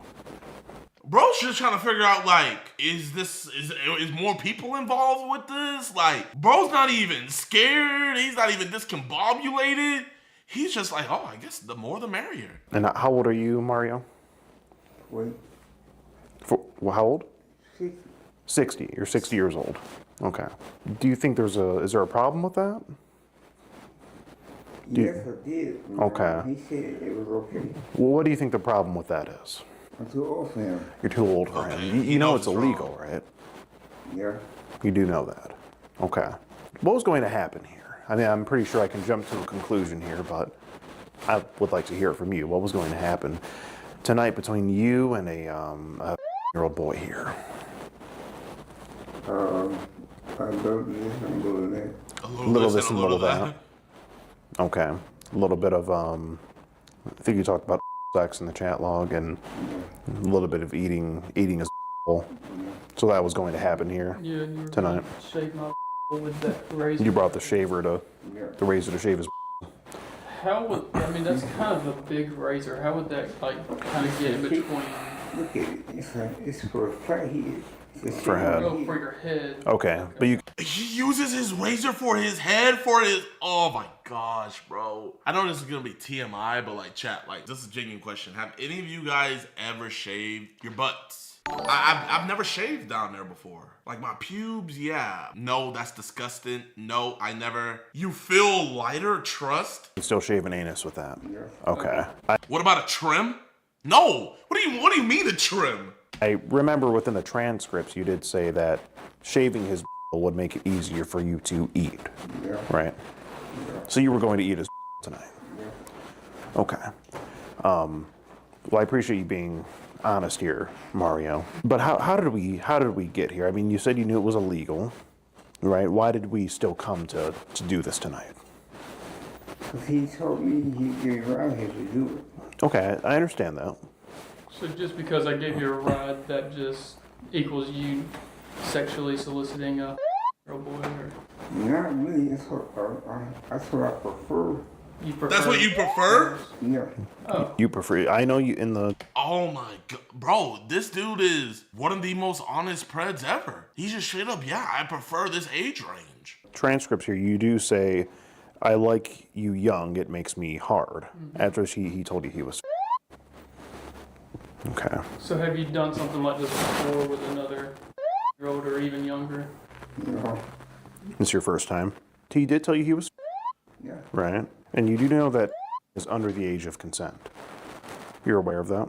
Mm-hmm. Okay. You say you want to F him with your legs up, straight down his throat, you say. That's actually what you demonstrated a second ago with the teddy bear here. Yeah, okay. So you're kind of struggling to get your legs in the air a little bit. That teddy bear needs to be burned. Like, you know how like hospitals have like medical waste removal and they do something specific with like the sludge and the blood and the needles? This teddy bear needs to be with that material. So you also sexually assaulted this teddy bear? Yes, sir. I mean, the teddy bear can't consent, Mario. You know. What was the surprise that you had for him? Oh, his surprise. I ain't no teeth. Yeah. Oh. He was gonna give the teddy bear a gummy bear. Have no teeth. What was that about? Okay. Yeah. Huh? Just like his with? Okay, so you were boasting about not having teeth so that you would perform better sex on him. Yeah. Okay, and this is something you're proud of. No. Okay. I kind of am. With certain people, yeah. With certain people, but with a year-old boy, you would be proud of that? Yeah. Oh, really? Wow. That is very bold of you, Mario. I can't say anyone's been quite this bold before. The honesty here, you know? I do appreciate the honesty. Yeah, so it's safe to say that the things you were doing to this teddy bear, you were going to perform the same sex acts with this boy tonight? Okay. Mario, do you have any remorse for what you're here to do tonight? Or is it all just pretty normal to you? Because you seem to be taking this really lightly. I can't be taking. Bro's like, should I be upset about this? I can't be taking. Well, you should be taking it pretty seriously. I mean, you're looking at a possible felony here. You understand that coming to meet for sex? Yeah. You don't understand it's legal, right? Yeah, I know it. And you do understand this is something you could go to jail for. Yeah. Okay. So I wouldn't think you'd be taking it lightly, you know. Do you think this is serious at all? Thank you for Mario? the 2, my man. Appreciate you. Yeah. You do think it's serious? No, it is. Okay. How many times before? I know it is. You said you. Yeah. You do think it's serious? No, it is. How Okay. many times before? I know it is. You said you've done this before? How many times before? What'd you do before? B&E. What is it? B&E. B&E. And Mario, I mean, doing this on, during Black History Month of all times, wouldn't you agree this is not a good look for the whole black community? Oh, you don't care about black people. You don't care about black people? No. Wow. Mario, you are black, aren't you? Yeah. And you don't care about black people? Everything that's wrong with me happened because of them. Are you racist towards black people, or do you... I just choose not to hang around them. Well, now we know why he came for a white decoy. So all black little boys out there, you are safe from Fleece Johnson. You don't hang around black... Okay. What? So that's why he's more annoyed, because Skeet's there. So he just don't mess with half of Skeet. What did George Floyd die for? That's a good point. I mean, for nothing? Couldn't have been for nothing. I mean, how do you feel about what you're doing tonight, Mario? Not a big deal to you? Yeah. No? Really? Wow. Just remorseless. I'm at a loss for words. You say you want him to be your boyfriend forever. Yeah, That's what you wanted? Yeah. What would happen if his mom or dad found out? I think they would throw him and put me in jail. Probably put you in jail. And you were okay with running that risk? It felt like it. You felt like... It was okay. Well, I know he told you it was, but is it really okay with a year-old boy who's under the age of consent tells you that it's okay?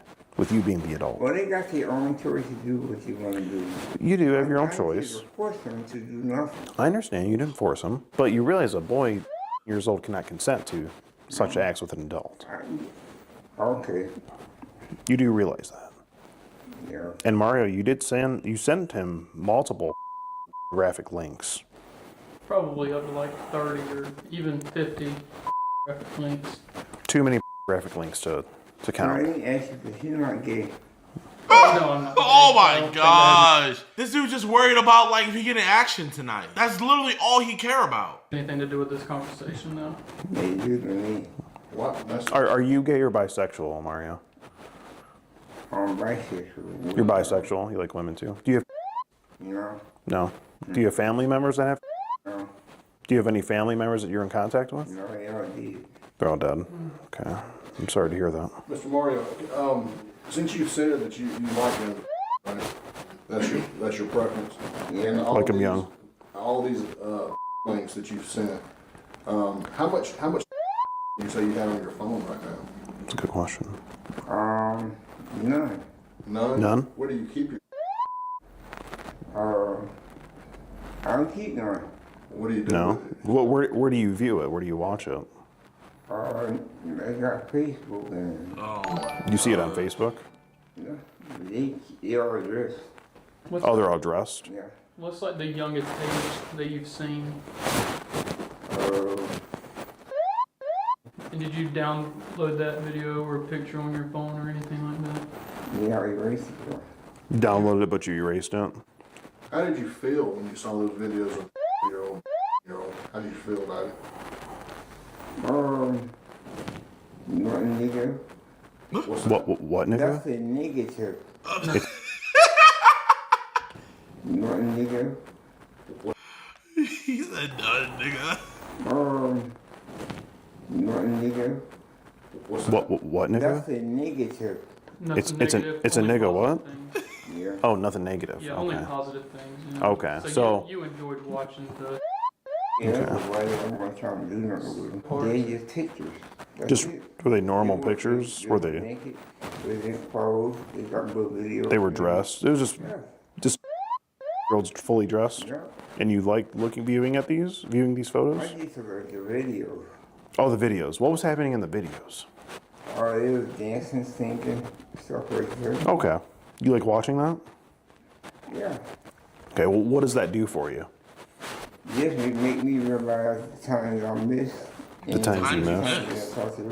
Okay. But Mario, I do see here that you said, I don't know if you feel the same, but I'm falling in love with you. You said that to a little boy. I mean, really, nigga? I mean, come on, Mario. He's, you know.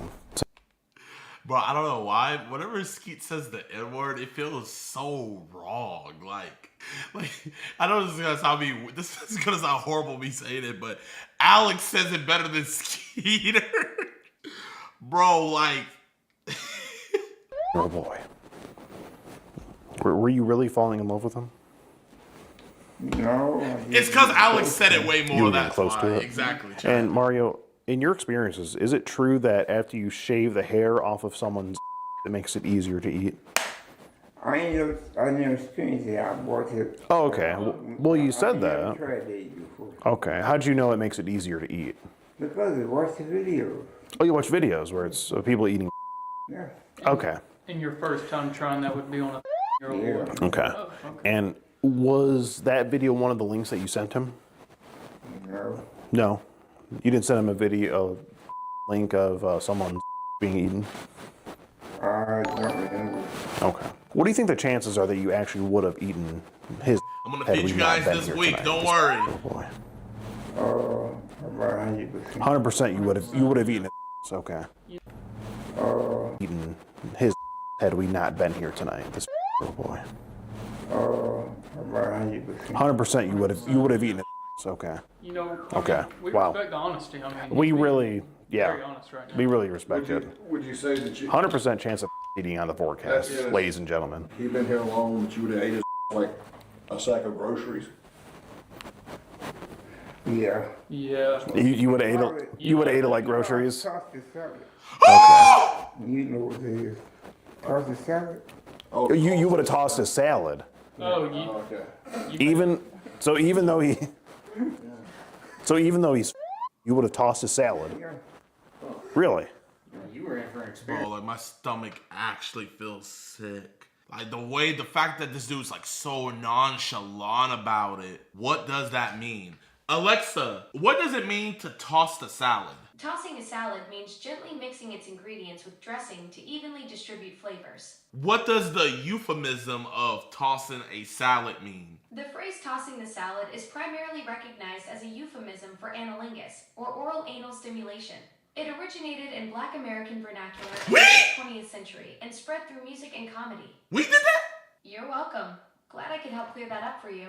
Thanks, brother. Wow. How hard would you have tossed this year-old boy salad? Might hard and I'll do something. Hard enough to do something? Wow.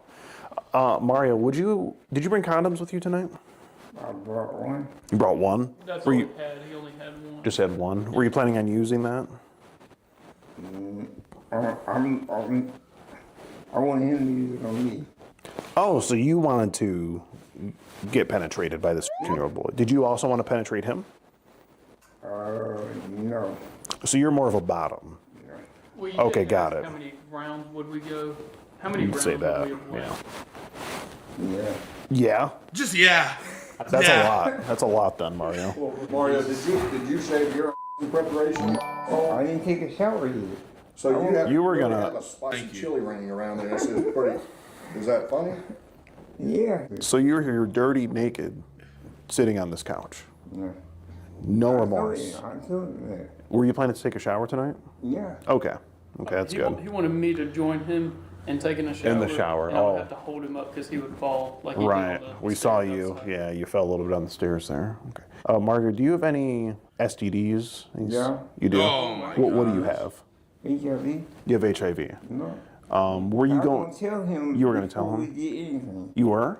Yes. Okay. You would think that'd be one of the first things you mention. I know. Usually, is. that's how it should be. Why didn't you mention that to him before? Because it wasn't time. I was thinking do it before we did. Were you going to save it for a surprise? What kind of? Oh, so that would have been too surprising. Really? The decision was. So, Bro, earlier when they were like, yo, you said you had a surprise for him, and he said the surprise was, oh, I have no teeth. I don't think that was the surprise anymore. I think the surprise would have been when he put on his pants, fell down the stairs going outside, and got in his Uber. He would have been like, oh yeah, I forgot to let you know I got HIV, bye. And then he would have just dipped off. I think that's what the surprise was. Was the surprise going to be like when he contracted the disease? No. You were in the Chat, time my before that. stomach Surprise, hurts. surprise, I have HIV. Yes. Okay. Looks like you may have given this teddy bear some HIV. That's what I was about to say, yeah. Oh, he thinks that's funny. I did drugs in 2 months, 2 years. You done drugs in 2 months? I've been. What drugs were you doing? Okay. So how were you taking? Were you smoking it? Were you? How does that go? I was smoking. You were smoking it like under a hot spoon. Yeah. Okay. How does that make you feel? Hearing voices, seeing people out the window, on the floor, you see crumbs and stuff. Yeah. So it makes you fall on the floor and you see crumbs. No, you start seeing on here. Oh. You start looking in the rug. Oh. Oh, You start looking in the. You're hallucinating. Yeah. Okay. Yeah. Do you like that? Does it feel? At first I did. No, At first it's not cool. no more. Okay. Is that how you rotted all your teeth out? Was it just hitting the pipe too much? No, candy. Candy? Yeah. Oh, what kind of candy? Wait, Mario, you don't have any teeth? No. Can you smile for me? Like into the camera. Can you smile at the camera? No. Well, we just got to show the people. We're just filming a documentary. What kind of documentary? Just on the dangers of, being online and the teddy bear. and the dangers of doing drugs. It's a paid gig. Trying to educate. Do you think could you just smile into the camera for us, just for our viewers? Because this is, wow, look at that. Bright smile. As bright Oh my gosh, bro.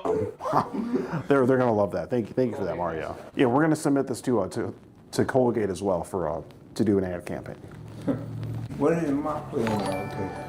What is your play in all this? Well, Mario, you did come. You had a sexually charged conversation with a old boy. You came here to meet him. You did admit that you were going to do the things you described in the chat log. You said there was a 100% chance that you would have eaten his right? Who? The old boy. No. Well, that's what you said before. You did just say that a little bit ago, Mario. No. Mario, did you smoke some before you came here today? No, I smoke crack. No? Okay. I don't remember saying that. You're misremembering now. You don't remember him saying what that he was? Yeah. You remember that, right? Yeah. So you are here to meet. You said you were going to do that, Mark. Whose are you going to eat? Mario, Mario. what is this? This is razor right here for me. Whose are you going to eat tonight, Mario? His.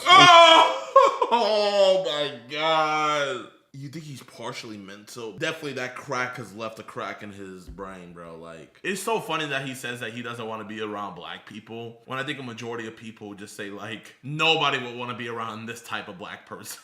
He's a boy. Yeah. You know he's. Yeah. And you said there's a 100% chance you were going to eat it. All right. Okay, now we're on the same page. Okay, so you did that. I thought you said whoops his head. No, eat it. No, not beat it. No. No, you couldn't even get up those stairs. We definitely don't see you beating anyone's ass. Okay. No. Maybe you did that back in the day, but no. So we're looking at potentially a couple felonies here. And you did strip down naked, and you did sexually assault this teddy bear that we saw that cannot consent as well. So that's about three charges. Skeet's the whole holding in teeth his- thing is a crime in itself. Skeet's holding that in his smile lab. is just. Now, Mario, I know you did mention that something happened to you when you were. Yeah, my sister molested me. Really? How did she do that? Cause she got jealous of my girlfriend. Okay. And he got mad at me because I went the girl running up down the street. Okay. She used to tell me, her. Mhm. I said, no. Were you slinging like that back in the day? No, I was a little boy. Yeah, you're just. I Right. didn't touch nobody. I didn't have no sex then. Okay. I was forced into having sex. Okay. So she forced you to have sex with someone. She was a whore. I mean, that sounds very tragic. It's a terrible thing you had to go. Up, man. It's very. My life away. It's very. He got jealous of my girlfriend. Just like you were gonna this year-old boy's life away. No. But you see, it was supposed to be out of consent from you first. Well, Year-old but boy can't consent. that's the thing. It's under the age of consent. My Let me daughter ask- Timberly got us watching you so much. Outlaw Savage Kimmy Cat, thank you for the 2. And shout out to Timberly. Do you think is that much better than? No. Right? And you were what happened to you. First So stuffed animal. why to were you trying to do get an STD? almost the same thing to this little boy? Because it's about what you already doing. Because a lot of them are doing it, so you just figure, why not add to the number? Add to the number, but don't be the ones that are abusing them. Just don't abuse them, okay? Yeah. Just make sure they're okay with it and that you kind of coerce them and groom them properly. And okay, wow. You don't think that would have tragically messed up that year-old boy? Yeah. Fried just messed up his brain completely. I mean, it looks like that's what happened to you a little bit. It looks like it fried your You know, brain a little bit. we see the path you went down. What if you did that with this year-old boy? He went down the same path as you and got a hold of the pipe. He never had sex before. He wanted to do it. I understand. But wouldn't you feel guilty if he had gone down the same path as you? And not really. No. Wow. care. Why wouldn't you feel guilty? Because it was his choice. It was his choice. Mario, was it your choice when you were? No. So how would it be his choice when he's? Because he said so. He said he didn't Mario, he can't consent. Did you say so? Jay, can we get Skeet to say hi on stream? I can call him after this. No. Whether you did or didn't. Thank you for the 2, my Whether you man. did or didn't, you still couldn't have consented at that age, even if you said yes. No, I couldn't. It's illegal and immoral. Mario, how did you contract HIV? Was it sexual? Was it drug related or transfusion? Sexual? Yeah. With another man? No. Okay. Did you let him swim in you? I don't know. It was a long time ago. Did he have teeth? Yeah. I don't know. He was an older guy. Was it a glory hole?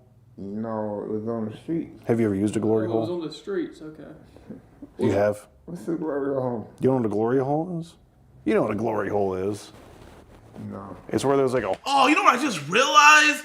Oh, this was somebody's Airbnb. Oh, I was thinking about putting some of my properties up on Airbnb, but one of these rat catchers might do one of these things. Skeet, you gotta buy them a new couch, man. Bro, you know sometimes they don't be doing a good job cleaning up. So imagine the people that got that Airbnb the next day after Skeet, and they just want to lay down and take a nap.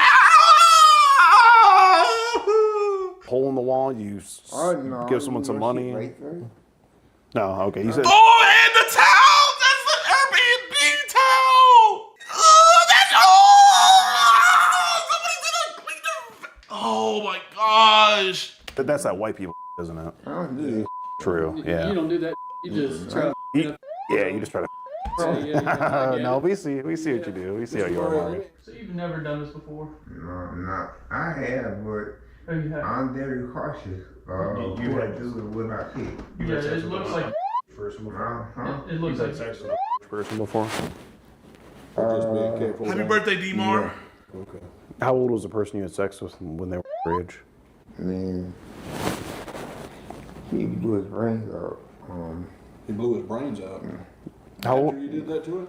No, he probably killed himself. He couldn't even want to live no more. No, how old was the boy that you had sex with when he was your age? The age boy. I think it was in God bless what you and your crew do, Jidion. Hopefully I can meet you one day without you saying you're not a bad guy. Thank you so much for the 5, man. Bro, if you ever see me, bro, gladly come up and come take a pic, man. We'll just chop it up. started when he was little. So do you think So that? what, how little was it? Okay, when did you said you started when he was little? How old was he when you started? Okay, so you a boy from to 20. No, I was, yes, Okay, and then you turned 18, and how old was he? I don't know. Like, I don't know. okay, I know he shot himself. He shot a shotgun and blew his brains out. okay. Well, that's probably because you. No. Maybe because you messed him up. His family died. He didn't want to live no more. Oh, okay. So were you having okay. sex with him because his family died and you just No. wanted to make him feel better? No, I did see him a couple of years after that. Oh, you did? Yeah, before Didn't he kill himself? Yeah, I thought he did, but maybe not. Oh, is the pizza? Mario, if that's pretty much all you have to say, Mario, what I have to let you know is that I'm Skeet Hansen with the Predatorial Investigation Unit. Hey guys, we ain't gonna do all this. So you want this? We've always doing all this. So you guys can just take that away so we can do an actual investigation, please. You want us to leave the room? No, you can stay. Oh. What's going on, bud? What are you here for? I came to have sex with him. With who? You. Him? How old do you think he is? He's. You came here to have sex with him. Yeah. Oh, no, GG's. No. What's your name? GG's. Just admitted to everything. So you came here to have sex with him. And you thought he was, right? That's what you thought. How old are you? 60. 60. So you took your pants off to have sex with the. That's what you're telling me, right? Yeah. Okay. Can you put your pants on for me? All right, stand up. On your feet. Oh my God, GG's. He has like a lot of trouble standing. He actually fell outside on the stairs. Are you on any narcotics right now? No. Nothing? Nothing. You sure about that? Yeah. You're not on anything? Why are you drooling? Because I think he's a little thirsty. Because what? I got a spinal cord injury. I got hit. You have a spinal cord injury? Yes, I fell out 3-story window years ago. Fell out a 3-story window? Bro, how do you fall out a 3-story window? You fall going up the stairs, you're falling out 3-story windows, but you can take your pants down and sit on the couch with no... Here. This is what's going to happen. I'm going to cuff you in front, you're going to use your cane to walk. I can't walk downstairs. You can't walk? How'd you get up the stairs?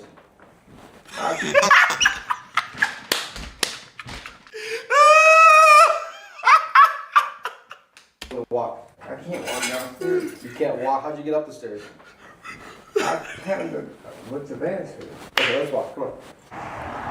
So we're not doing the YouTube thing? Like what? Yeah. What does it mean? You're in our house. What are you talking about? You can leave if you want, but we're gonna record. That was pretty unbelievable. Just admit it to. He owned up. Oh yeah, hell yeah! I would have put my. Hell yeah, I was about to toss this out. I was gonna toss that. Oh my gosh. Hey, look, he made it though. Bro's about to fall again! Got some explaining to do. Yeah. What's going on? So what's going on is we're just having just a soiree. Oh, is this the owner? Something pretty low key. 3 people were supposed to spend 3 nights here. Okay, you know what? I thought it was just a neighbor, saying like, just being all up in their business and stuff. It's with the given context. She has every right to be as mad as she wants. This lady be tripping. Bro, if this is her house, she has every right to be as mad as she wants. Yes, ma'am. Oh, we're not staying the night. We're just. No, there's 3 people staying. Yeah, me and him are out of here in like the next 30 minutes. Why are police here?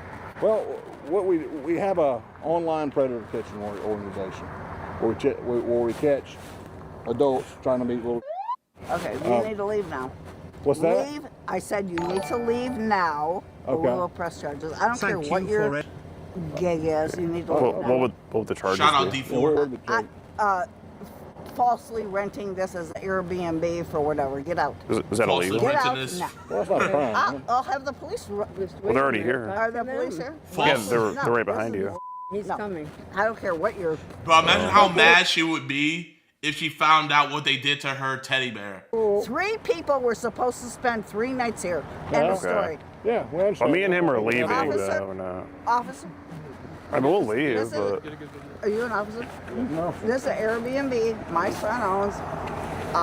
We're supposed to have 3 people spend 3 nights here. We're not spending the night, though. Me and him, we're leaving. And I don't care. This is unacceptable. Why are you here? Okay. Why are you here? Listen. Did you guys pay for this? Yeah, we paid for the Airbnb, yeah. I'm sorry. What's the problem if Hey, they paid for it? They got. I love everything you do and wish to see you someday. Hope your day is going great. It's going great, man. Are Thank you so much. Show me your. Absolutely. No, you're no. Man, I think you've had a little bit too much to drink. You think he's not a police officer? Excuse me? Yes, ma'am. Show me your badge. No. It's You're right not here. It's right there. legally- He's pointing to it, ma'am. It's my badge number Okay, is 304. so Macomb County all of Sheriff's these Office. people can hang out here. They're Tell- leaving right now. Yeah. That's, Yeah. Well, I guess what we want to know. Well, they paid for the Airbnb, My so. police cards here. Well, I tried to tell her, but she started yelling. And Yeah, they can explain that to you if they'd like. I mean, that's... Yeah. I definitely. This just seemed like normal behavior for an Airbnb. Well, it's a little bit out of the norm. I'll give you that. No, I don't. Okay, she's tripping a little I bit. actually don't. I don't even believe you're an officer. Oh my god, she just bugging. Okay, chat, this is a Karen. Bro got a body cam, taser, walking. Well, you know what? I'm not gonna lie. They do got some security out there that be having all this stuff, and they be having badges and stuff like that, and they don't be cops. But bro, there's police cars there. So how could this not be a cop? Stop it. Okay, look, Jeanette, look at his shoes. Do you think he's a fake officer? She's like an officer of the law. She's listening. Chat, I'm not gonna even lie. I would arrest her. She said, what did she say? Okay, look, Jeanette, look at his shoes. Do you think he's a fake Jeanette, officer? look at his shoes. Officer of the law. Man, look at your shoes. What are those? Well, what are those? Man, this would be impersonating a police officer if he wasn't a real police officer. It would be a hell of a gig to have a car and an outfit. We have the best police in the whole world. I agree. They're Ooh, they ain't gonna rush with her 911 calls. They're great. I'm just not buying this, and I'm not buying this. There's no reason for you to come here with your. Man, what do you think this, ma'am? What do you think this is? Oh my. Bro, I think she thinks they're doing an episode of NCIS or something. I think she thinks this is like a movie set. Are you? Oh, look at this. We were just afraid. Well, we're filming a movie. Yeah. There's nothing, no problem or anything like that. Yeah. Arjun, it's a movie. All the stuff that needed to happen God, happened. it's So. so sad. It's so sad. Are we not? It's seriously so sad. We're shooting for Hollywood. It's a Hollywood film. Well, that's fine. If you had told me that, I would be Oh. hey, can I be an actor? Yeah, you can be in it. Yeah. whatever. You can be like the meat old lady. He's gone. Go in. All right. I just didn't know what was going on. Okay. Yeah. If she wants to play a part in the film, she's more than welcome to. We didn't think. No. Okay. What the hell is this lady doing? She said, "What are those?" Oh, she's really going to. Wait, so does she think she looks like a real officer then? Is that what we're doing here? Bro, this is crazy. She said, you're not even a real officer. What the I'm like, so what He is has a this- badge. I'm like, what is this car next to you? What the You know, the budget for my videos is getting too big now. They're all actors, bro. They're all Imagine actors. we paid for this car, the wraps, the lights. Ma'am, she's a paid actor. I think the If he's other. impersonating an officer, now it's a felony, It's right? funny though. I think the other lady actually believed we're shooting a movie, and all the officers are just paid actors. Okay. Driveway now. I'm sorry. Which car, ma'am? Whoever's car is in my driveway, get it out now. Oh, the Audi over there? Oh, I think that's mine. Well, she got a little rowdy with us. I guess staying at this Airbnb is a no bueno. Yeah. I don't think it's happening. I should have asked her if it's because I'm black. I think she had a little too much prune juice tonight. Well, that was a night of crazy events. Bro, I have to say, this was a 9 out of 10. FaceTime Skeeter. Skeet was good. What's good, Chad? We live right now, man. We just got done watching the STD and the guy trying to. Oh, my worst performing video? You watched it? It's your worst performing video? Yeah, look at the views. What? I think YouTube shadowed it. Bro, I mean, freaking, you put the dude having a V shape, talking about tossing salads and. There's a lot going on there. Yeah, I know. I'm glad you liked it though. Bro, why does Alex say the N-word better than you? I think he has more experience. He's been saying it for so long that he just has like this. He just acquired the way to say it. You know, I gotta get my N-bombs up. I gotta get like once I break 1,000, I think I'll be pretty good. All right, here. Okay, pretend like we just saw each other. Like yo, hit me with it. Like, yo, what's good, Skeet? Yo, what's good, my nigga? Whoa. That sounded a little racist, man. Should I add the hard R? No. Okay, wait here. Wait, say it one more time. What's good, nigga? Okay. You're making it is a 2-syllable word, but you gotta make it smoother. Like, oh, yo, what's good, my nigga? Like, let it roll like Nick. Like, you're like emphasizing the gug. Kind of an H to it, like a soft ending to it. Yeah. Here, let's try again. What's good, Skeet? What's good, Nick? That was better. That's better? That was better. Okay. I'll work on it. Wait, okay, one more time. Yo, Skeet, man, what's good, man? Long time no see. And you know what's good in the hood, you know. I just picked up some watermelon. Okay, I'm dope. No, okay, bye. Oh, why is Skeet so white? Yo, what's good, YouTube, man? Y'all, you guys see the title. I feel like this is probably one of the craziest things to come out of this entire David case because, as you guys all know, everybody in David's circle, everybody that was close to David, nobody has ever said anything. His management haven't said anything. Nobody in his family has said anything. No friends have said anything. Not even people in Celeste's life have even said anything. And I feel like with a case like this, especially when it has to do with a man much older, with a child and a child being harmed, you would think a lot of people would come out and say something. But finally, we do have something right here. This is the brother of David. He posted on his Instagram the other day, he said, all PDFs and rapists should die, period. Now, you guys might be thinking, okay, he could be talking about anything, you know, it doesn't have to be tied with David. I would say differently because just recently, TMZ and a bunch of other news publications were reporting on how the district attorney's office let it be known in court that they found a significant amount of CP on David's devices. Now, that is something that everybody's running with, and it's also something that a lot of people already suspected. I mean, he was over here messing with a 14-year-old girl. Some, articles are saying that he's known her as young as 11 years old, and, we already know that he was already in a sexual relationship with Celeste.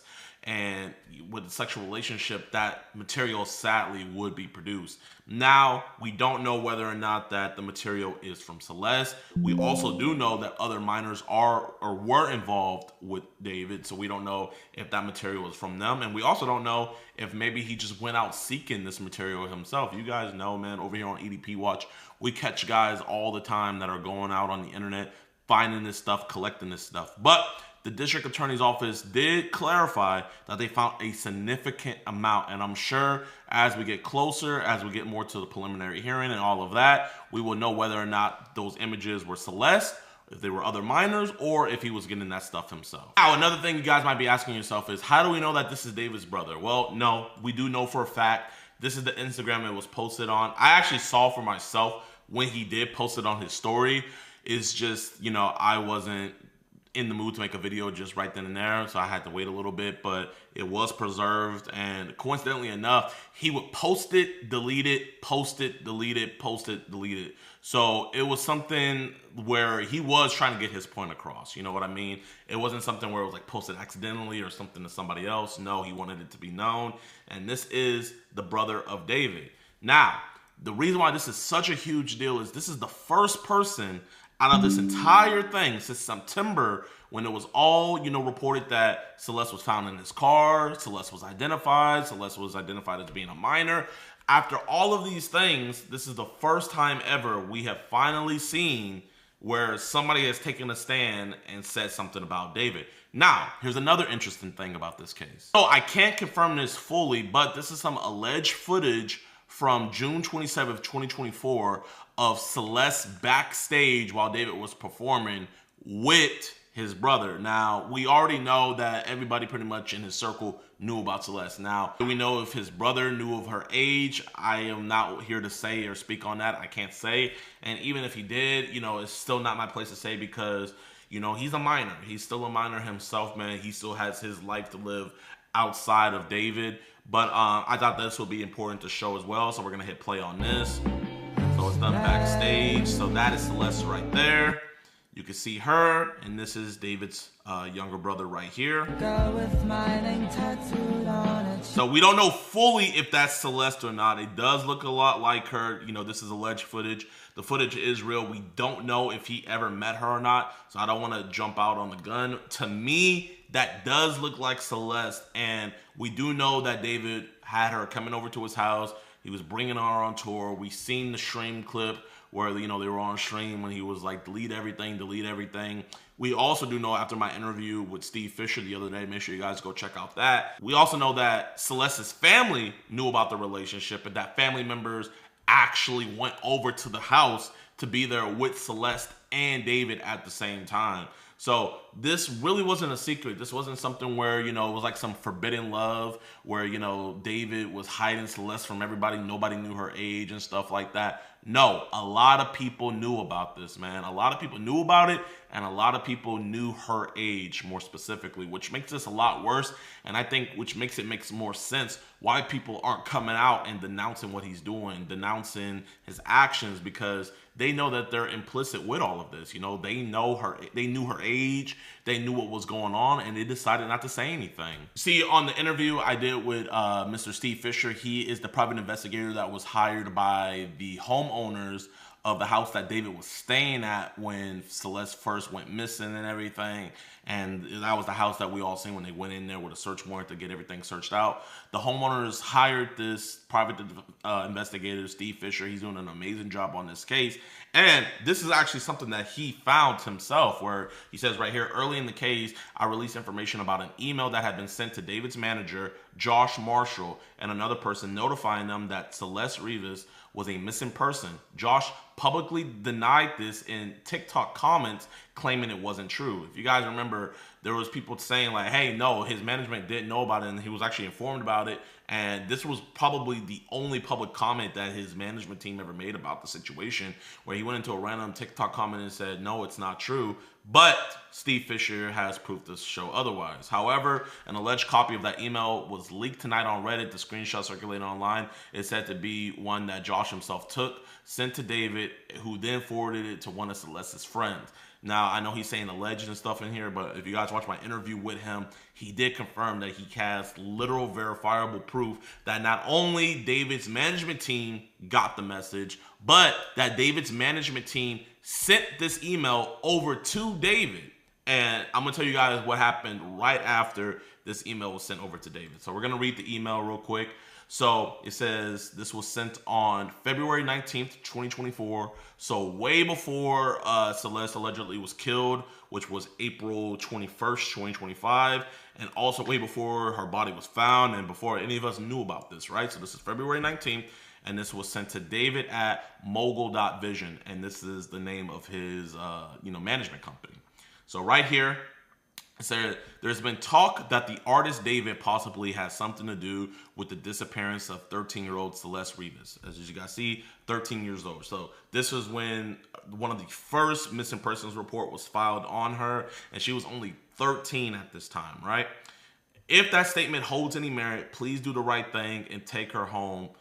Her parents are very worried. So you see right here, this is the missing person report. And at this time, she was still alive. She was still with us on Earth. But on this missing person report, it also lets you know her age, what she looks like.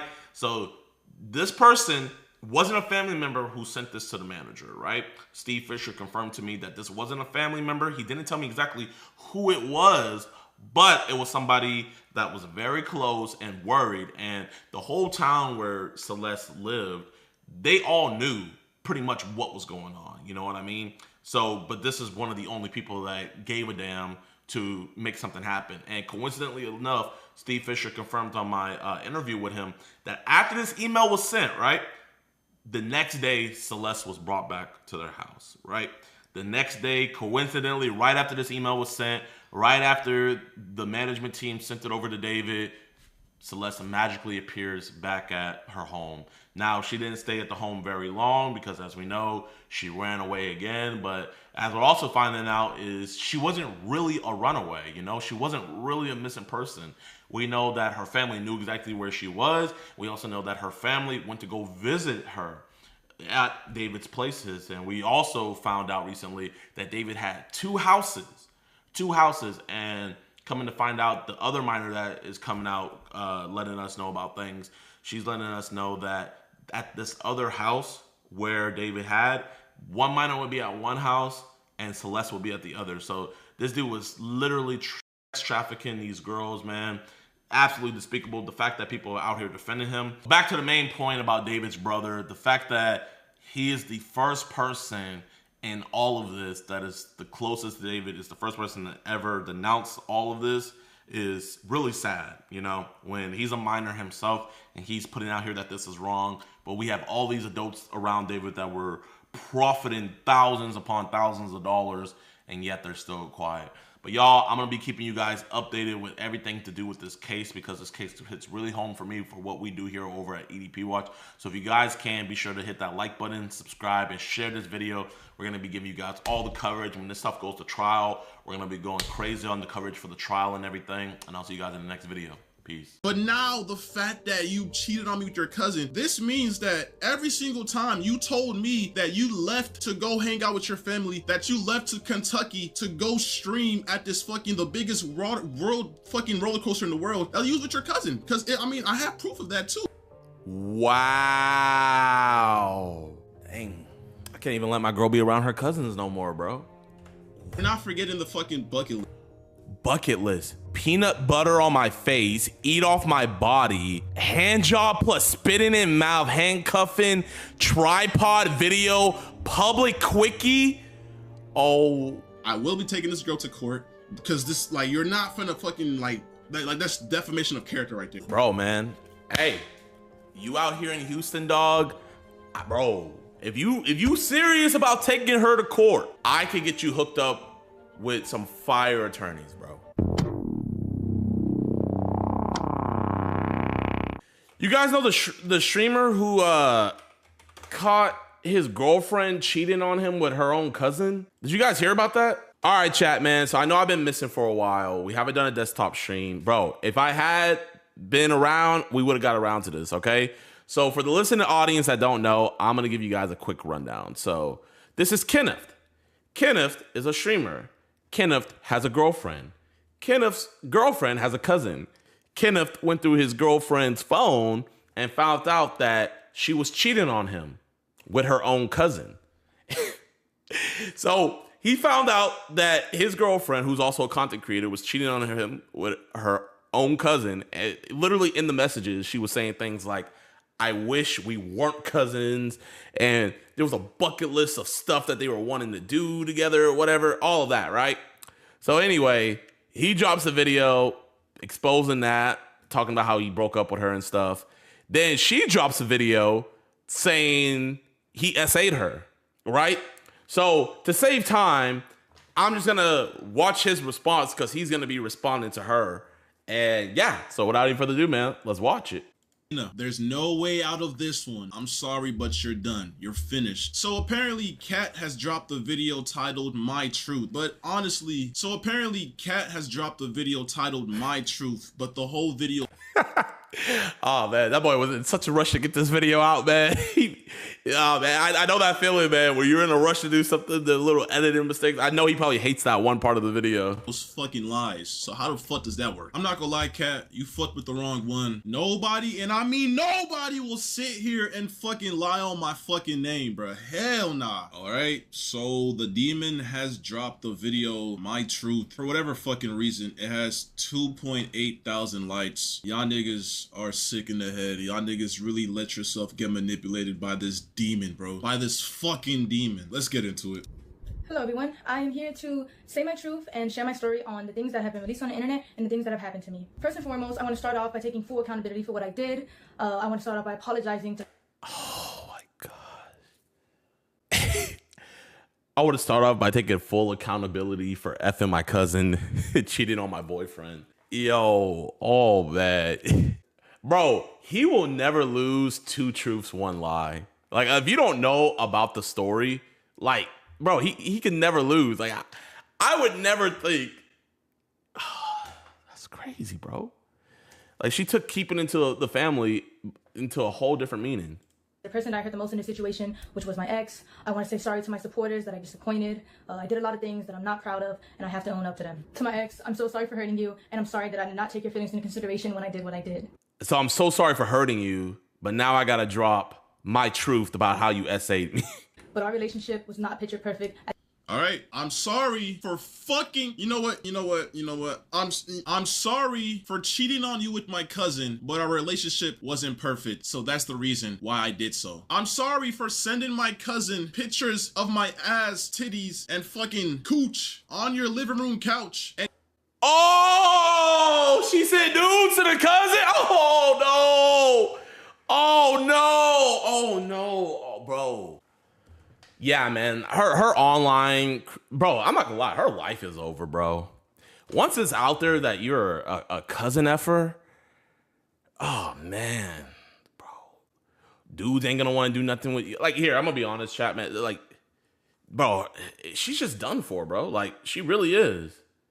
In your restroom and on my bed, but you know what? Because our relationship wasn't okay, that excuses it.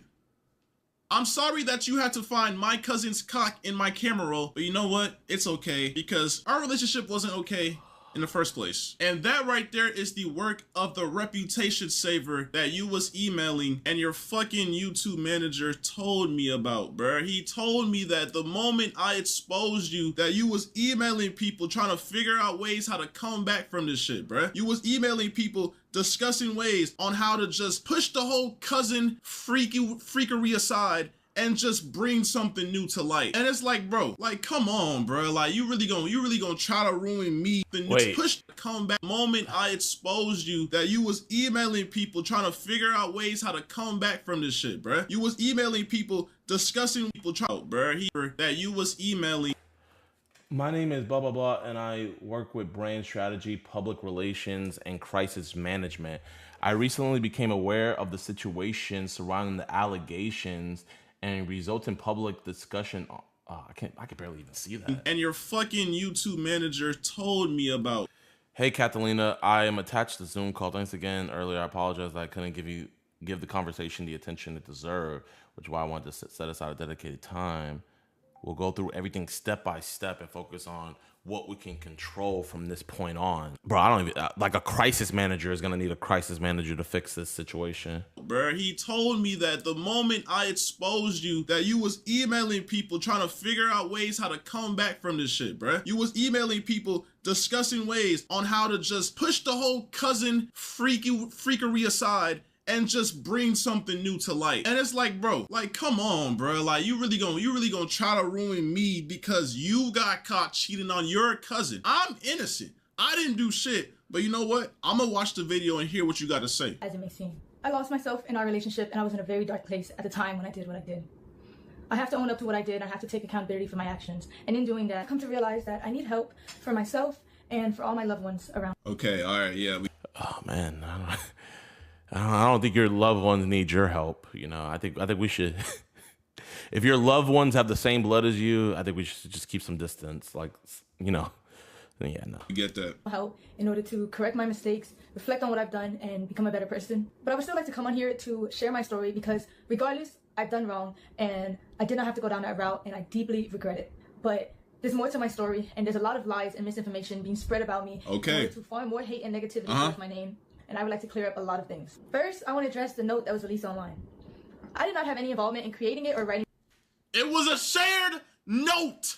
Bro, on Apple phones, you share a note to somebody. You collaborate on a note. Both people, you have to literally like damn near like accept that shit. Am I tripping? It's a shared note. I went through your notes app and that shit was there. You have a bucket list with your cousin, bro. Like, come on, bro. Some of the stuff that's on there doesn't even make sense if he wrote it from his point of view. The internet is not that stupid. In any way. It was only shared to me. And I also want to make this very clear. I did not have any sexual intercourse with anybody outside of my relationship. There was a rumor going around that I was cheating my entire relationship and I've been doing this for months, which is completely false. Hey, first of all, hold on. First of all, there's clips on the internet of you literally admitting, confessing your love for your cousin. But back when I was like, I don't even know the age to be honest. I was young. I was just hitting puberty. Me and my cousin. L story, yep, get we to the point. We kind of had a thing going. But like, it was kind of one-sided though. It was more so me. But like, I remember like, I had a big crush on this nigga because we were best friends. And at the time, being best friends with a guy when I'm just hitting puberty and like my hormones are a little bit like peaking, you know what I'm saying? Bro, you know what's crazy, man? Why do this girl archetype always be the craziest? Like, bro, what was her name? Ash, Soluminati's ex. You guys know, like, she literally tattooed his name like 2 days after meeting him. It's something about this archetype that it's just, you gotta stay away from them, bro. You have to. They're dangerous.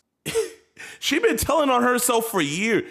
Bro, you really gotta listen to what people be saying, man. People be telling on themselves a lot of time.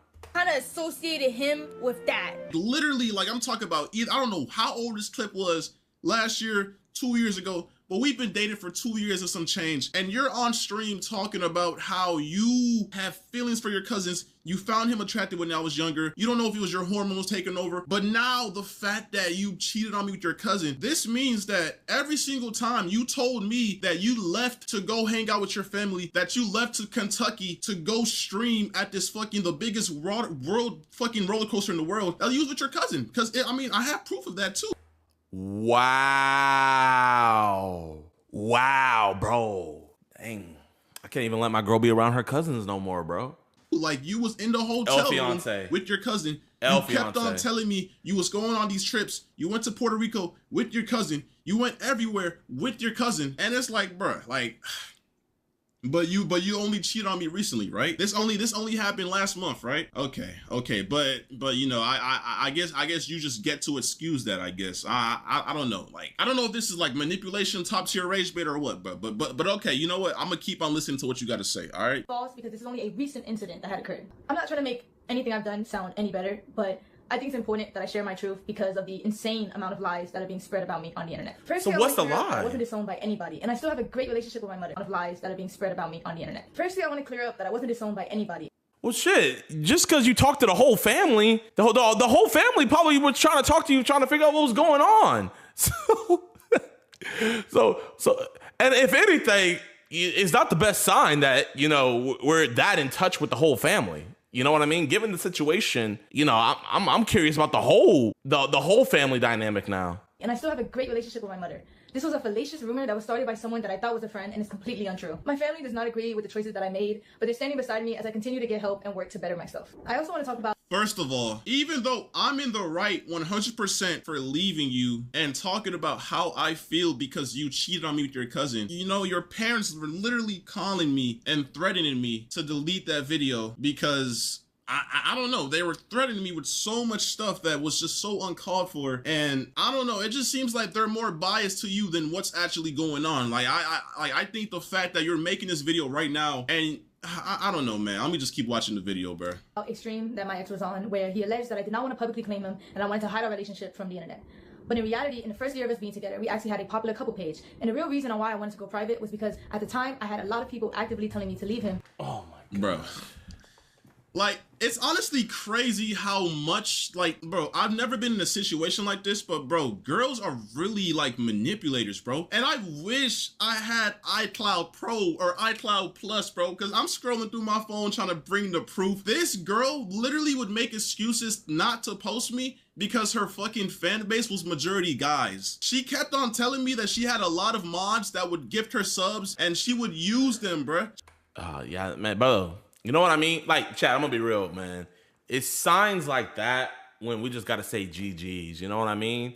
If we would have acted on those signs, we wouldn't be in this cousin arc. But I mean, hey, look at it now. Like, bro, not only, bro, you on a come up, and you probably got new girls in your DMs now. You know what I mean? So, bro, look at this as a blessing in disguise, man. But, bro, don't ignore those signs, chat, bro. With anything, if you see signs. If you see signs, you're heading in the right direction, okay? And if you don't want to go in that direction, make a U-turn. She would literally use y'all, bruh. She would literally take y'all money and fucking I don't know what type of operation she had going on, but bro, she didn't want to post me because of all her male fans. What could have been the signs Thanksgiving? Literally. She didn't want to talk about me. I ain't gonna lie, we broke up like 5+ times in our whole relationship, and 99.9% of the times we broke up, she ran to the internet to talk about the breakup, to talk about whatever happened. And it's just so weird, bro. But the moment I do, when you actually do something insane, like cheated on me with your cousin, I'm the bad guy. Like, I'm the bad guy. Because it was toxic. I also want to make it clear that any cousin or stepbrother or any content like that we made together was his idea and he convinced me to do it. Say wallahi! Yo, like I said, bro, she did not want the internet to know that she had a boyfriend because it would make her lose followers. She kept on telling me that. And I wish I had screenshots from when, bro. I don't know what's going on my iCloud. I'm trying to get messages from like early 2024 to 23, but I can't, bro. But I promise y'all, She would not want to post me. You could go on her page. She never had videos of me. It was always me, bro. I literally kept on telling her, why don't you post me? Why don't you post me? And she confessed this one time saying, my followers are majority males. They would unfollow me. I would lose all my followers. Nah, that's not what it was, man. She didn't want her cousin to see, dog. Etc., etc., etc. She's sick in the head, bro. Next thing I want to address is a very serious topic. It is my belief that suicide in any form should be taken serious and never lightly. While I understand the streaming business and the need to say crazy things in order to get clips and impressions, the thought that somebody's personal struggle with suicide can be used by anybody for jokes and views is disgusting. Bro, chat, like, I can't explain it, but, like, her eyes don't even look real. Like, bro, it looks like a freaking drawing. Like, it has no dimension to it. It looks like someone drew it and then, like, taped it on there. Like, while I've been off the net, it was brought to my attention that the streamer Snowcone made up a false rumor that I admitted myself into a suicide facility in order to get attention from my ex. I was involuntarily admitted into a suicide facility because... All right, so first of all, this was like 5 days before I posted my video. And basically what happened was she kept on blowing up my phone, spamming my phone, no caller ID, text messages, calling my friends, and kept on saying, can I get back with you? Can we please work this out? I'm going insane. I'm going to, you know, manipulation words to get me to fucking give her attention, because I was trying my hardest to just move forward in life. I caught her cheating. I'm trying to move forward, but she's blowing up my phone, trying to just get my attention, saying she's gonna do this. Even when she was going to the hospital, she was like, I'm leaving. And then she was calling me in the hospital, bruh. And I talked to her parents. Her parents said that she only had like 3 calls or whatever. She kept on spamming me on the hospital phone, bro. Like, bro. I was considered a threat to myself. It was a terrible experience and one I would never wish on myself. And then the moment she got out, she literally posted it on the internet. That's a personal thing that nobody had to know. But because you want to go ahead and post it on the internet, you want to gain sympathy. Before, it's like you almost knew that I was going to expose you for cheating on me with your cousin. Because why are you going to the internet about you being in a facility? If you're really trying to like fix your head and get yourself right, why are you trying to sympathy farm online by posting yourself in the facility talking about, for the past couple of days, I just came out because I tried to do this and that. Like, bro, that's sympathy farming. That's not something that needs to be on the internet. And I don't know what else to say, bro. Oh man, I just feel sick that freaking I just feel sick that she's in Houston, bro. Well, no, she's from Tennessee. Hopefully she went back to Tennessee. Or anybody else. I want to say to Snowcone that while I understand I'm not perfect and I've done wrong, regardless of the mistakes that a person makes, that doesn't give you or anybody else the right to belittle, lie, and create false allegations about somebody's mental health. Throughout all of this, you've lied and made up rumors about me in order to hate farm me and get attention. Even though you don't care, I want to let you know that the rumors you created have garnered me more death threats and have made my mental battle that much harder. I think the thing that got you death threats is the fact that you cheated on your cousin, you know, and I'm not saying that the death threats are valid or anything like that, but let's just be real. Like, the reason why you're getting death threats is because you cheated on somebody with your, like, bro, that's, oh man, bro. Oh man. That's atrocious work. And that hurts from someone I considered a close friend. Me and my ex were involved in a toxic and abusive relationship. Toxic and abusive.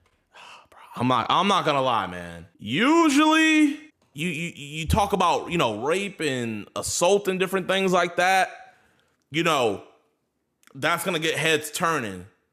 But when you get exposed for cheating on your cousin, it's sad to say, because, bro, like, SA should always come first. But, bro, I'm not gonna lie, man. The first thing that's always gonna be spoken about is the cousin. Let's be real. Let's be real. Because, bro, SA allegations come out all the time against all types of different people. But a girl getting exposed for cheating on her cousin on you, like, bro, like that's what, bro. He is this is the avatar, bro. bro, like this is crazy, bro. This is he is the LeBron James of streaming. This is a one in a generation story. This is like those fake story times that, you know, people would do on old YouTube. Like, but this is real. Toxic and abusive. This is what they always... Wait, isn't having sex with your cousin illegal? Alexa, is it illegal to have sex with your cousin in Tennessee? Currently in Tennessee, it's legal for first cousins to marry. However, there's been recent legislative activity around this. A bill passed in 2024 that would ban first cousin marriages, but it's not yet clear if it's been signed into law. The law specifically... Alexa, stop. Wow. Yo.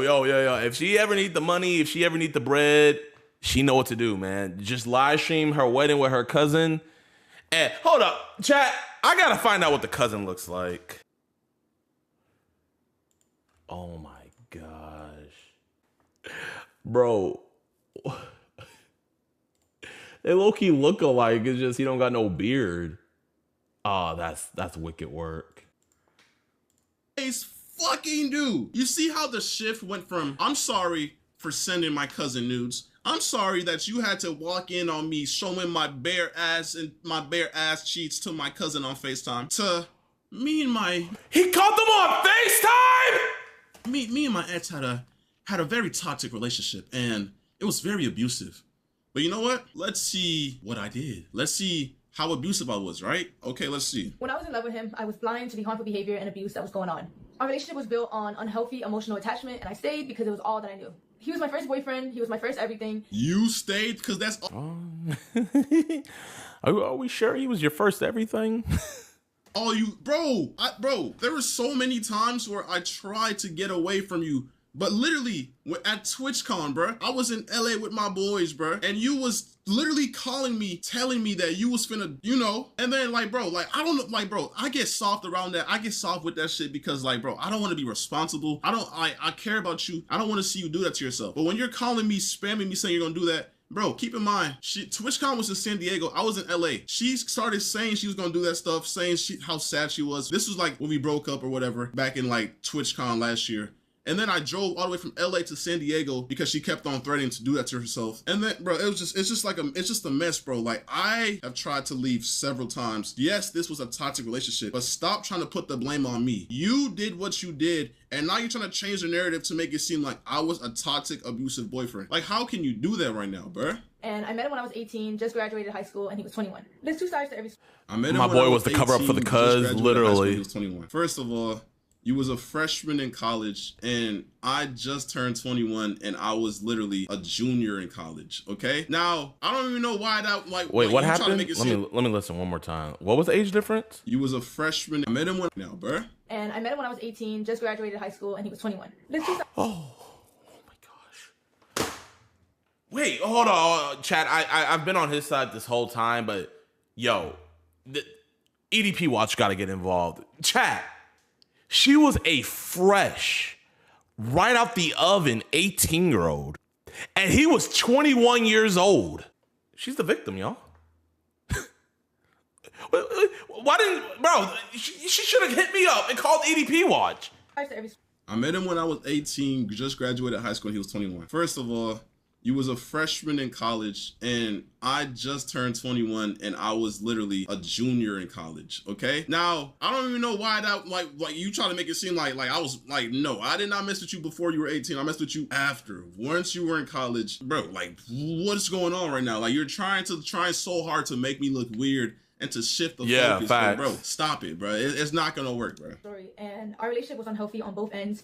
And since he decided to bring my wrongdoings onto the internet, I believe it is only fair that I bring attention to the things that he has done to me, because my ex was never a saint like he paints himself out to be. We had a lot of arguments throughout our relationship, which was normal, but... Well, I mean, I don't think anybody is over here thinking that he's a saint. I don't think anybody would claim that, but he's not sleeping with his cousin and cheating on his girlfriend. You know what I mean? Like, I can't even say bare minimum, because I don't think any normal person would do that. So what wasn't normal was the verbal, mental, and physical abuse that he subjected me to. Hey, by the way, y'all notice how she's reading the script, right? Like, can y'all, like, I wish I could just zoom in on this her crisis eyes. manager These sucks. soulless, evil eyes, and just see the fucking script on her PC screen, bro. This is sickening, bro. Like, these niggas really emailed her talking about, we gonna save you. All you gotta do is sign your soul away. Her soul is gone, bro. She's reading off a script they orchestrated a whole story to bring me down. It's sick. He put me through a lot in the past 2.5 years of us being together. He even forced himself on me at one point. Say wallahi. Yo, hold on. Oh my God. My ex dealt with a lot of anger issues, and he would often use me as... Okay, no. First of all, I've never forced myself on her. I've never forced myself on her. I've never put my hands on her. I've never done any of the sort, my nigga. First of all, this girl was literally like I don't know what's the word, like over sexual or like overly freaky. But bro, she literally would force me. Chat, I'm gonna be real. With the stuff that she was saying about her cousin and everything like that, I'm gonna be real, chat. I'm gonna be real. I don't have any evidence for this. This is allegedly, in my opinion. I would not be, and with him saying that she's overly sexual, I would not be surprised if she was abused as a child. I wouldn't. I'm seeing a lot of the telltale signs, the connection with family, the over sexualization, all of these things. I've seen her Instagram before. It's nothing but like thirst trap stuff. You know, this is just allegedly, in my opinion. And I'm not saying like this is her fault or anything, but I'm just saying like, you know, I'm seeing kind of, I would not be surprised. I would not be surprised if that were the case, if she was sadly sexually abused as a child. I wouldn't. To drink, I've never drank or smoked in my life until I met this girl. I have African parents and I don't fuck with that shit. I remember there was a time, she even forced me to get my matching tattoo. There was a time, I think it was at the tattoo shop or whatever. I was on a double date. It was me, her, and two girls. They were gay or whatever. And bro, she was getting on me because I told her I did not want to smoke and drink, bro. She was literally in the hallway crashing out on me because I did not want to smoke and drink. This girl was a bad influence, always trying to force me to smoke and drink every fucking time she seen me, bro. Because she didn't know how to do anything, process or have fun without that shit, bro. Like, I just don't fuck with that shit. I don't fuck with smoking or drinking, but, you know, I just thought, you know, she's my ex or whatever. At the time, she was my girl, whatever. I was like, you know what, bro? Fuck it, bro. She wants to do it, then fuck it, bro. I'm going to do it with her. But I never did that shit just to do it, bro. I don't fuck with that shit. An outlet. For example, he would punch things, he would rip wires in the heat of conflicts. He would yell at me when I cried. I would punch things, my nigga. I've never punched shit. What are you talking about, bro? And yes, I ain't gonna lie, early back in the day, I did have like slight anger issues or whatever, but I would never touch her. I would never put my hands on her. But yes, this is already on the internet. Like, every single time we break up, she goes to the internet and talked about this shit. Like, she's talked about this already. So why is she bringing this up again to make me look bad? Like, we're not forgetting the fucking bucket list, bro. We're not forgetting how you fucking cheated on me with your cousin. But whatever. We're not forgetting the fucking bucket list. Bucket list. Peanut butter on my face, eat off my body, hand job plus spitting in mouth, handcuffing, tripod video, public quickie. Oh, this is a bucket list she shared with her cousin. I'm gonna be real. I would not be surprised if she goes down the OnlyFans. Cause I'm gonna be real, man. Like, she could try to keep on streaming and stuff. And, you know, people are gonna join in her streams, pay the TTS to say stuff, but eventually, you know, this shit's gonna die out, right? I'm gonna call it here first. Do not be surprised when she makes an OF and she does cousin related stuff, because there's a market for that stuff, man. You know what I mean? As much as people in the comments are probably like, oh, this is disgusting and stuff like that, she drops an OF, I promise you, man. Hey, and people know like the lore. Oh yeah, she's gonna have clientele out the door. Bro, we're not forgetting how you fucking cheated on me with your cousin. But whatever, keep going. He gaslit me until I believed I was the problem. There were 2 or 3 times where my ex would approach me unprovoked and put me in a chokehold against the wall. And put you in a chokehold? Like, you're making me seem like I'm the fucking like I'm a fucking devil. Put you in a chokehold. Does that, yo, like, anybody that knows me in real life, does that even sound like something I would do? You're telling me I don't know you in real life. Fucking put you in a chokehold. What type of shit is that, bro? Like, nigga, I've never heard you say that shit ever. Like, where's the proof, bro? Like how are you saying this with a straight face? This got to be a script. I'm scared, and he wouldn't. The next thing I'm about to say are serious allegations that I know men often get falsely accused of. Falsely accused. So you're about to falsely accuse.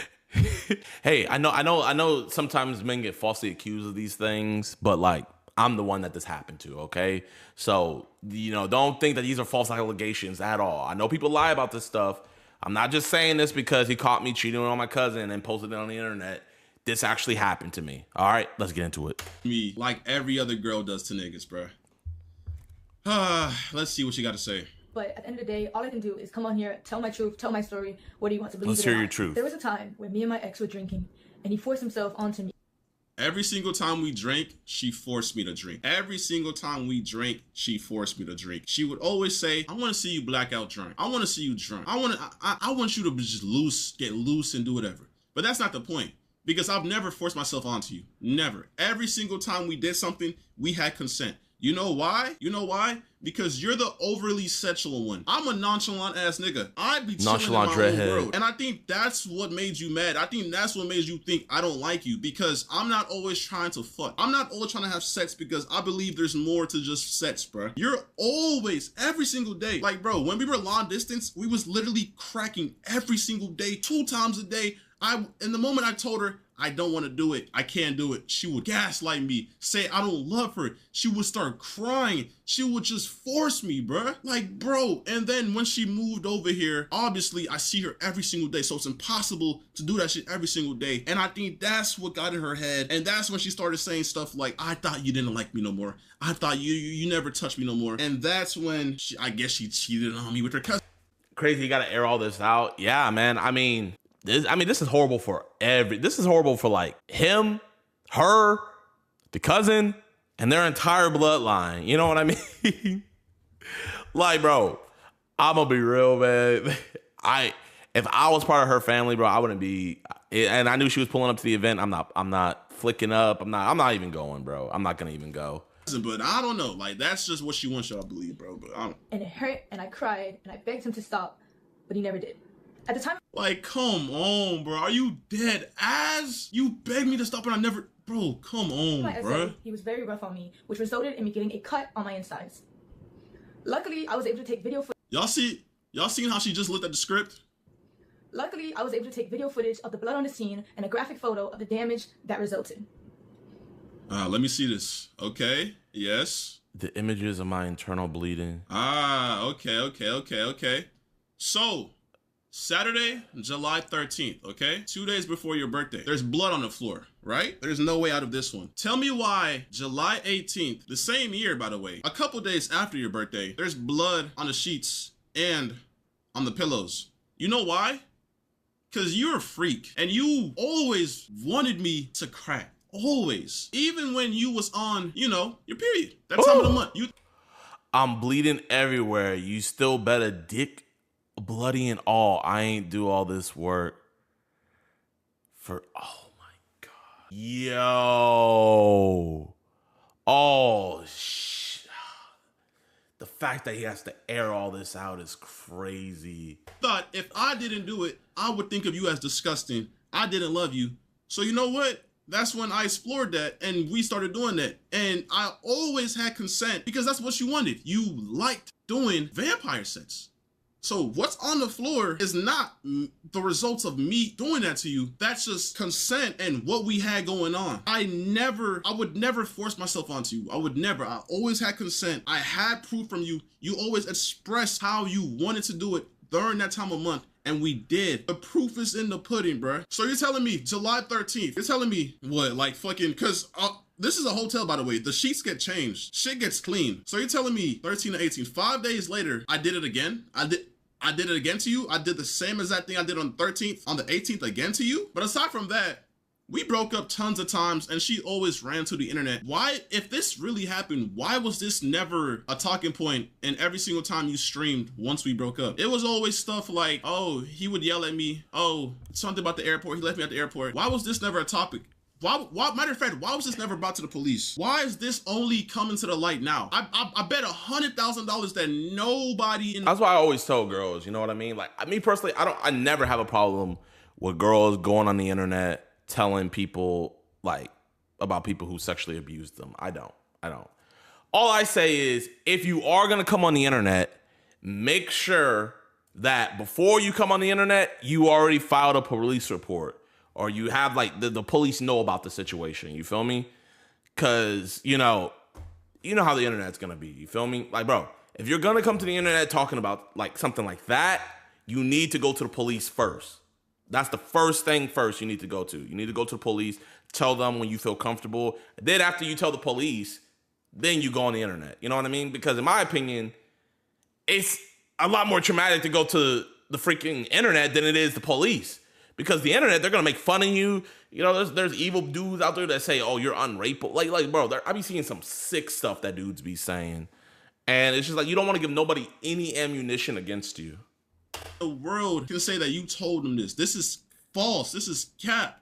And I know this is what the fucking reputation savers told you to look for. Any proof of fucking violence or SA. Like, you're sick and you're not gonna manipulate these people, bro. You're not gonna do that, bro. Fuck no. After all this abuse, I formed a trauma bond with my ex, which made it hard for me to leave and left me in a cycle of half-hearted apologies that I continue Made it hard for you to leave, bro? What? to accept. This was a memory of mine that was heavily repressed because I didn't know how to process it at the time, and I was very oblivious to what a healthy relationship was supposed to look like. After 1 year of mental torment and trying to get my ex to change to no avail, I left. Here's proof of my ex admitting to his anger issues and admitting to the abuse that led to the fallout of our relationship. This was like our first breakup, by the way. We have like 4 more where I broke up with her and whatever. The letters that he wrote for me where he confessed to his abuse and confessed to the wrongdoing. By the way, this has nothing to do with you cheating on me with your cousin, by the way. This has to do with me trying to get you back after the first time we broke up because I had anger issues. And I agreed that I would yell a lot, but I've never put my hands on you. Never did that. Never. He put me through in our relationship. I also have a screenshot of a 20-minute confession where he confessed to his wrongdoings, and he made it for me in order to convince me to continue being in a relationship with him. I tried to read access to the link in order to showcase the video for you guys today, but it was sent by him and it was privated by him, so I no longer have access to it. My ex often tried to use money as a way to avoid responsibility for his shortcomings. I'm very grateful for everything my ex bought for me. However, I don't What, nigga? What? You're the last person. Bro, hold on. appreciate insisting that I was freeloading off of him when everything he ever did was his choice, and I don't. Everything I did was my choice. Everything I did was my choice? Are you fucking dead ass? You know how much money I spent on you and you're saying that was my choice? Bruh, I did everything for you. You got a car that didn't even fucking work, so you know what I did? I helped you take it to the shop and paid for everything. You missed flights that you were supposed to make on time, and because you were stranded at the airport, you know what you did? You called me so I could pay for those flights. But even if you didn't call me to pay for those flights, you had other people paying for you. Your mod manager, his name is X. She could have just said, "My bad for the Alabama shenanigans," and kept it pushing. Yeah. I'm not gonna lie. This like makes it 10 times worse. Because the crazy thing about it is, this video is at 1.1 million likes or views, right? And then let me see. My choice. And then the video where he exposed her is 400K. You know what I mean? And there's no telling how many more views it, like, because it was big, but it wasn't until she made this response video that it got even bigger. I don't know who the fuck he is, but I would go to your Cash App and you had thousands sent to you. And meanwhile, I'm working my ass off. You had money on the side coming from this nigga, and you just don't even help. You just, I don't know what it went to or what you did with that money, but you just had money coming in from multiple other guys. And I'm guessing that's why you're saying that you didn't even fucking like ask me to help you because you had money from other guys. But the whole time you was asking me to buy you food, you asked me to buy you this, take you there, buy you flights, take you to Universal Studios, $2,000 trip, by the way, pay for everything, flights, everything. But okay. All right. I believe a relationship should just be reduced to illicit expenses either. Monetary value does not disregard toxic behaviors. After all of these gestures, I took my ex back in February of 2025.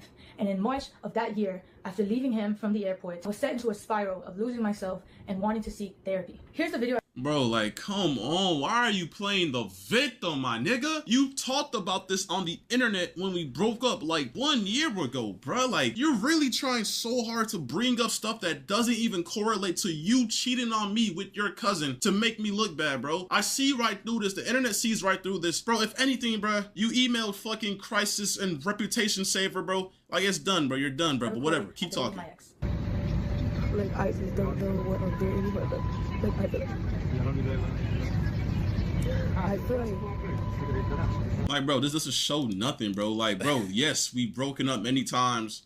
I'm just trying to figure out, like, what is a video of you crying? Like, what does that accomplish? That's like, we was toxic. Yes, we had a toxic relationship. The internet already knew that. You brought this to the internet many times. We had a toxic relationship. The internet already knew that. You brought this to the internet many times. There's clips of you talk about me, lying on me already, bro. I'm sorry, it's just so like non-descriptive, but I just kind of want to put everything out because I'm breaking point in my life right now. But it's not breaking my life right now. Cuzzo, come over. and Your problem at all. At all. I had sent this video to a friend. By the way, she sent this to the guy who sends her every single dollar she had to her name. His name was Etz. He basically was a sugar daddy that she didn't really talk to me about. She would FaceTime him at times. I really wish I knew what they were FaceTiming about. Maybe it was some cousin shit. I don't know. But yeah, a lot of times she would say this is her friend, but nah, it's Etz. It's her sugar daddy. Because you know why? Because he would often pay for her Ubers, pay for her rebookings if she missed a flight, pay for all of that. Damn, bro. And you stayed with this?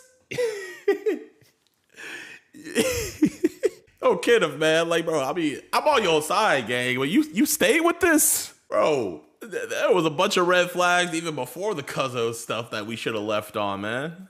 At the end of the day, I chose to stay in this relationship and I made my mistakes. I regret every— Like, I hate how you're trying to make it seem like you was trapped in here, bro. Like, come on, bro. Like, I fought demons to leave your ass, bruh. I fought fucking demons to leave you, nigga. I was fighting demons, bro. Everybody that knows me knows that you, like, manipulated me and I was fighting demons. I tried leaving several times, bro. Several times, but each time I tried to leave, it was, Kenneth, please. I'm about to manipulation, bro. Like, it's just like, bruh. everything I did, and I wish I could take it all back. I never wanted to hurt anybody, and I understand how badly I messed up. The only thing I can do from now is take the time to better myself and to heal. Yeah, so after all that, so yeah, basically I cheated on Kenneth with my cousin. But you know what? He did all of this in the past and some things that I just found out because the Crisis Reputation Saver people told me to lie about. But, you know, after all that, I'm sorry again for cheating with my cousin. The next and final thing I would like to discuss is my mental health. Throughout everything that has happened, I have come to terms with the fact that I suffer with depression. Depression. Depression. What type of depression makes you send news to your cousin? What type of depression makes you lie to me that you're going to stream in Kentucky just to hang out with your cousin? What type of depression does that, bruh? That's not depression. Why do girls always play the I'm depressed? I'm depressed, so I went ahead and spread my legs and took pictures down there to send to my cousin because I'm depressed. In my house, by the way, in the other room, by the way, doors locked. I always wondered why the doors were locked, but you know, it makes sense now. It makes so much sense now. Everything that has happened, I have come to terms. I chose to stay in this relationship and I made my mistakes. I regret everything I did and I wish I could take it all back. I never wanted to hurt anybody and I understand how badly I messed Not a single tear in those eyes, by the way. And she's reading a script. up. The only thing I can do from now is take the time to better myself and to heal. The next and final thing I would like to discuss is my mental health. Throughout everything that has happened, I have come to terms with the fact that I suffer with depression. It's a battle that I've been unknowingly fighting for understanding myself. They need when they need it, and it can often lead to self-destruction multiple times. That's how you know he done with her, man. You don't even want to hear her sob story. The only reason I'm here right now is because Keep on skipping, Kenneth. I felt helpless and W. Kenneth. every day I would struggle with something. I don't want to hear this either. I often felt like the world would be a better place without me. The suicide facility that I was admitted to, fair and inhumane treatment that these people receive. Like, bro, you really trying to sympathy farm, bro? I'm the victim. God, bro, like, nigga, I'm the victim. Even in the height of the situation, I had a calm voice catching you cheat on me. I didn't put hands on you catching you cheat on me. I didn't do nothing. I told you to leave my house, and that's what you did. Like, I'm not the bad guy, and you're not gonna sit here and put all these false allegations. Bro, all I'm gonna say, man, is bro, you should never kill one of your partners over cheating, right? You should never. But bro, men and women, so many men and women have died because their significant other has caught them cheating. It is not worth it. You know what, like, bro, it is not, no, there's no but. There's no but. I'm not gonna say a but. There's no but. I'm just saying, like, so many have gotten killed. Like, there was this one dude, he cheated on his wife, remarried. She went in there, boom, boom, killed them both. Then there was like, bro, there's been times where dudes killed their whole family. You know what I mean? And then killed himself. Like, she's lucky that he was as calm as, all I'm saying, man, is if he was as abusive and deranged as she says he was, then when he found those messages, oh, bro, it would have been, bro, they would have had to bring the SVU unit. It would have been NCIS. Every single one of those police shows They would have had to bring the cast for every one of them to show up to that house if he was as deranged as she says he was. Just on me and make me seem like I'm the bad guy, bro. Like, it's fucking sick. And from my experience there and my own personal journey, I've been very motivated to advocate for better resources and more attention given to these people to assist them in getting the proper help that they need. I understand that my actions have consequences, and I also understand how to get What are the actions? What are the actions that you're saying? However, I do want to remind you guys. By the way, the moment I posted that video, you deleted all your accounts. And days before I posted that video, you started sympathy farming on your Instagram story, posting about how you was in the facility and how the facility treated you so wrong. And then you started texting people saying, yeah, life has been tough. But, you know, you just never really came to terms with what you did, which was cheat on me with your cousin. And I still think I think she thought he wouldn't go public with it. She was like, she probably thought that like, oh no, this is embarrassing for both of us. No way he goes public with this. You believe you're in the right. I still don't think you like fathom what you did. Like, I think this was just a way to try to fix your PR, but I just think you dug yourself a bigger grave with this one. You should have just, I don't know. Guys, that I am still a human being, and I don't think anyone deserves the immense cyberbullying and the nonstop death threats that I've received in the past few days. I do believe that bringing all of this to the internet and the way my ex did was completely wrong. And every single time we I think this was completely wrong that my ex exposed me, and you know, all cheaters should be exposed. You know what I mean? They should be exposed, all of that, especially if you cheated on your cousin. You know, I think it's completely wrong that you cheated on him with your cousin. You know, that's what I think is completely wrong.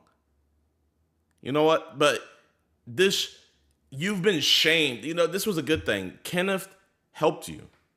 He shamed you into making sure you never mess with your cousin. I promise you, you're not going to mess with him no more.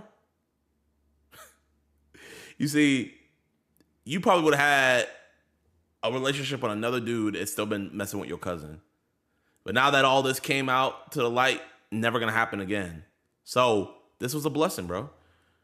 Is incest common in the black community? Bro, I mean, most molestations happen in the family, you know?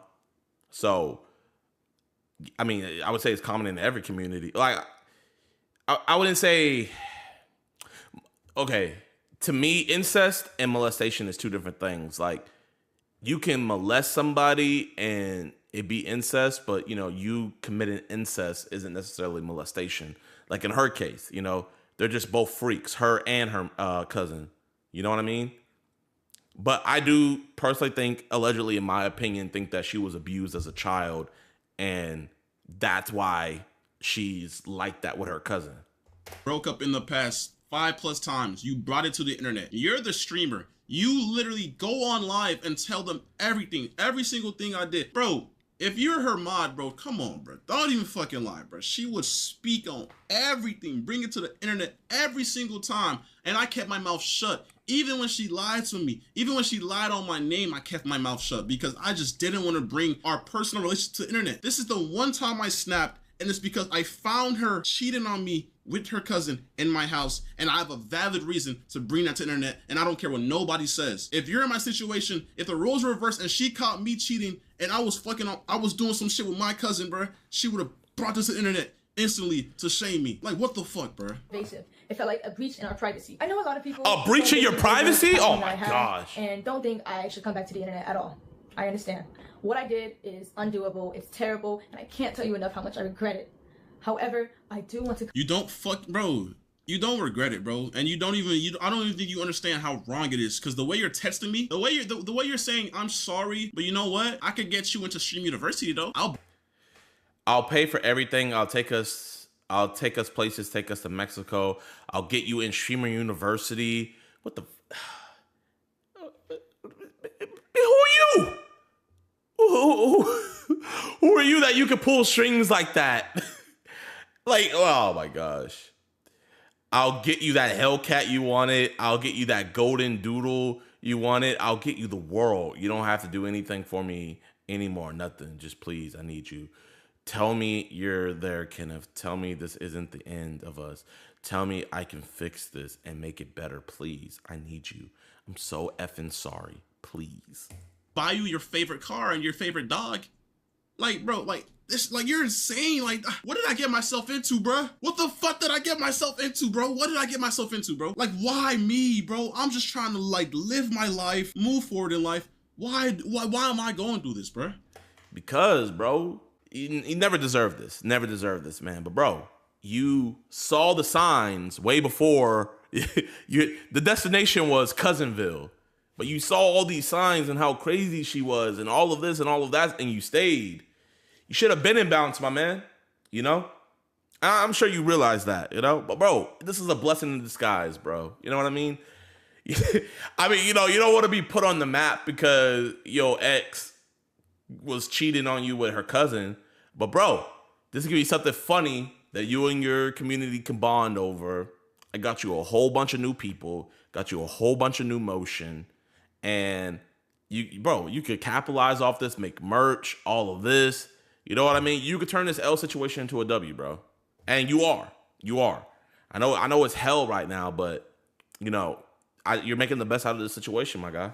Come back. I do want to be able to use my platform to raise awareness for mental health because I know there's a lot of nigga. Bro, you're mentally ill if you're already doing stuff for your cousin. So who are you to tell anybody what to do with their mental health? Well, they don't need you. We don't need you. You need to just stay where you are. Nobody wants to listen to someone who cheated on their boyfriend with their Facts. cousin. You're not, bro. What? What are Facts. you talking about? Who's gonna want to listen to you? That's incest. That you could go to jail for that. out there who are just like me, who are struggling and they don't even know it. Nobody's struggling. I bet you if you search her search history, there's something about incest. With fucking keeping their fucking hands to themselves and fucking not texting their cousin in a sexual way. You're the only one struggling with this. Who the fuck else is struggling with this? This is not depression. This is incest. Stop. Yo, people who are actually depressed, I'm sorry, because she's making fun of your fucking disorder. This is not depression. And I will be back to doing what I love. Because at the end of the day, I want to use my platform to help people.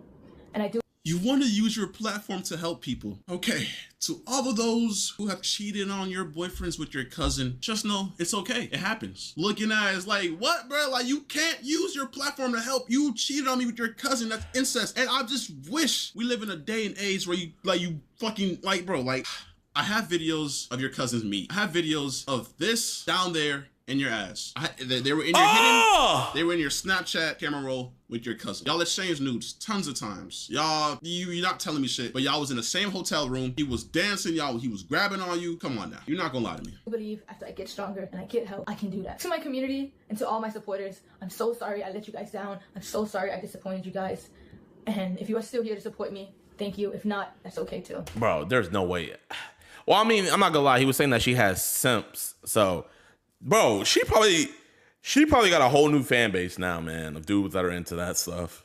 Thank you for your time, and thank you for listening. Like, bro, like, yo, hey, shout out to the fucking PR reputation recovery people. Y'all surprised me with this one. I didn't know it was gonna be that good, bro. Not one single tear dropped in this video. That would have made it a little bit more believable. But hey, man, I'm not gonna lie. This girl is insane. She really fucking tried it, but everything she said was a lie. She brought up old, irrelevant information that has nothing to do with the fact that she cheated on me with her cousin. I never forced myself onto her. I never put my hands on her. I never forced myself onto her. Everything was consensual. Every fucking thing, and that's on everything. That's on God. That's on everything. I will be taking this girl to court because this, like, you're not finna fucking like that's defamation of character right there. That is sick. I didn't lie. I didn't say a single lie about what you did. I provided millions of evidence. I caught you. So why? Bro, man. Hey, you out here in Houston, dog? Bro, if you serious about taking her to court, I can get you hooked up with some fire attorneys, bro. I got you. I'm gonna get you hooked up with some fire attorneys, man.